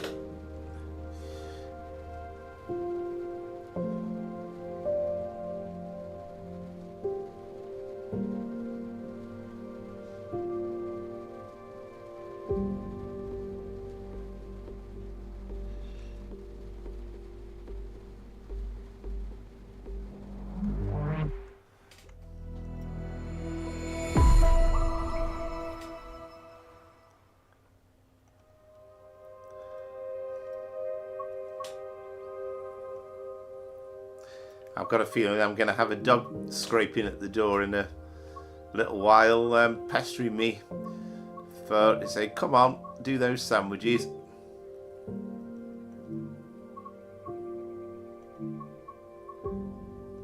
Right, so I'm going to say,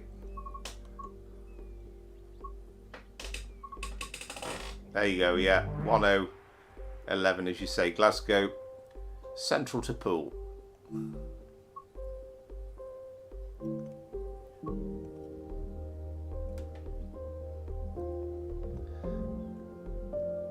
It'd be funny if I'm also in Knight of the Thistle. I do like the Intercity livery actually. Just thought, right, for a change, let's have a go at British Rail Blue. I mean, I did do it very briefly last week, but I was a bit tired towards the end of the stream, really. I kind of gave up on it then.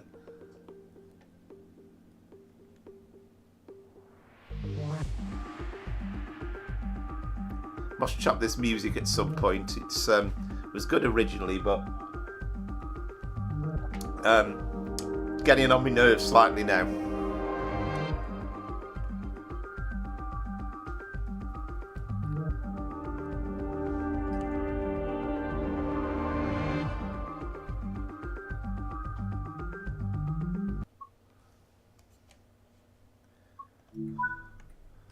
Right, so first thing, of course, to remember with this thing is to do that thing through here. Always finds almost like I don't know my way round in this place.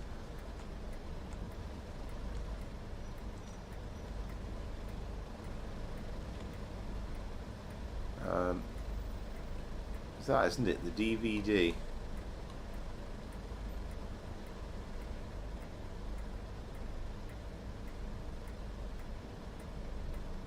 I think.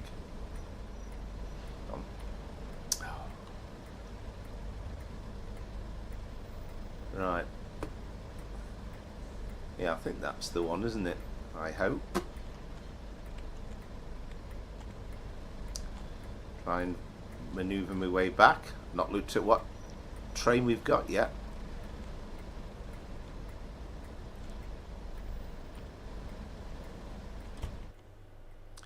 Right, so I'll remember this time this week. So I'll put that, and then we have to do the change ends thing as well, don't we?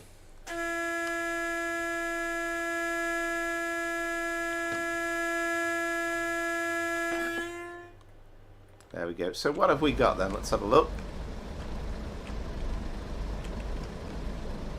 We are on Robert Burns. Wow, you can't get more Scottish than that can you? 87035. So we've got a Rake and Mark II stop.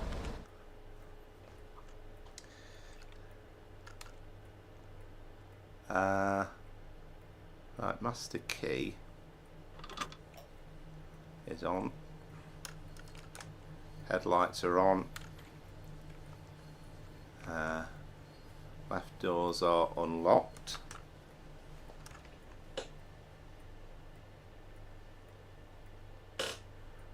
Yeah, marvellous.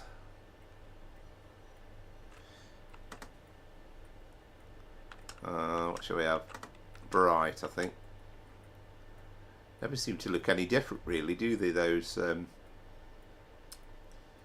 instrument lights?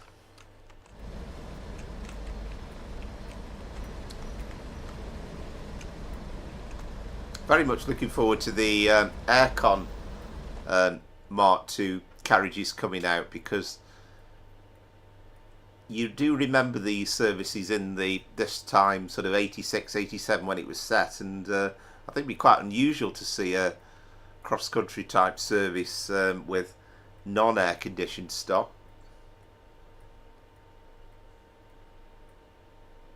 Yeah, absolutely, yeah.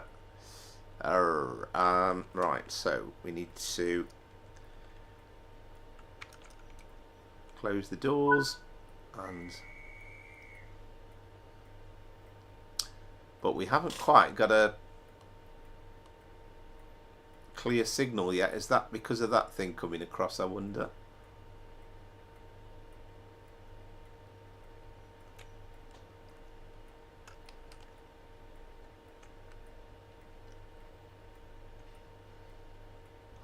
Yeah, so Penrith is our first stop.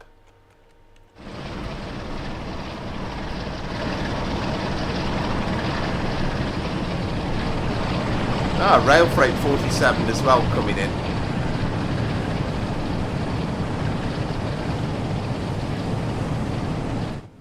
Right, we've got a green. That's good. Green for go. So brakes off. And we'll just ease up a little bit with the... Oh, I haven't put myself into forward yet. There we go.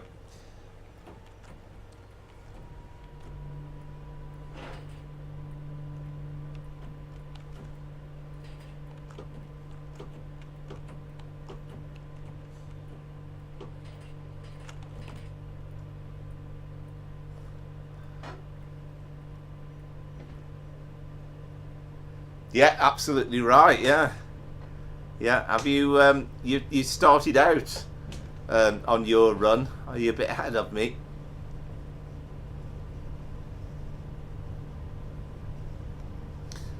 I've got to say, you sit in this thing though, and the sound just gives me goosebumps. It's just.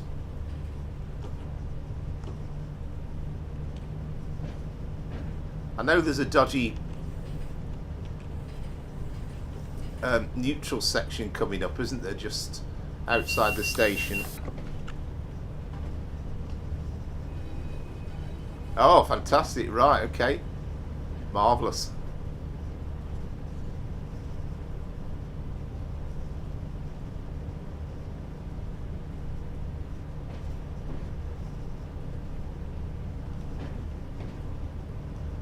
Oh, it's just such an amazing sight. I love this golden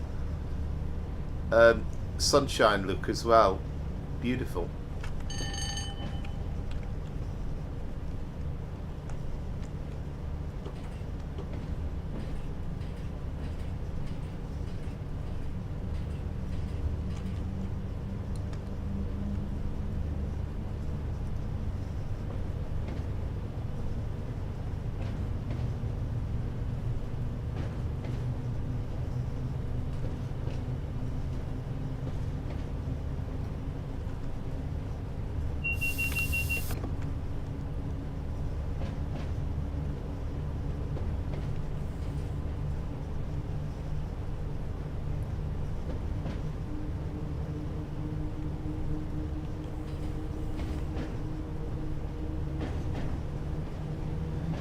Right, now we're into 75 mile an hour territory, which is better.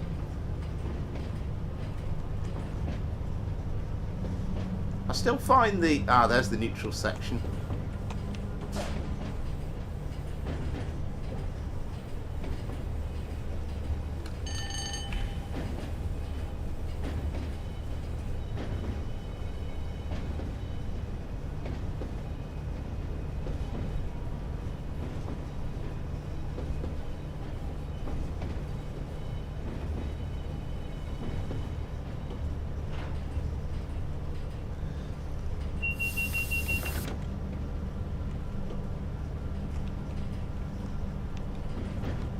must admit, I do find the notching up on Train Sim Classic a bit more realistic.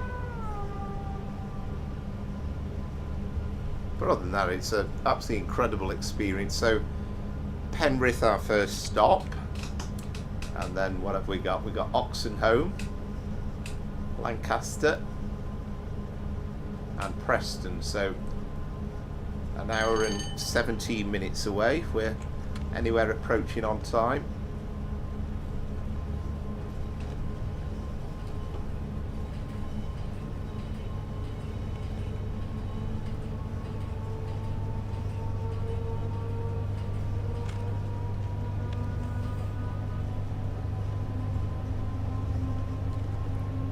Let me do keep it in hold there, can't I?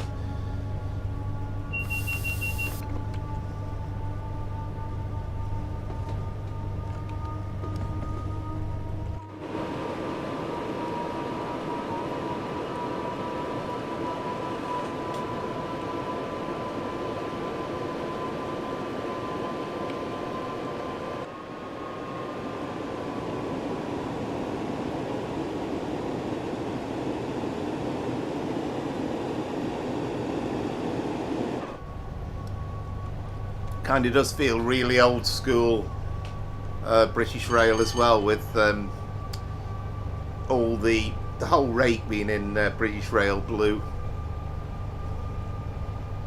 I mean, I do like how they've kind of mixed and matched the Mark IIIs, and I know that's very representative of the era, but it'd be quite good in timetable mode if you could actually load up the one with either one or the other, rather than getting that little bit of a mix and match.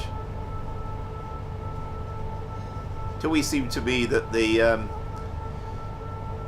people in the depots that organise these things seem to take perverse pleasure in making sure that it alternated, so you got British Rail Blue, Intercity, Executive, and so on, you know, alternating.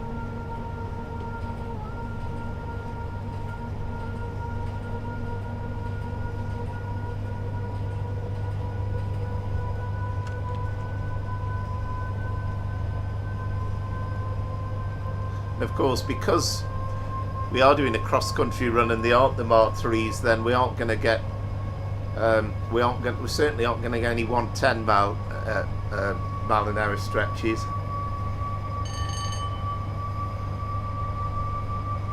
But beautiful sort of January early morning sunshine.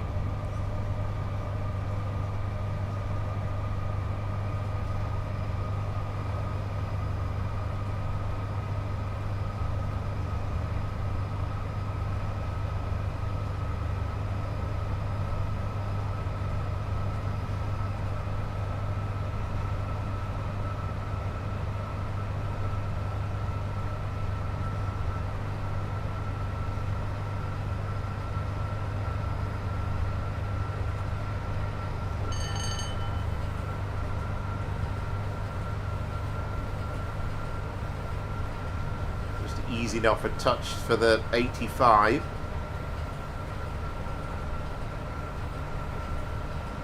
Shouldn't think I'll need to bunny brakes on. Yep, fine.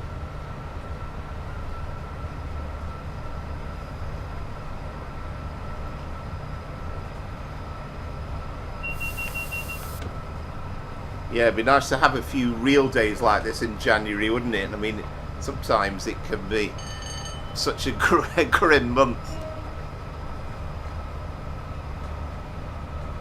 I'd almost forgotten, you know, there's so much going on with Train Sim and everything, getting the chance to actually do these runs, so I'd almost forgotten just how beautiful it actually is.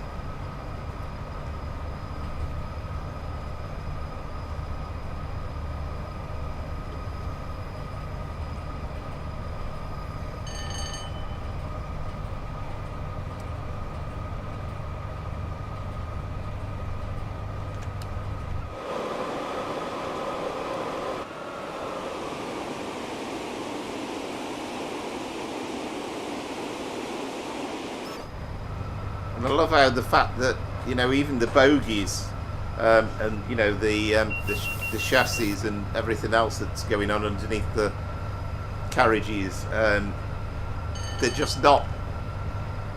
They're not perfectly clean. You've kind of got that slightly dirty, off brown look that you would very much expect.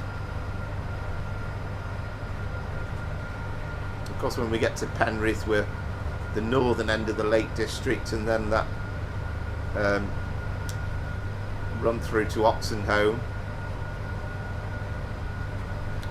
And I think personally, I think I mean, I loaded up one the other day where it was like non-stop between Preston and Glasgow, and you know, Preston and Carlisle, but it's, you know, quite nice in its own right. But I love the idea of these stopping services because it gives you a bit more to think about every so often. Yeah, absolutely. I know.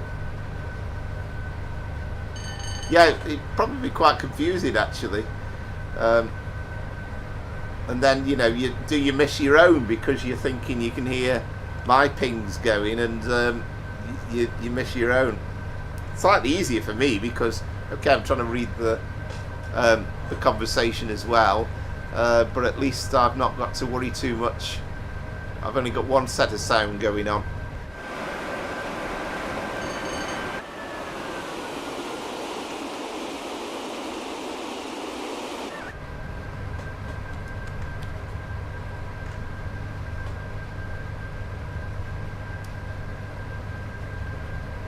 This is the sort of weather that you dream of, really, and look forward to. I'm not. I've said before, but I'm not a great fan massively of driving in really. I mean, you obviously set it to fog and goodness knows what, but I kind of prefer to have it a little bit more beautiful.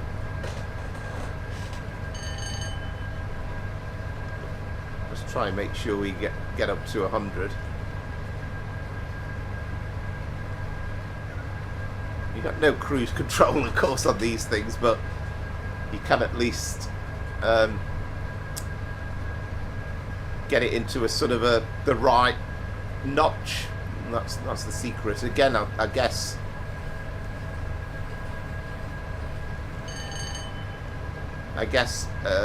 As a driver, you'd be absolutely in tune with that, and you'd have no issue. You'd know instinctively where to place it.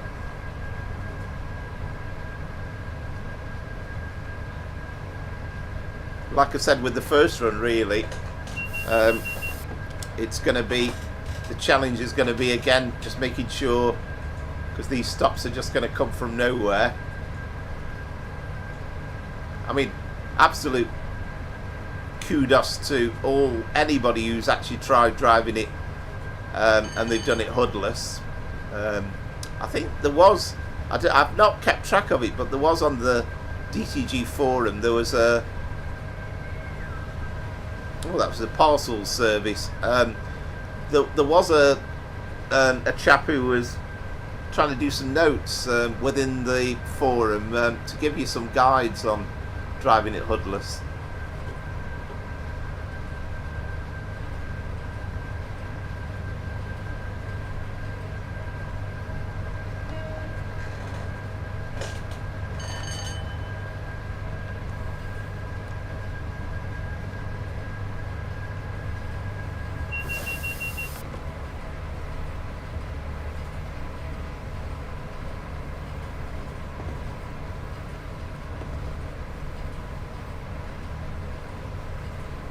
I'm hoping, I mean, at some point I must do a freight run as well, and I'm guessing that you're going to get that situation, hopefully, where you're going to get held in those loops and you're waiting for the passenger service to pass you by. But there's always some good guides in the Trains on the Trains of World forum with the awesome train services, with some great ones on there.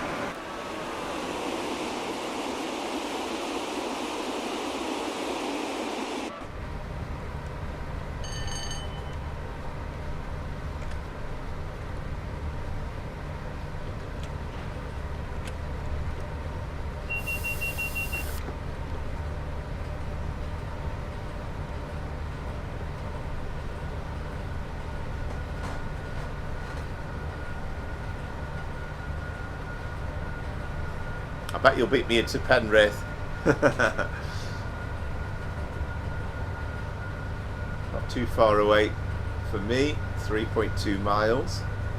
And I am running behind schedule, I can see that already.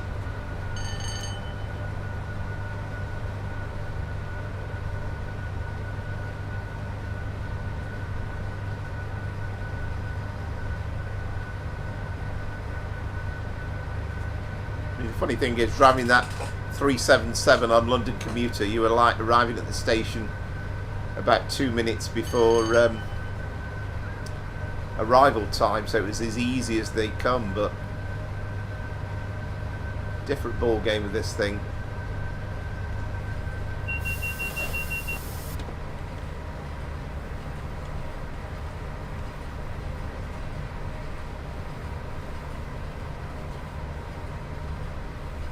And I guess the 80 doesn't really matter massively because it's that close to the station that you would be inevitably going a lot slower than there anyway, as long as you're stopping at Penrith.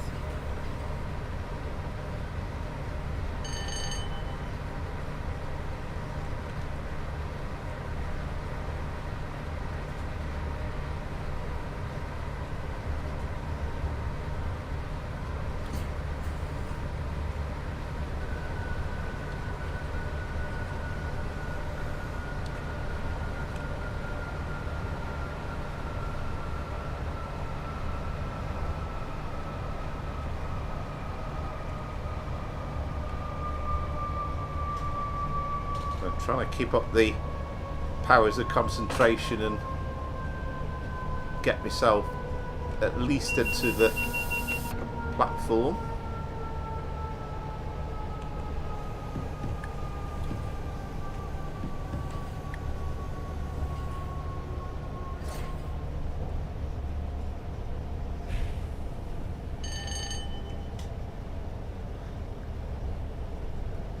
I mean, I've heard it said that sometimes people saying that the sounds on Train Sim Classic are actually better than they are on Train Sim World, and for the life of me I can't see why anybody would say that. I always feel as though it's like stereo versus analog.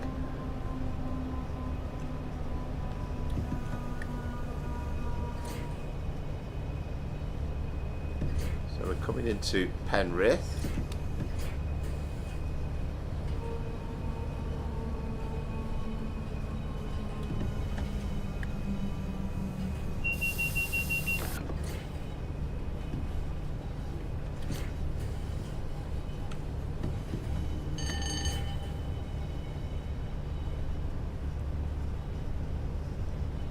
So this is the Northern Lakes, isn't it?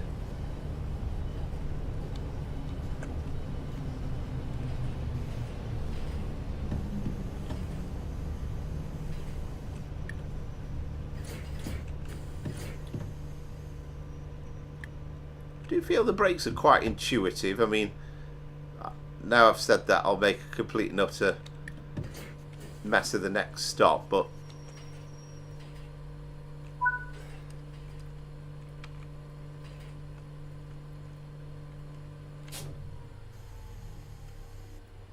actually I didn't mean to quite do that, did I? I didn't mean to put the master switch to off.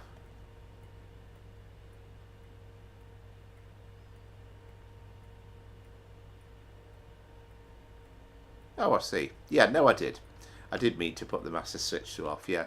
Yeah, it's in the off position, isn't it?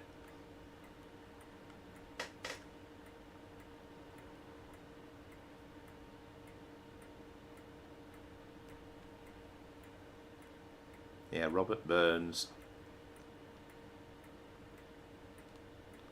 Just love all the detail there, and it's just incredible, really. Beyond me wildest dreams.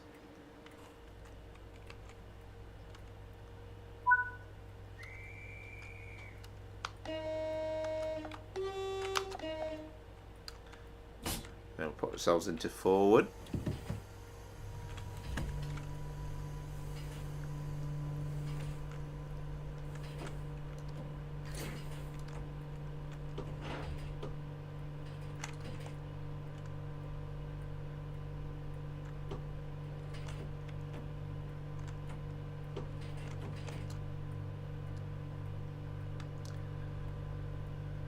We are on we are on an uphill gradient as well, I suppose, so makes it a bit more challenging.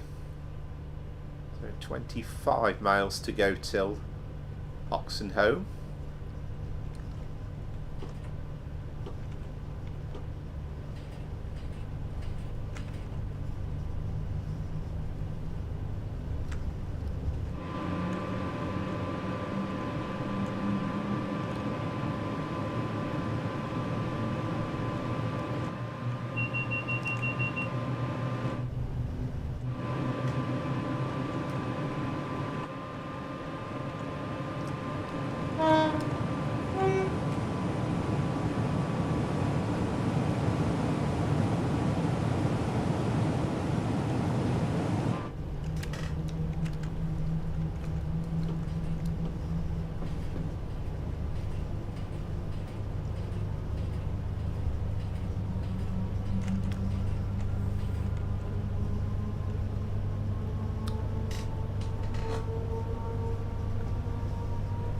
Yeah, so Oxenholme next.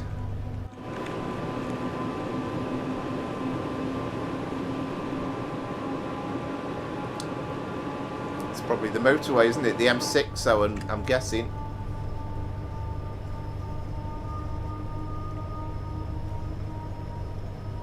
I mean, I probably won't notice it as we go past, but we've got T-Bay services represented.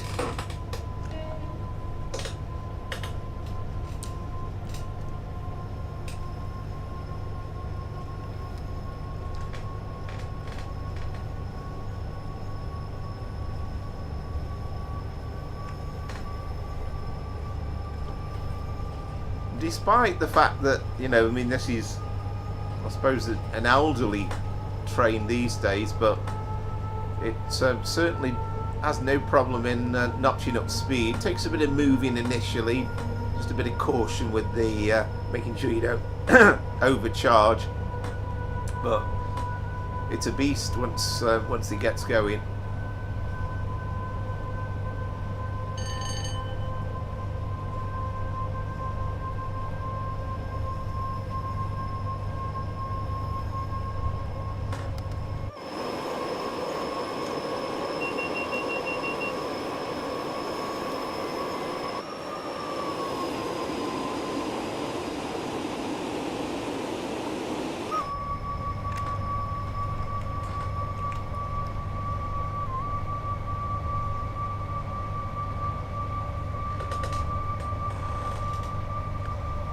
So we're back up to 100. I think it's quite clever as well that I think all the 110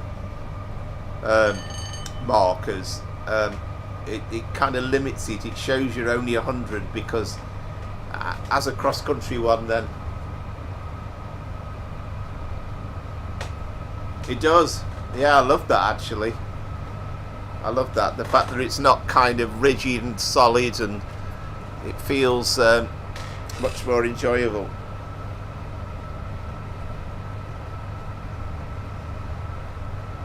But that was the motorway again, wasn't it?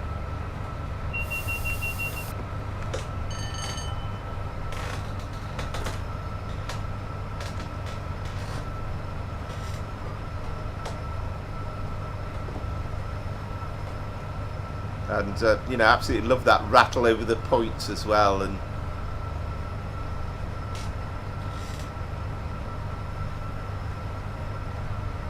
it's going to be amazing once we drive the 86.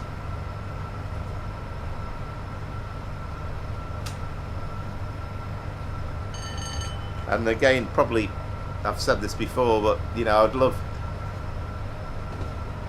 with that West Coast Main Line South, I'd love there to be sort of a more British Rail blue timetable with sort of an 86, 87, and then the absolute ultimate would be to bring in the 310 EMU, and maybe you could get away with having the 313 because they were in use in the early 80s.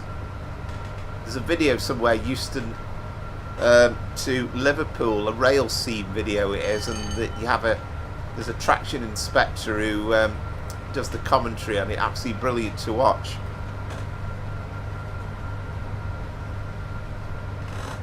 yeah, looking forward to that, because the thing is, it's obviously it's very realistic now, this add-on, and it's pretty representative, but we are definitely really missing the 86.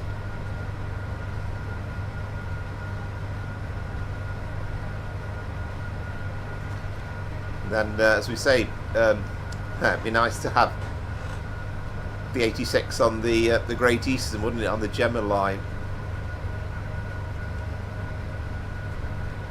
Nice to have a crystal ball and know. I mean, we kind of know what's coming up the next few weeks on, and a few weeks and months on Train Sim World 5, but beyond that, you know, there's going to be stuff sort of in the second half of the year. I mean, I suppose, I don't know, there's going to be an early part of the year they're going to start working on, they're not already working on Train Sim World 6.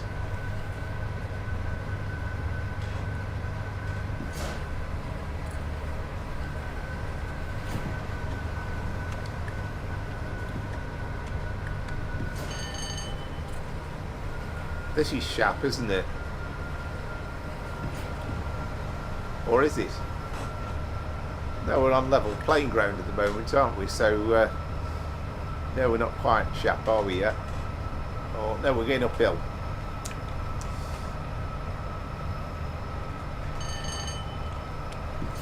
So I'm getting too fast, aren't I?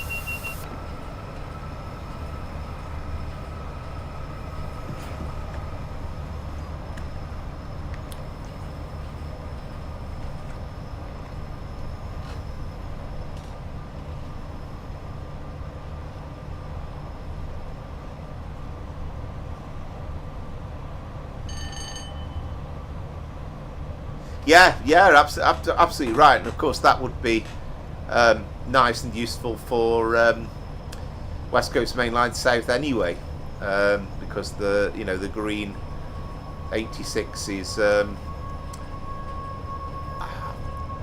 not still used, are they now? Are they? But they were until very recently, surely.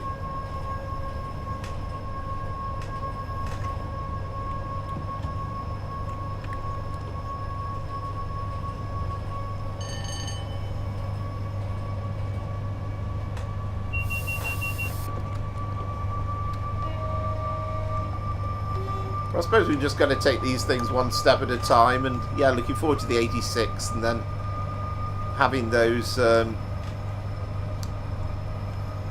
Mark II aircon carriages. The Mark 1 buffet car is a big thing as well.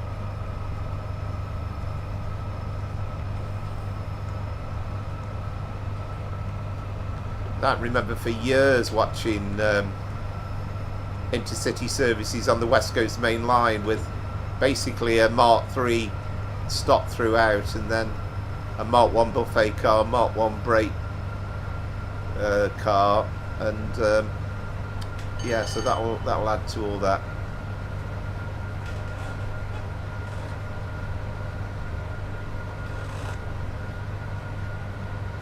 Yeah, I don't know exactly what year they stopped. It's not all that long ago, is it? But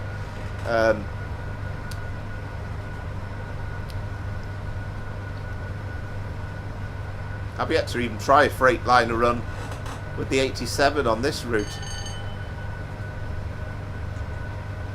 or any sort of freight.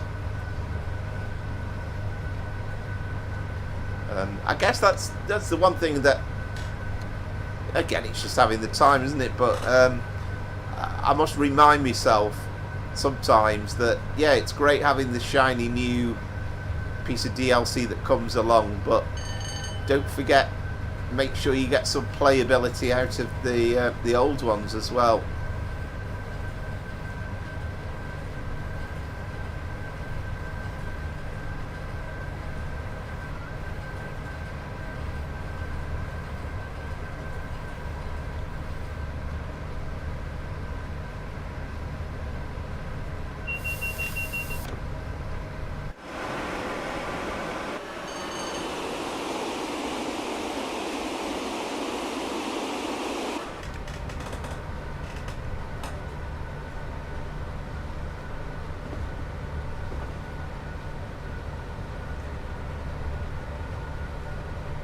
mean, it's so noisy driving this thing as well, and like you say, with it bouncing about and lurching about, you almost feel as though you know, you're not a million miles away from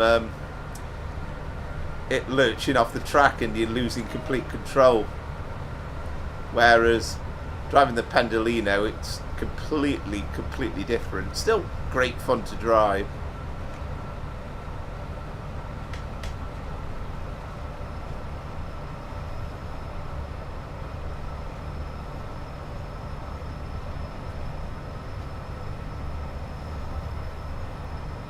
Yeah, no, I'm the same. I've yet to buy. I mean, some of the I quite like the look of some of the American routes, but I've not ventured into it. It's a little bit of nostalgia, but I quite like the idea of the Northeast Corridor, simply because that was one of the early routes for Microsoft Train Sim, and this is Shap, isn't it? This is we're descending Shap now, but it was such an exciting time, you know, sort of 25 years ago now, isn't it? But well, nearly 25 years ago this year. But being able to drive the NEC route.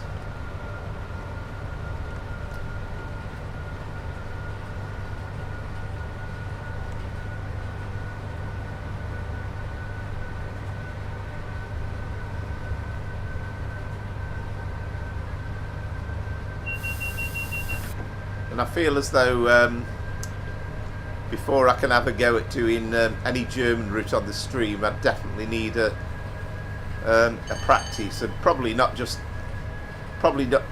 one run either. I think it'd have to be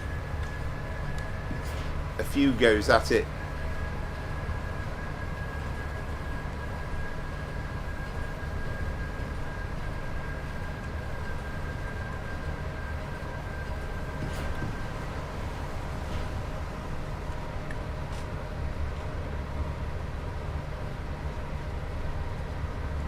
Yeah, no, completely agree. I mean, some of those freight runs where you've just basically got open, you know, like in the Rockies or wherever it's supposed to be. But, you know, these desert land situations where you're driving, you know, 100 miles, whatever it might be, and there's absolutely nothing around you and not a lot to do, then I just don't see the attraction at all. I mean, driving this thing here just keeps you completely entertained, and particularly like with this sort of stopping thing where you've got a station every few miles, then what's not to like? But yeah, I just can't get my head around anybody being interested in those long distance freight runs. It's like it's the equivalent of watching paint dry.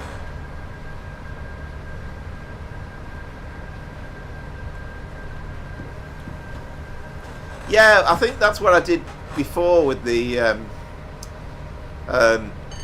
German routes when I've tried it ages ago. And I mean, in all honesty, you have to kind of opt into them anyway, don't you? So I suppose, you know, I suppose it's not particularly bad.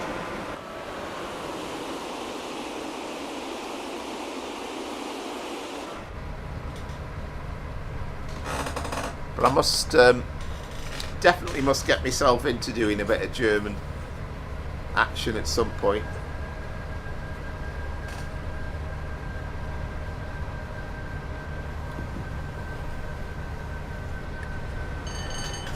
Yeah, I think once I've completely got my head around it, oh, isn't this gorgeous?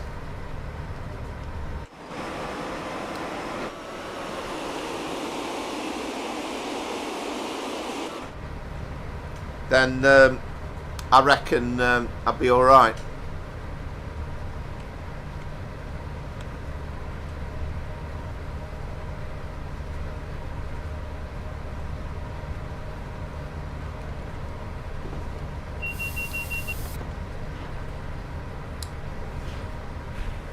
Yeah, it's a shame the chap who was on earlier on was talking about, you know, he'd love to come to the UK and stuff and visit some of the routes that, well,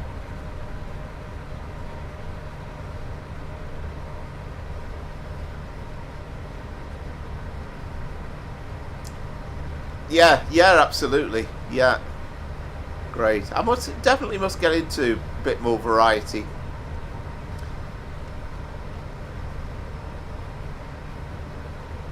And I couldn't pronounce his name from earlier on, but if he's watching, or if he's watching it back, or you are watching it back, then hope you're enjoying another absolutely stunning route in real life. I mean, this is through the heart of the Lake District, but going through at speed as well. And of course, nowadays you'd be doing this on a Pendolino, but it's absolutely beautiful.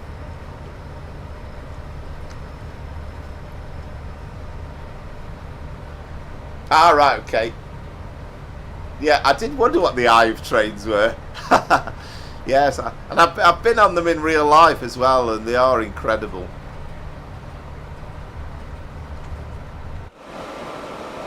I think this is the Loon Gorge, isn't it?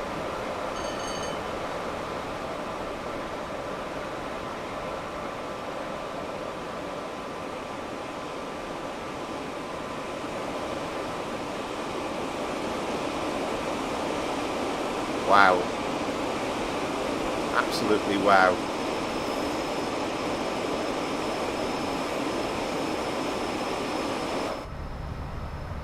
Yes, that's right, yeah. Oh, fantastic, yeah. Oh, that's good to know.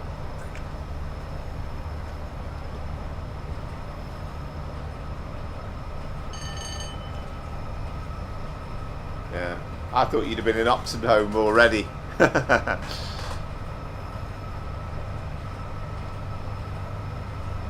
mean, I've yet to do a run that's anywhere approaching being on time.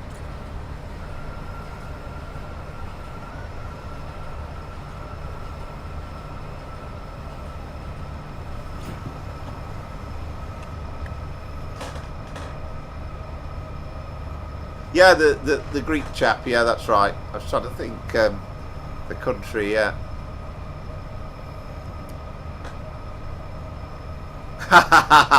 Oh, fantastic, I love that.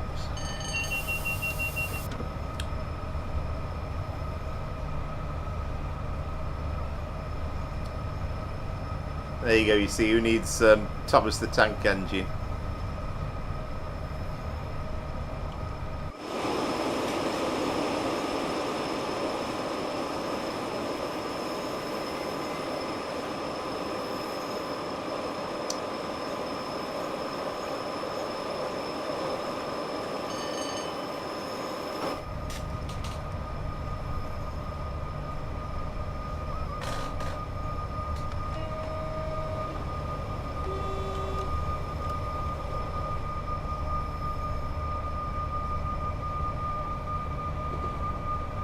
I must dig out my Royal Scot DVD at some point and watch that with Fred Dynanage. I remember, you know, I think when I watched that video years ago, that was before I'd ever been on the route in real life, and I was kind of stunned then with how beautiful the route is north of Preston. Hard to kind of put it into. Yeah, absolutely, yeah. No, that sounds good. That sounds good.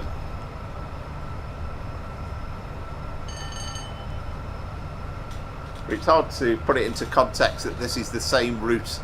You know, it's still part of the West Coast Main Line that you get, you know, sort of London and you know, through Hertfordshire and all that sort of stuff.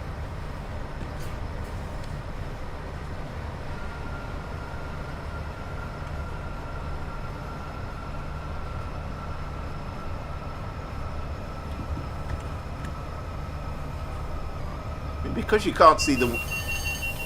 because you can't see the window on those DVDs, it's hard to work out whether it's quite as bouncy in real life as it is on the game.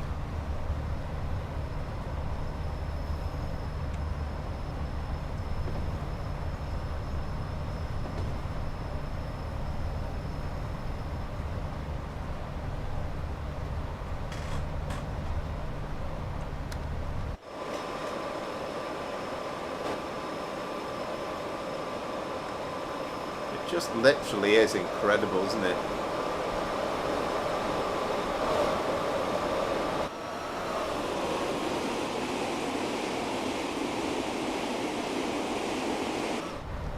Never quite get the hang of I mean, those passing shots, you can kind of set the camera on the 8 and move it really quickly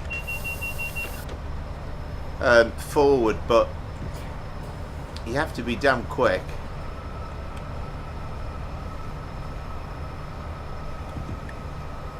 I wish you got a number 4 button like you have on Train Sim Classic, where you can get the passing version. Yeah, that would be awesome, wouldn't it? I mean, we've got no idea what Just Trains are working on, but it'd be nice to think they're going to take it down to Crew, something like that.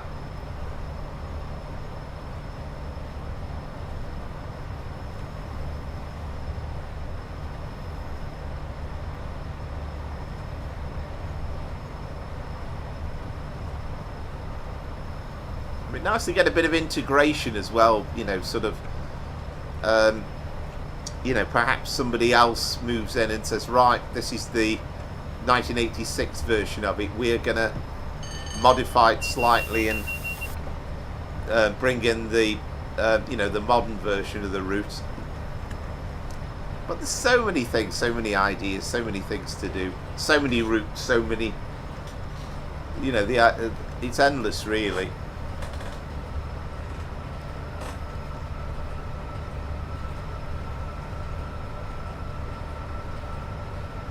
Yeah, I'd love to get to the point where I can do a full run, particularly in something like this, the 87, full run from Euston to Glasgow Central in the in Train Sim World.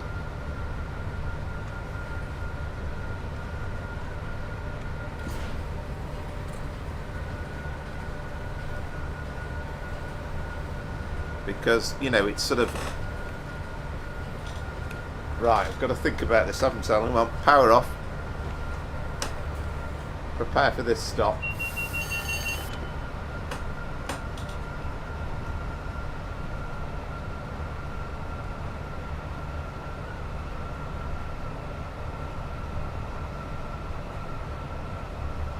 Right, okay, right. That's something I've not worked out actually. Shift key and the arrow. Right, I'll have to try that.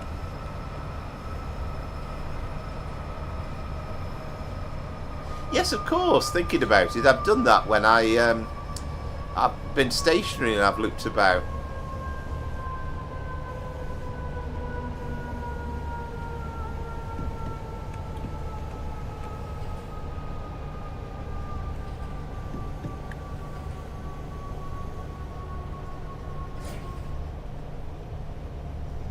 I was amazed really with that, you could actually get inside the things. That's why when I did that video you could see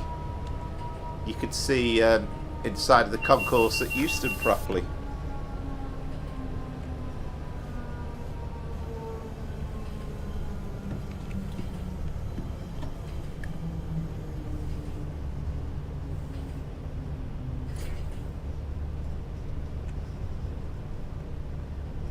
Kind of grinding into the platforms a little bit slowly.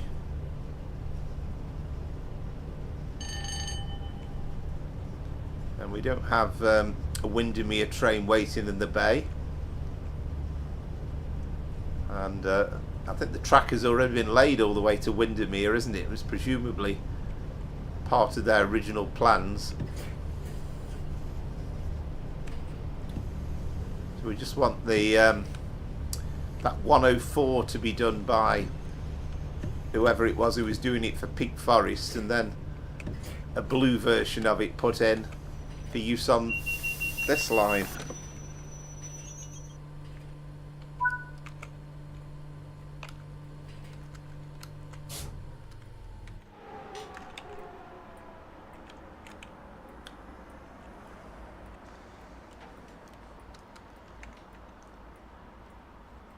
Yeah, of course, because if you're pressing down the shift, where are we now?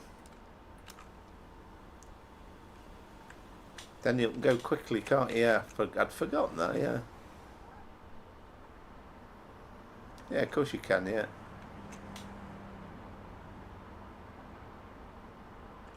Yeah, sounds good.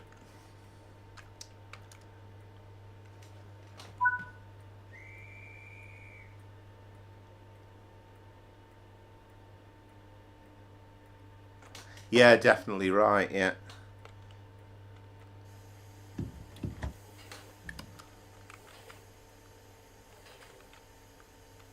Love all these crunchy sounds as well. And the roar up of the motors, that is...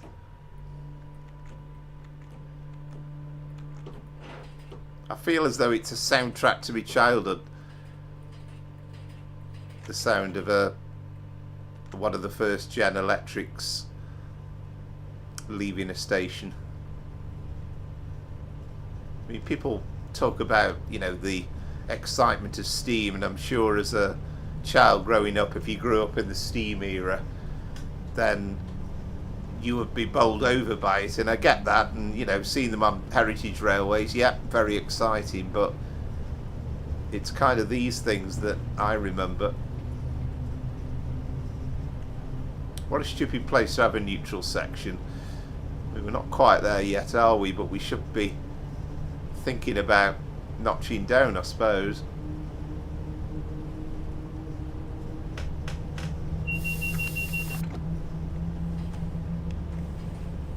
And we are going downhill. Yeah, very much so, yeah. I mean, funny thing is, completely bored by it at the time, and it was like, oh, everything's the same, everything's blue and grey, and you know, we had the all blue DMUs and EMUs as well, but then we got that period in the early it started off really with them naming trains, I think, in the late 70s, and that started to, you sort of thought, oh, that's good, that's interesting, that gets me more interested. And then the new colours that came in, first of all, that intercity executive, and it was kind of like, well, they got their idea off the APT, and then we started getting a real splash of colour. There's another cross country service. Thing is, I've like notched down for the neutral section, and now I'm kind of confused as to whether I've gone through it.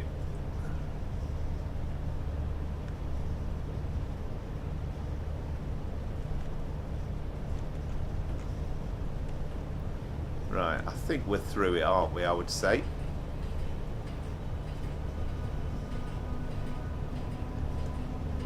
Again, that's something else for the notes, really. Exactly where these damn neutral sections are.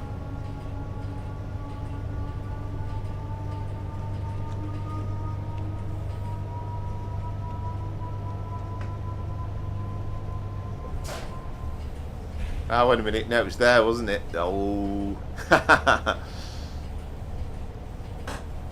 Blinky-dink. Right, so I have to wait, obviously, for the power to go down to nothing. Right, we're alright now, aren't we? Probably not textbook driving, but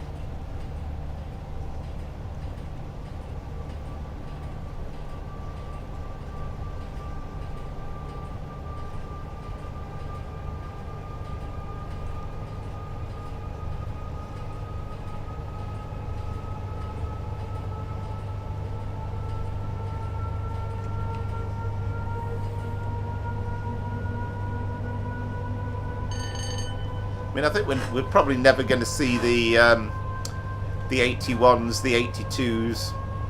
I don't really remember the 84s. They were kind of unsuccessful, but I certainly remember the 81s, the 82s, the 83s, the 85s.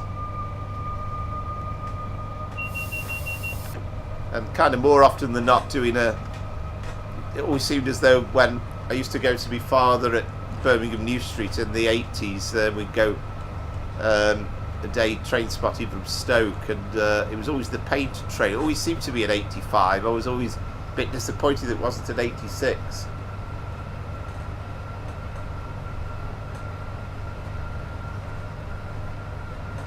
Yeah, well, that's right. And you know, you think of how you have to visualise them, you know, in all sorts of daylight. Yeah, that's true. Yeah, I like the 91. It'd be nice to have the 90 as well, wouldn't it? Which again would fill in that gap and go into the another period. I'm glad we've got the 89 on Train Sim Classic, which is great to drive. And again, we need the 91s doing for Train Sim World as well.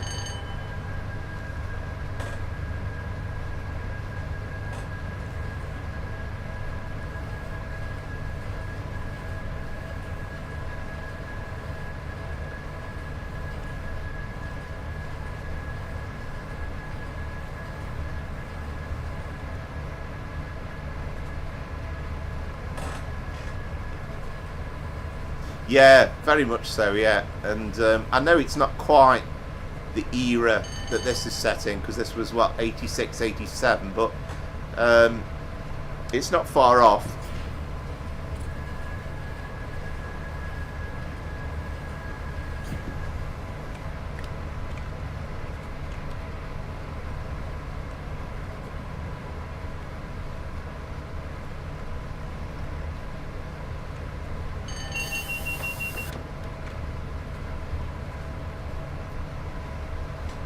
I mean, I love the Armstrong Powerhouse Class 90, but it's showing its age a bit now, and there's one slightly weird thing I've always found where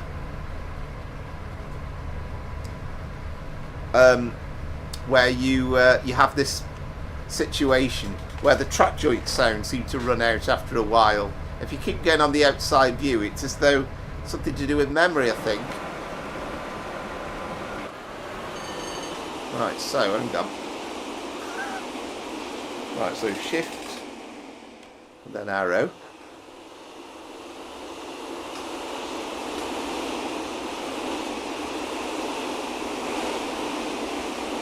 We'll get there.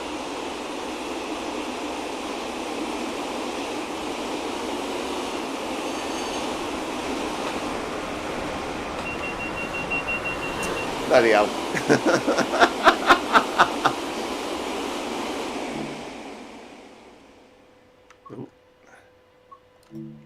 Right, hang on. Let's get back to me cab.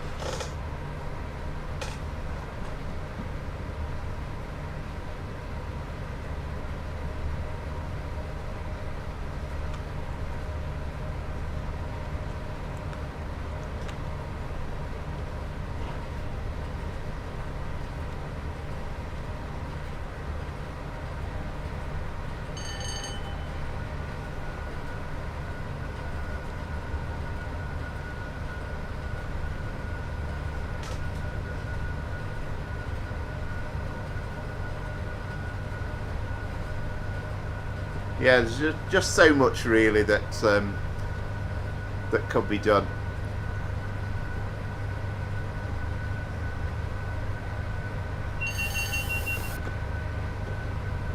And I think it might have been you that said it the other day, but you know, you kind of do get fed up with bits of routes, and that's kind of the number one thing really.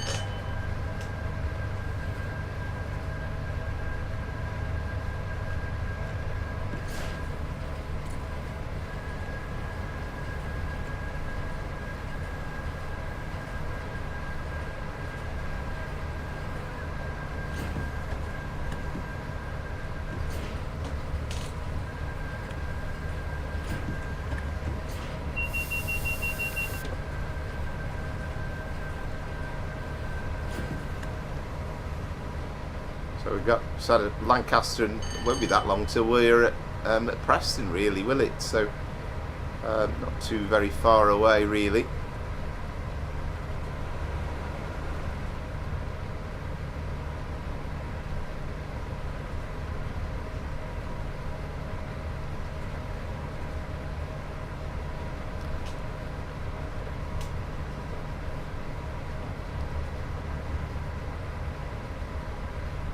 Yeah, well, exactly right. That's the thing, isn't it? I mean, I think, you know, technology, at some point you can almost imagine that the route, you know, I'm not saying exactly builds itself, but if we can get to the point where it can kind of half build the buildings automatically and take it from Google Earth, then I know, that's the thing, isn't it? Very easy to do.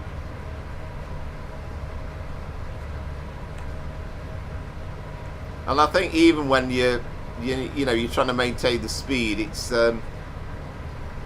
all these downhill stretches that's the difficulty. This is Carnforth, isn't it?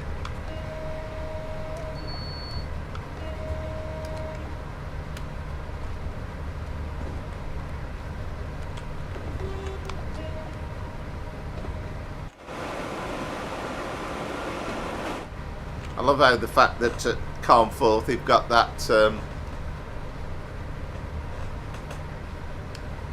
that cafe in from Brief Encounter.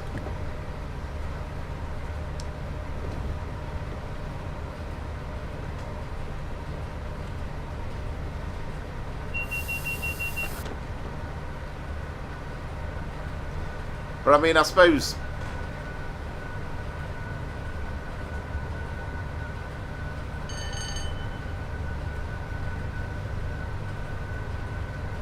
yeah, well, this is the thing, isn't it?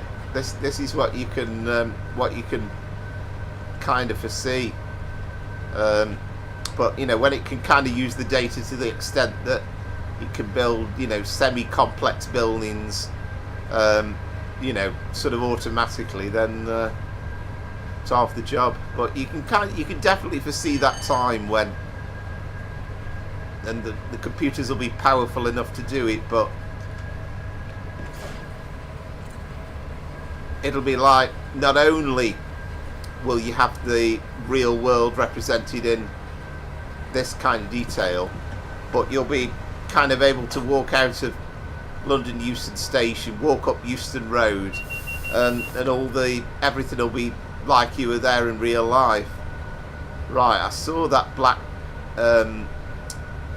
neutral section mark at that time, so I'm going to get myself into rundown.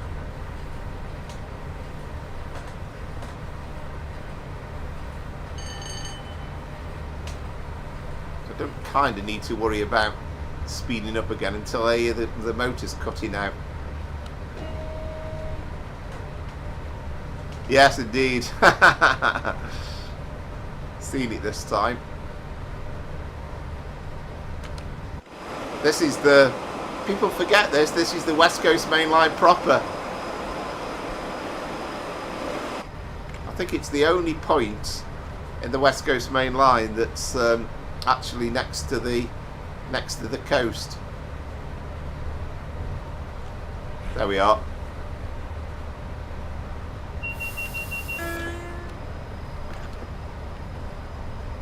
Oh, hang up.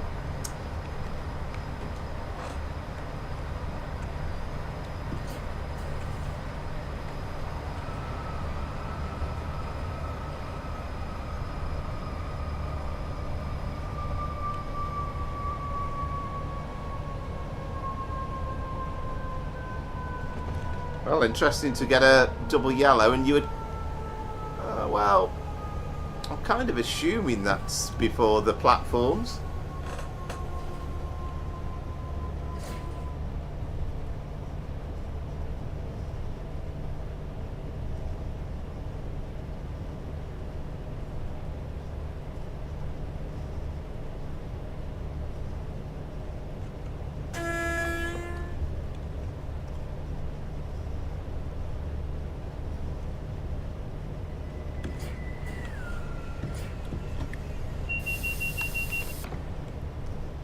more taxing this.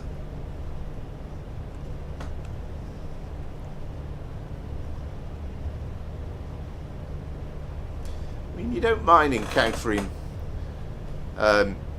adverse red signals because it's part of what the you know, the real trained driving job would be, as long as you spot them, of course.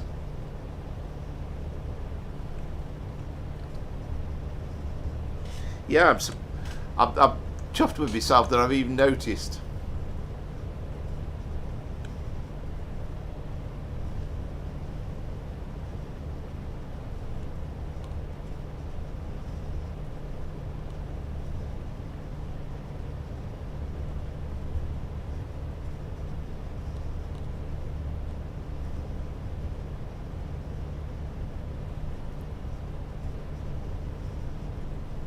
But I think to have come so far, it would be a shame. Yeah, there you go, there's the 95 marker. Oh, right, okay. Right. Yes, it is approach control, isn't it?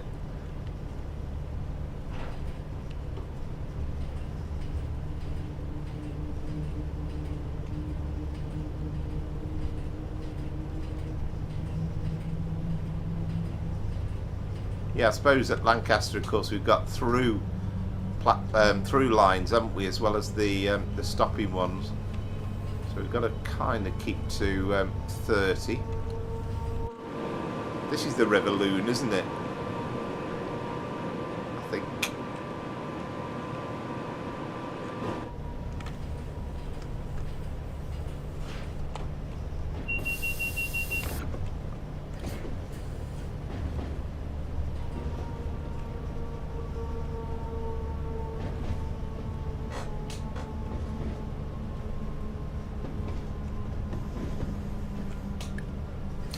Yeah, that's right. Well, that's I can't remember where the settings is, but that's something I've got set up like that just to make it more challenging. So it tells you where the signals are, but it kind of reminds you that you've got to visually see the signals. Pace there in Greater Manchester livery.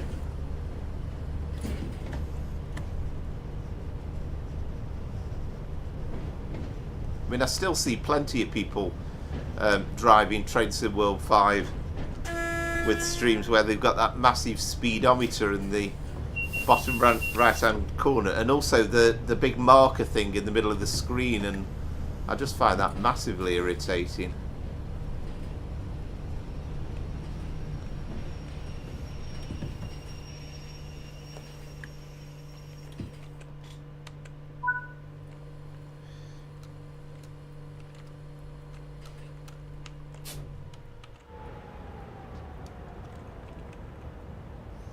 Yeah, I think it just adds a bit to it, and I mean, I'd love to be able to drive the thing properly and hoodless and say, right, this is the such and such a neutral section, and we go past this gate here, and it's and so on, but not quite up to that standard.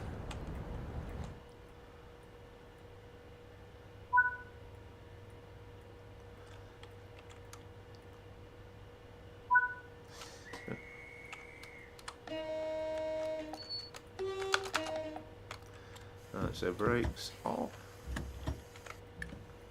into forward. I mean, that's the sound that, you know, really gets me every time. It's like,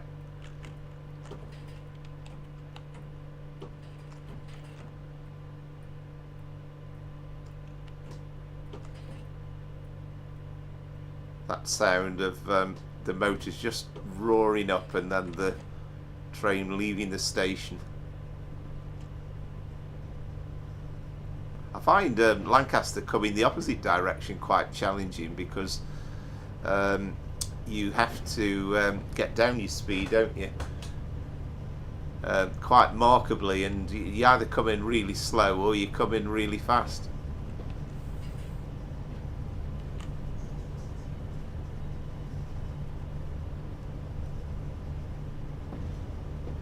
Now, I've just heard my dog in the background just giving a little shake, and he's kind of saying, it's time you do those sandwiches, you need to stop doing that thing. Well, not too long to wait now, mate. But he gets quite mad with me if he doesn't get his bit of ham. Yeah, excellent. Yeah, definitely worth a try. Because I think sometimes it's possible to just drive the train. You almost forget about looking at the what's going on around you, can't you? And it's good to be able to do that.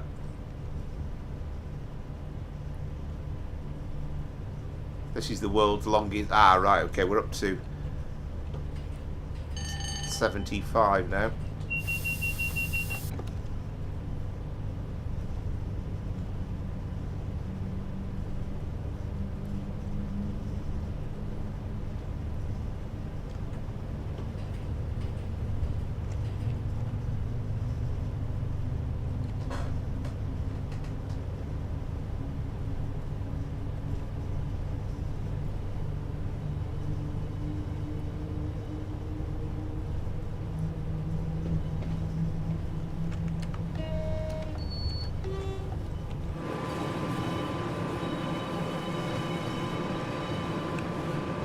See, it's a bit easier here, isn't it?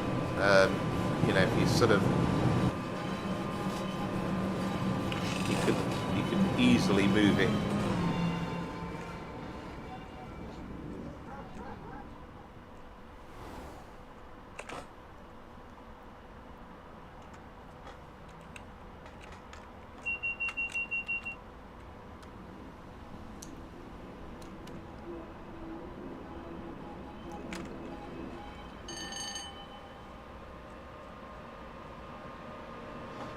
It's a Westie.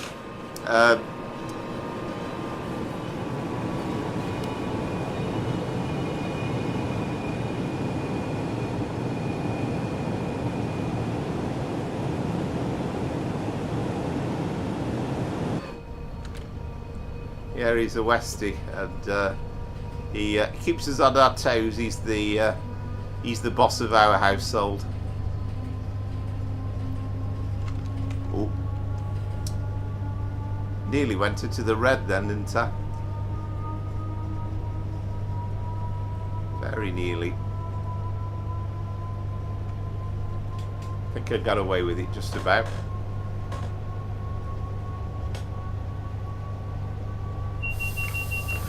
Which of course, I mean, even that takes me to trains, because when you can drive trains with a on the West Island line, you've got a Westie on side the train. That's fabulous in itself.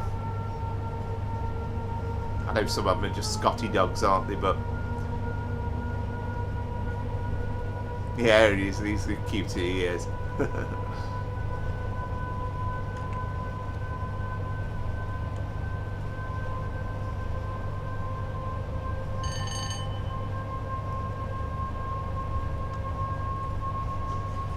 Yeah, there's another shake. He's saying, come on, I'm not messing around now.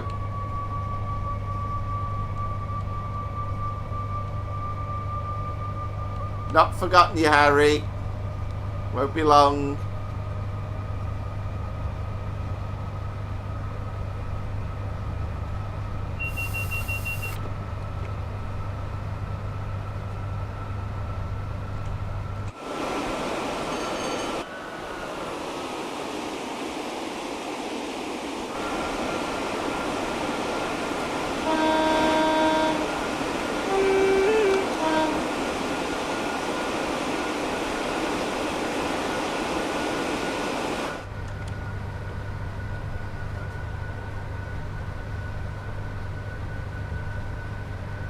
Yeah, so last few miles to Preston then, and that'll complete lovely journey. Actually, really enjoyed every stretch of this journey down from Carlisle.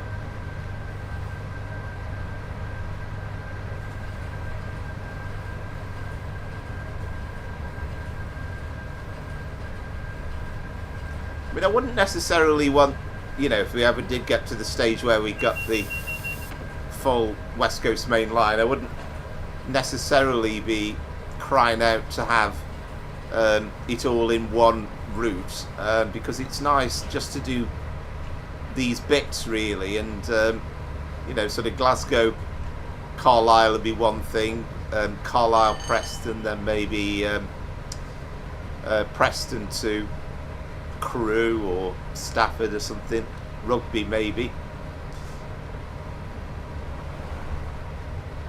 and you know, Rugby to Milton Keynes, and then yeah, thank you very much. Yeah, thank you very much. Yeah, thoroughly enjoyed it, and as ever, thoroughly enjoyed the company, and it's nice to be able to chat with you know, a like-minded rail enthusiast, which is fabulous. And we've got the added bonus of doing the same run at the same time, which is good fun. Need one of those side-by-side videos, don't we, really?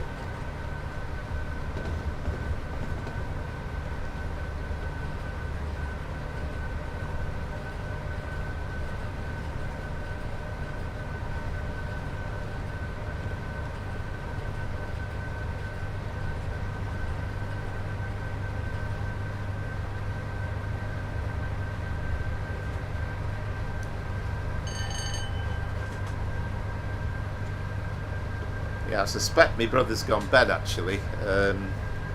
Yeah, I think anything past 9 o'clock and he's more than likely gone to bed, I reckon.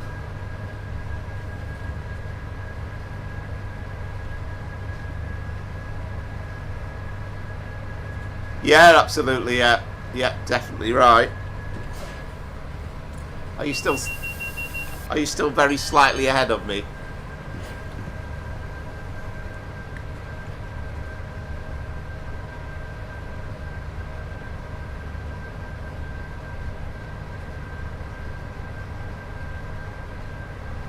And again, you know, you get like tricky bits here as well. Way up, really was swerving away. There are times when you think it's gonna fall off the track.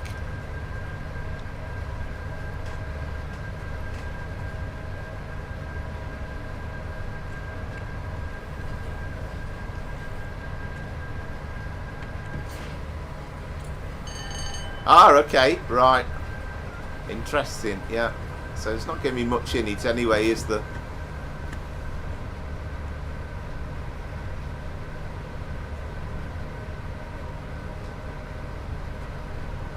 And I might have made a bit of time up on the timetable as well. I mean, we're still going to be a bit late, aren't we? But we've got 8 minutes to do the 12 miles, so I suppose it's not going to be a million miles away.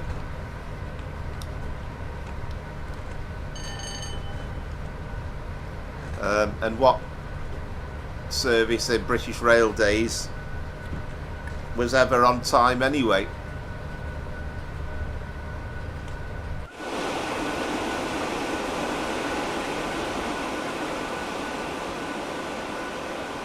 I love how kind of battered it looks as well. You know, it's not pristine clean.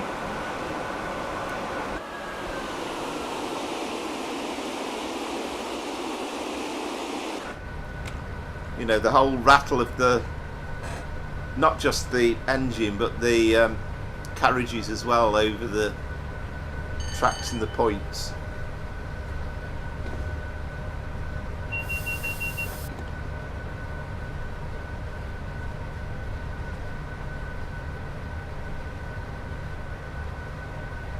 Yeah, I think I'm a bit too tired to do the Preston Blackpool bit. That might have to wait until next week. Ah, neutral section. I did see that this time.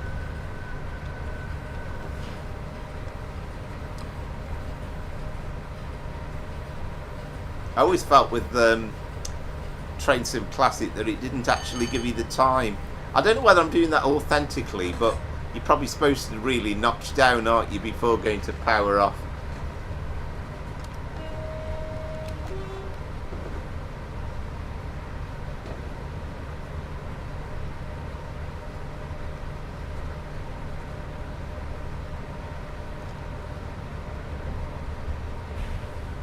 Still absolutely loving the that golden sunshine. Who says January could be not very nice?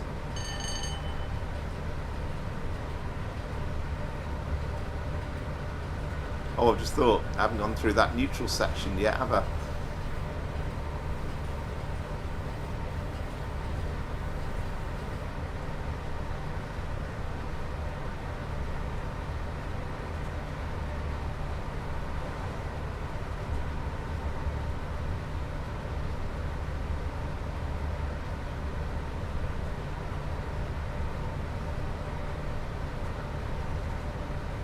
And then you're telling yourself, oh, have you?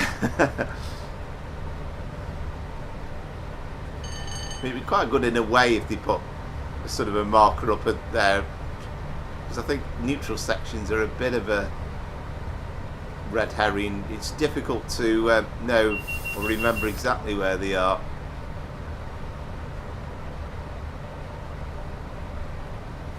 I mean, the thing is, it's like, you know, I absolutely love the route. But to really get that in-depth knowledge of it, absolutely inside out, you've got to do endless runs up and down it. And, you know, the plain fact is, you want to try a bit of variety as well and try different routes. Right, we must have gone through that neutral section now.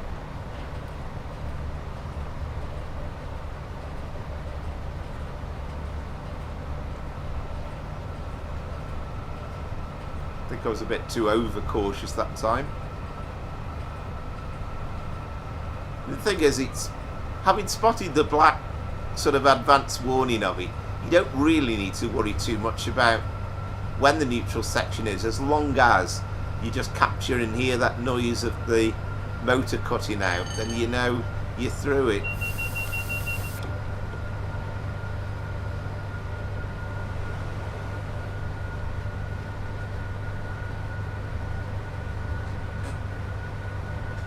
Oh, there you go, yeah, so very, not much in it at all.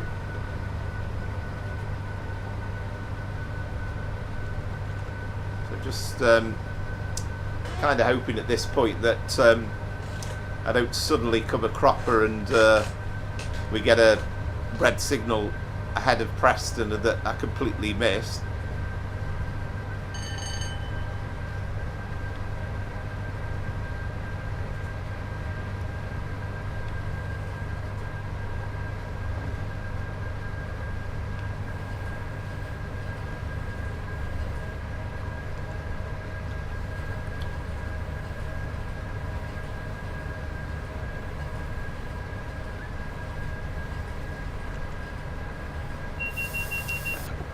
Yeah, you mentioned early on about West Coast Main Line South, and I'm definitely going to have to do something about it. I'm going to have to, I think, uninstall it, delete some of the mods, and then reinstall it again, because it seems as though it doesn't seem to run very well at all at the moment. And I've got missing pendolinos, I've got different bits of timetable, and it just seems to be all in a bit of a mess. So I need to tidy that up before the next time I do a run on that route. I'm just kind of hoping somebody's going to come along and do a some sort of makeover of the Mark III and make it into the Caledonian Sleeper Mark III carriages, and then that's going to be a good run. I'm sure somebody will do at some point.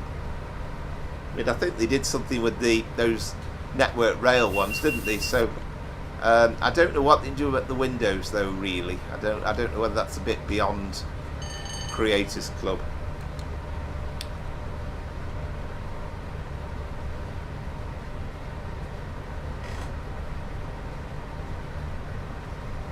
Yes, I think I saw that yesterday. Again, that kind of reminded me I need to get it sorted and get things a bit more organised on it.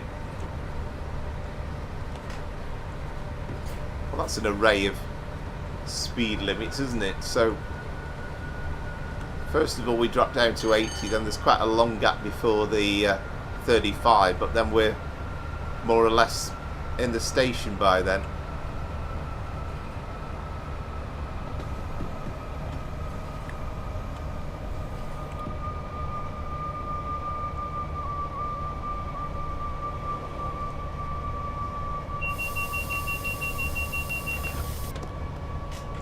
Yeah, absolutely right, yeah.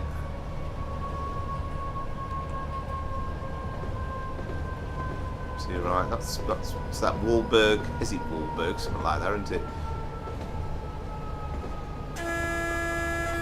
Yeah, so thanks again for the company, really appreciated it, and the chat, the comments, the support. Thanks to everybody who's watched the stream tonight, as ever.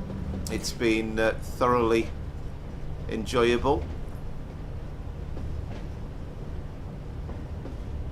and thanks to anybody that's either subscribed new tonight or watching it back as subscribed, or is subscribed at any point really in the last 12 months. It's really appreciated.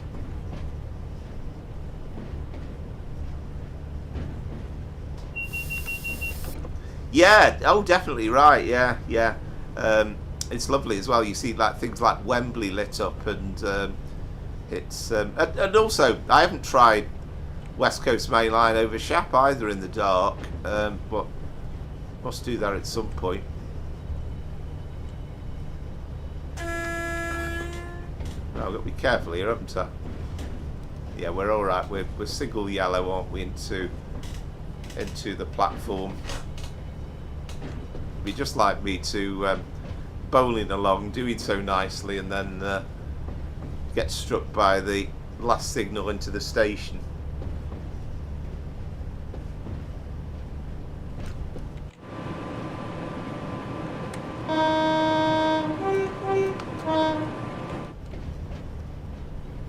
That sounds better for doing the tones than the HST did earlier on.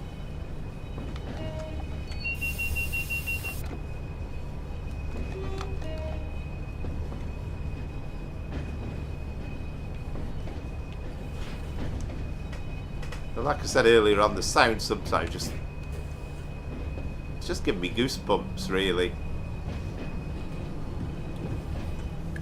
You know, providing so many memories.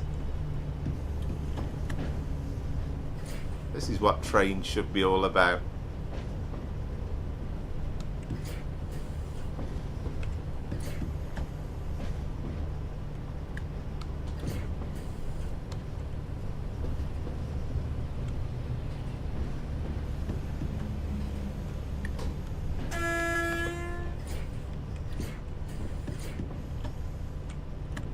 Try and glide up to the signal. So we're only about 3 minutes late.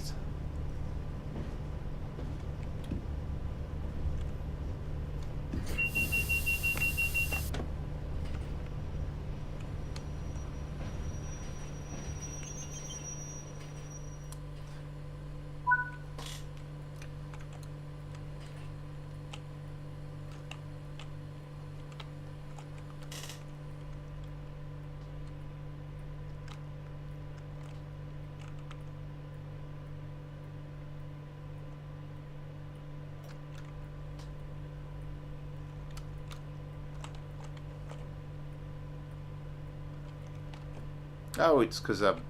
Ah, right. I think I made my job a bit more difficult then, didn't I? Because I hadn't actually notched down.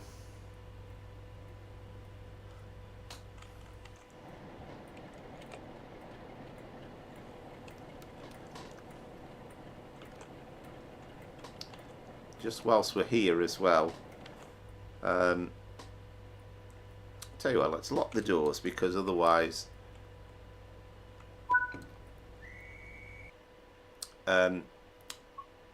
otherwise we're not gonna get a look in. But let's just quickly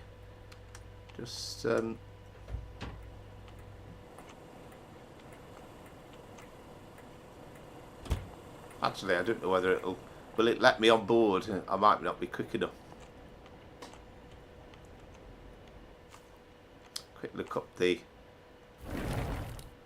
those were the I like the air-conditioned Mark II carriages though in first, and don't know if I've never actually got the chance to really travel in them, but they're very nice.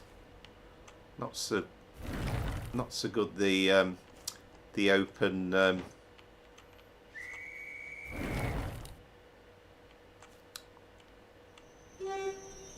oh, we're on the train.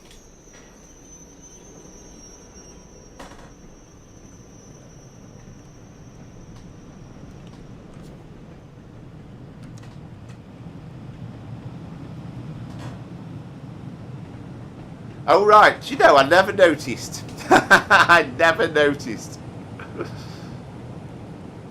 Anyway, we're leaving Preston, so I'm gonna end it there. I didn't notice the score actually. Apologies. I don't know whether you had chance to see it or not. I was a bit quick, wasn't I? I'll have to replay the game back. But yeah, thoroughly enjoyed it, and I'm glad that you did the same run and at the same time. And yeah, it was a good way to end the night stream. And again, just thank you to everybody. And again, if you're watching for the first time and you haven't liked and subscribed, then be grateful if you could do it. Really appreciate it. And it's going to be... No, I'll have to look back. That's a bit sneaky from me, isn't it, really? But yeah, so thanks for watching. Thanks to everybody for watching. And until, well, it'll be next Sunday. I'll see if I can get a cheeky little video up in the week for something. Don't know what yet. If I get the chance, I'll do that. But yeah, thank you very much. See you next week. And until next week, from Power Flower Trains and Planes, it is good night.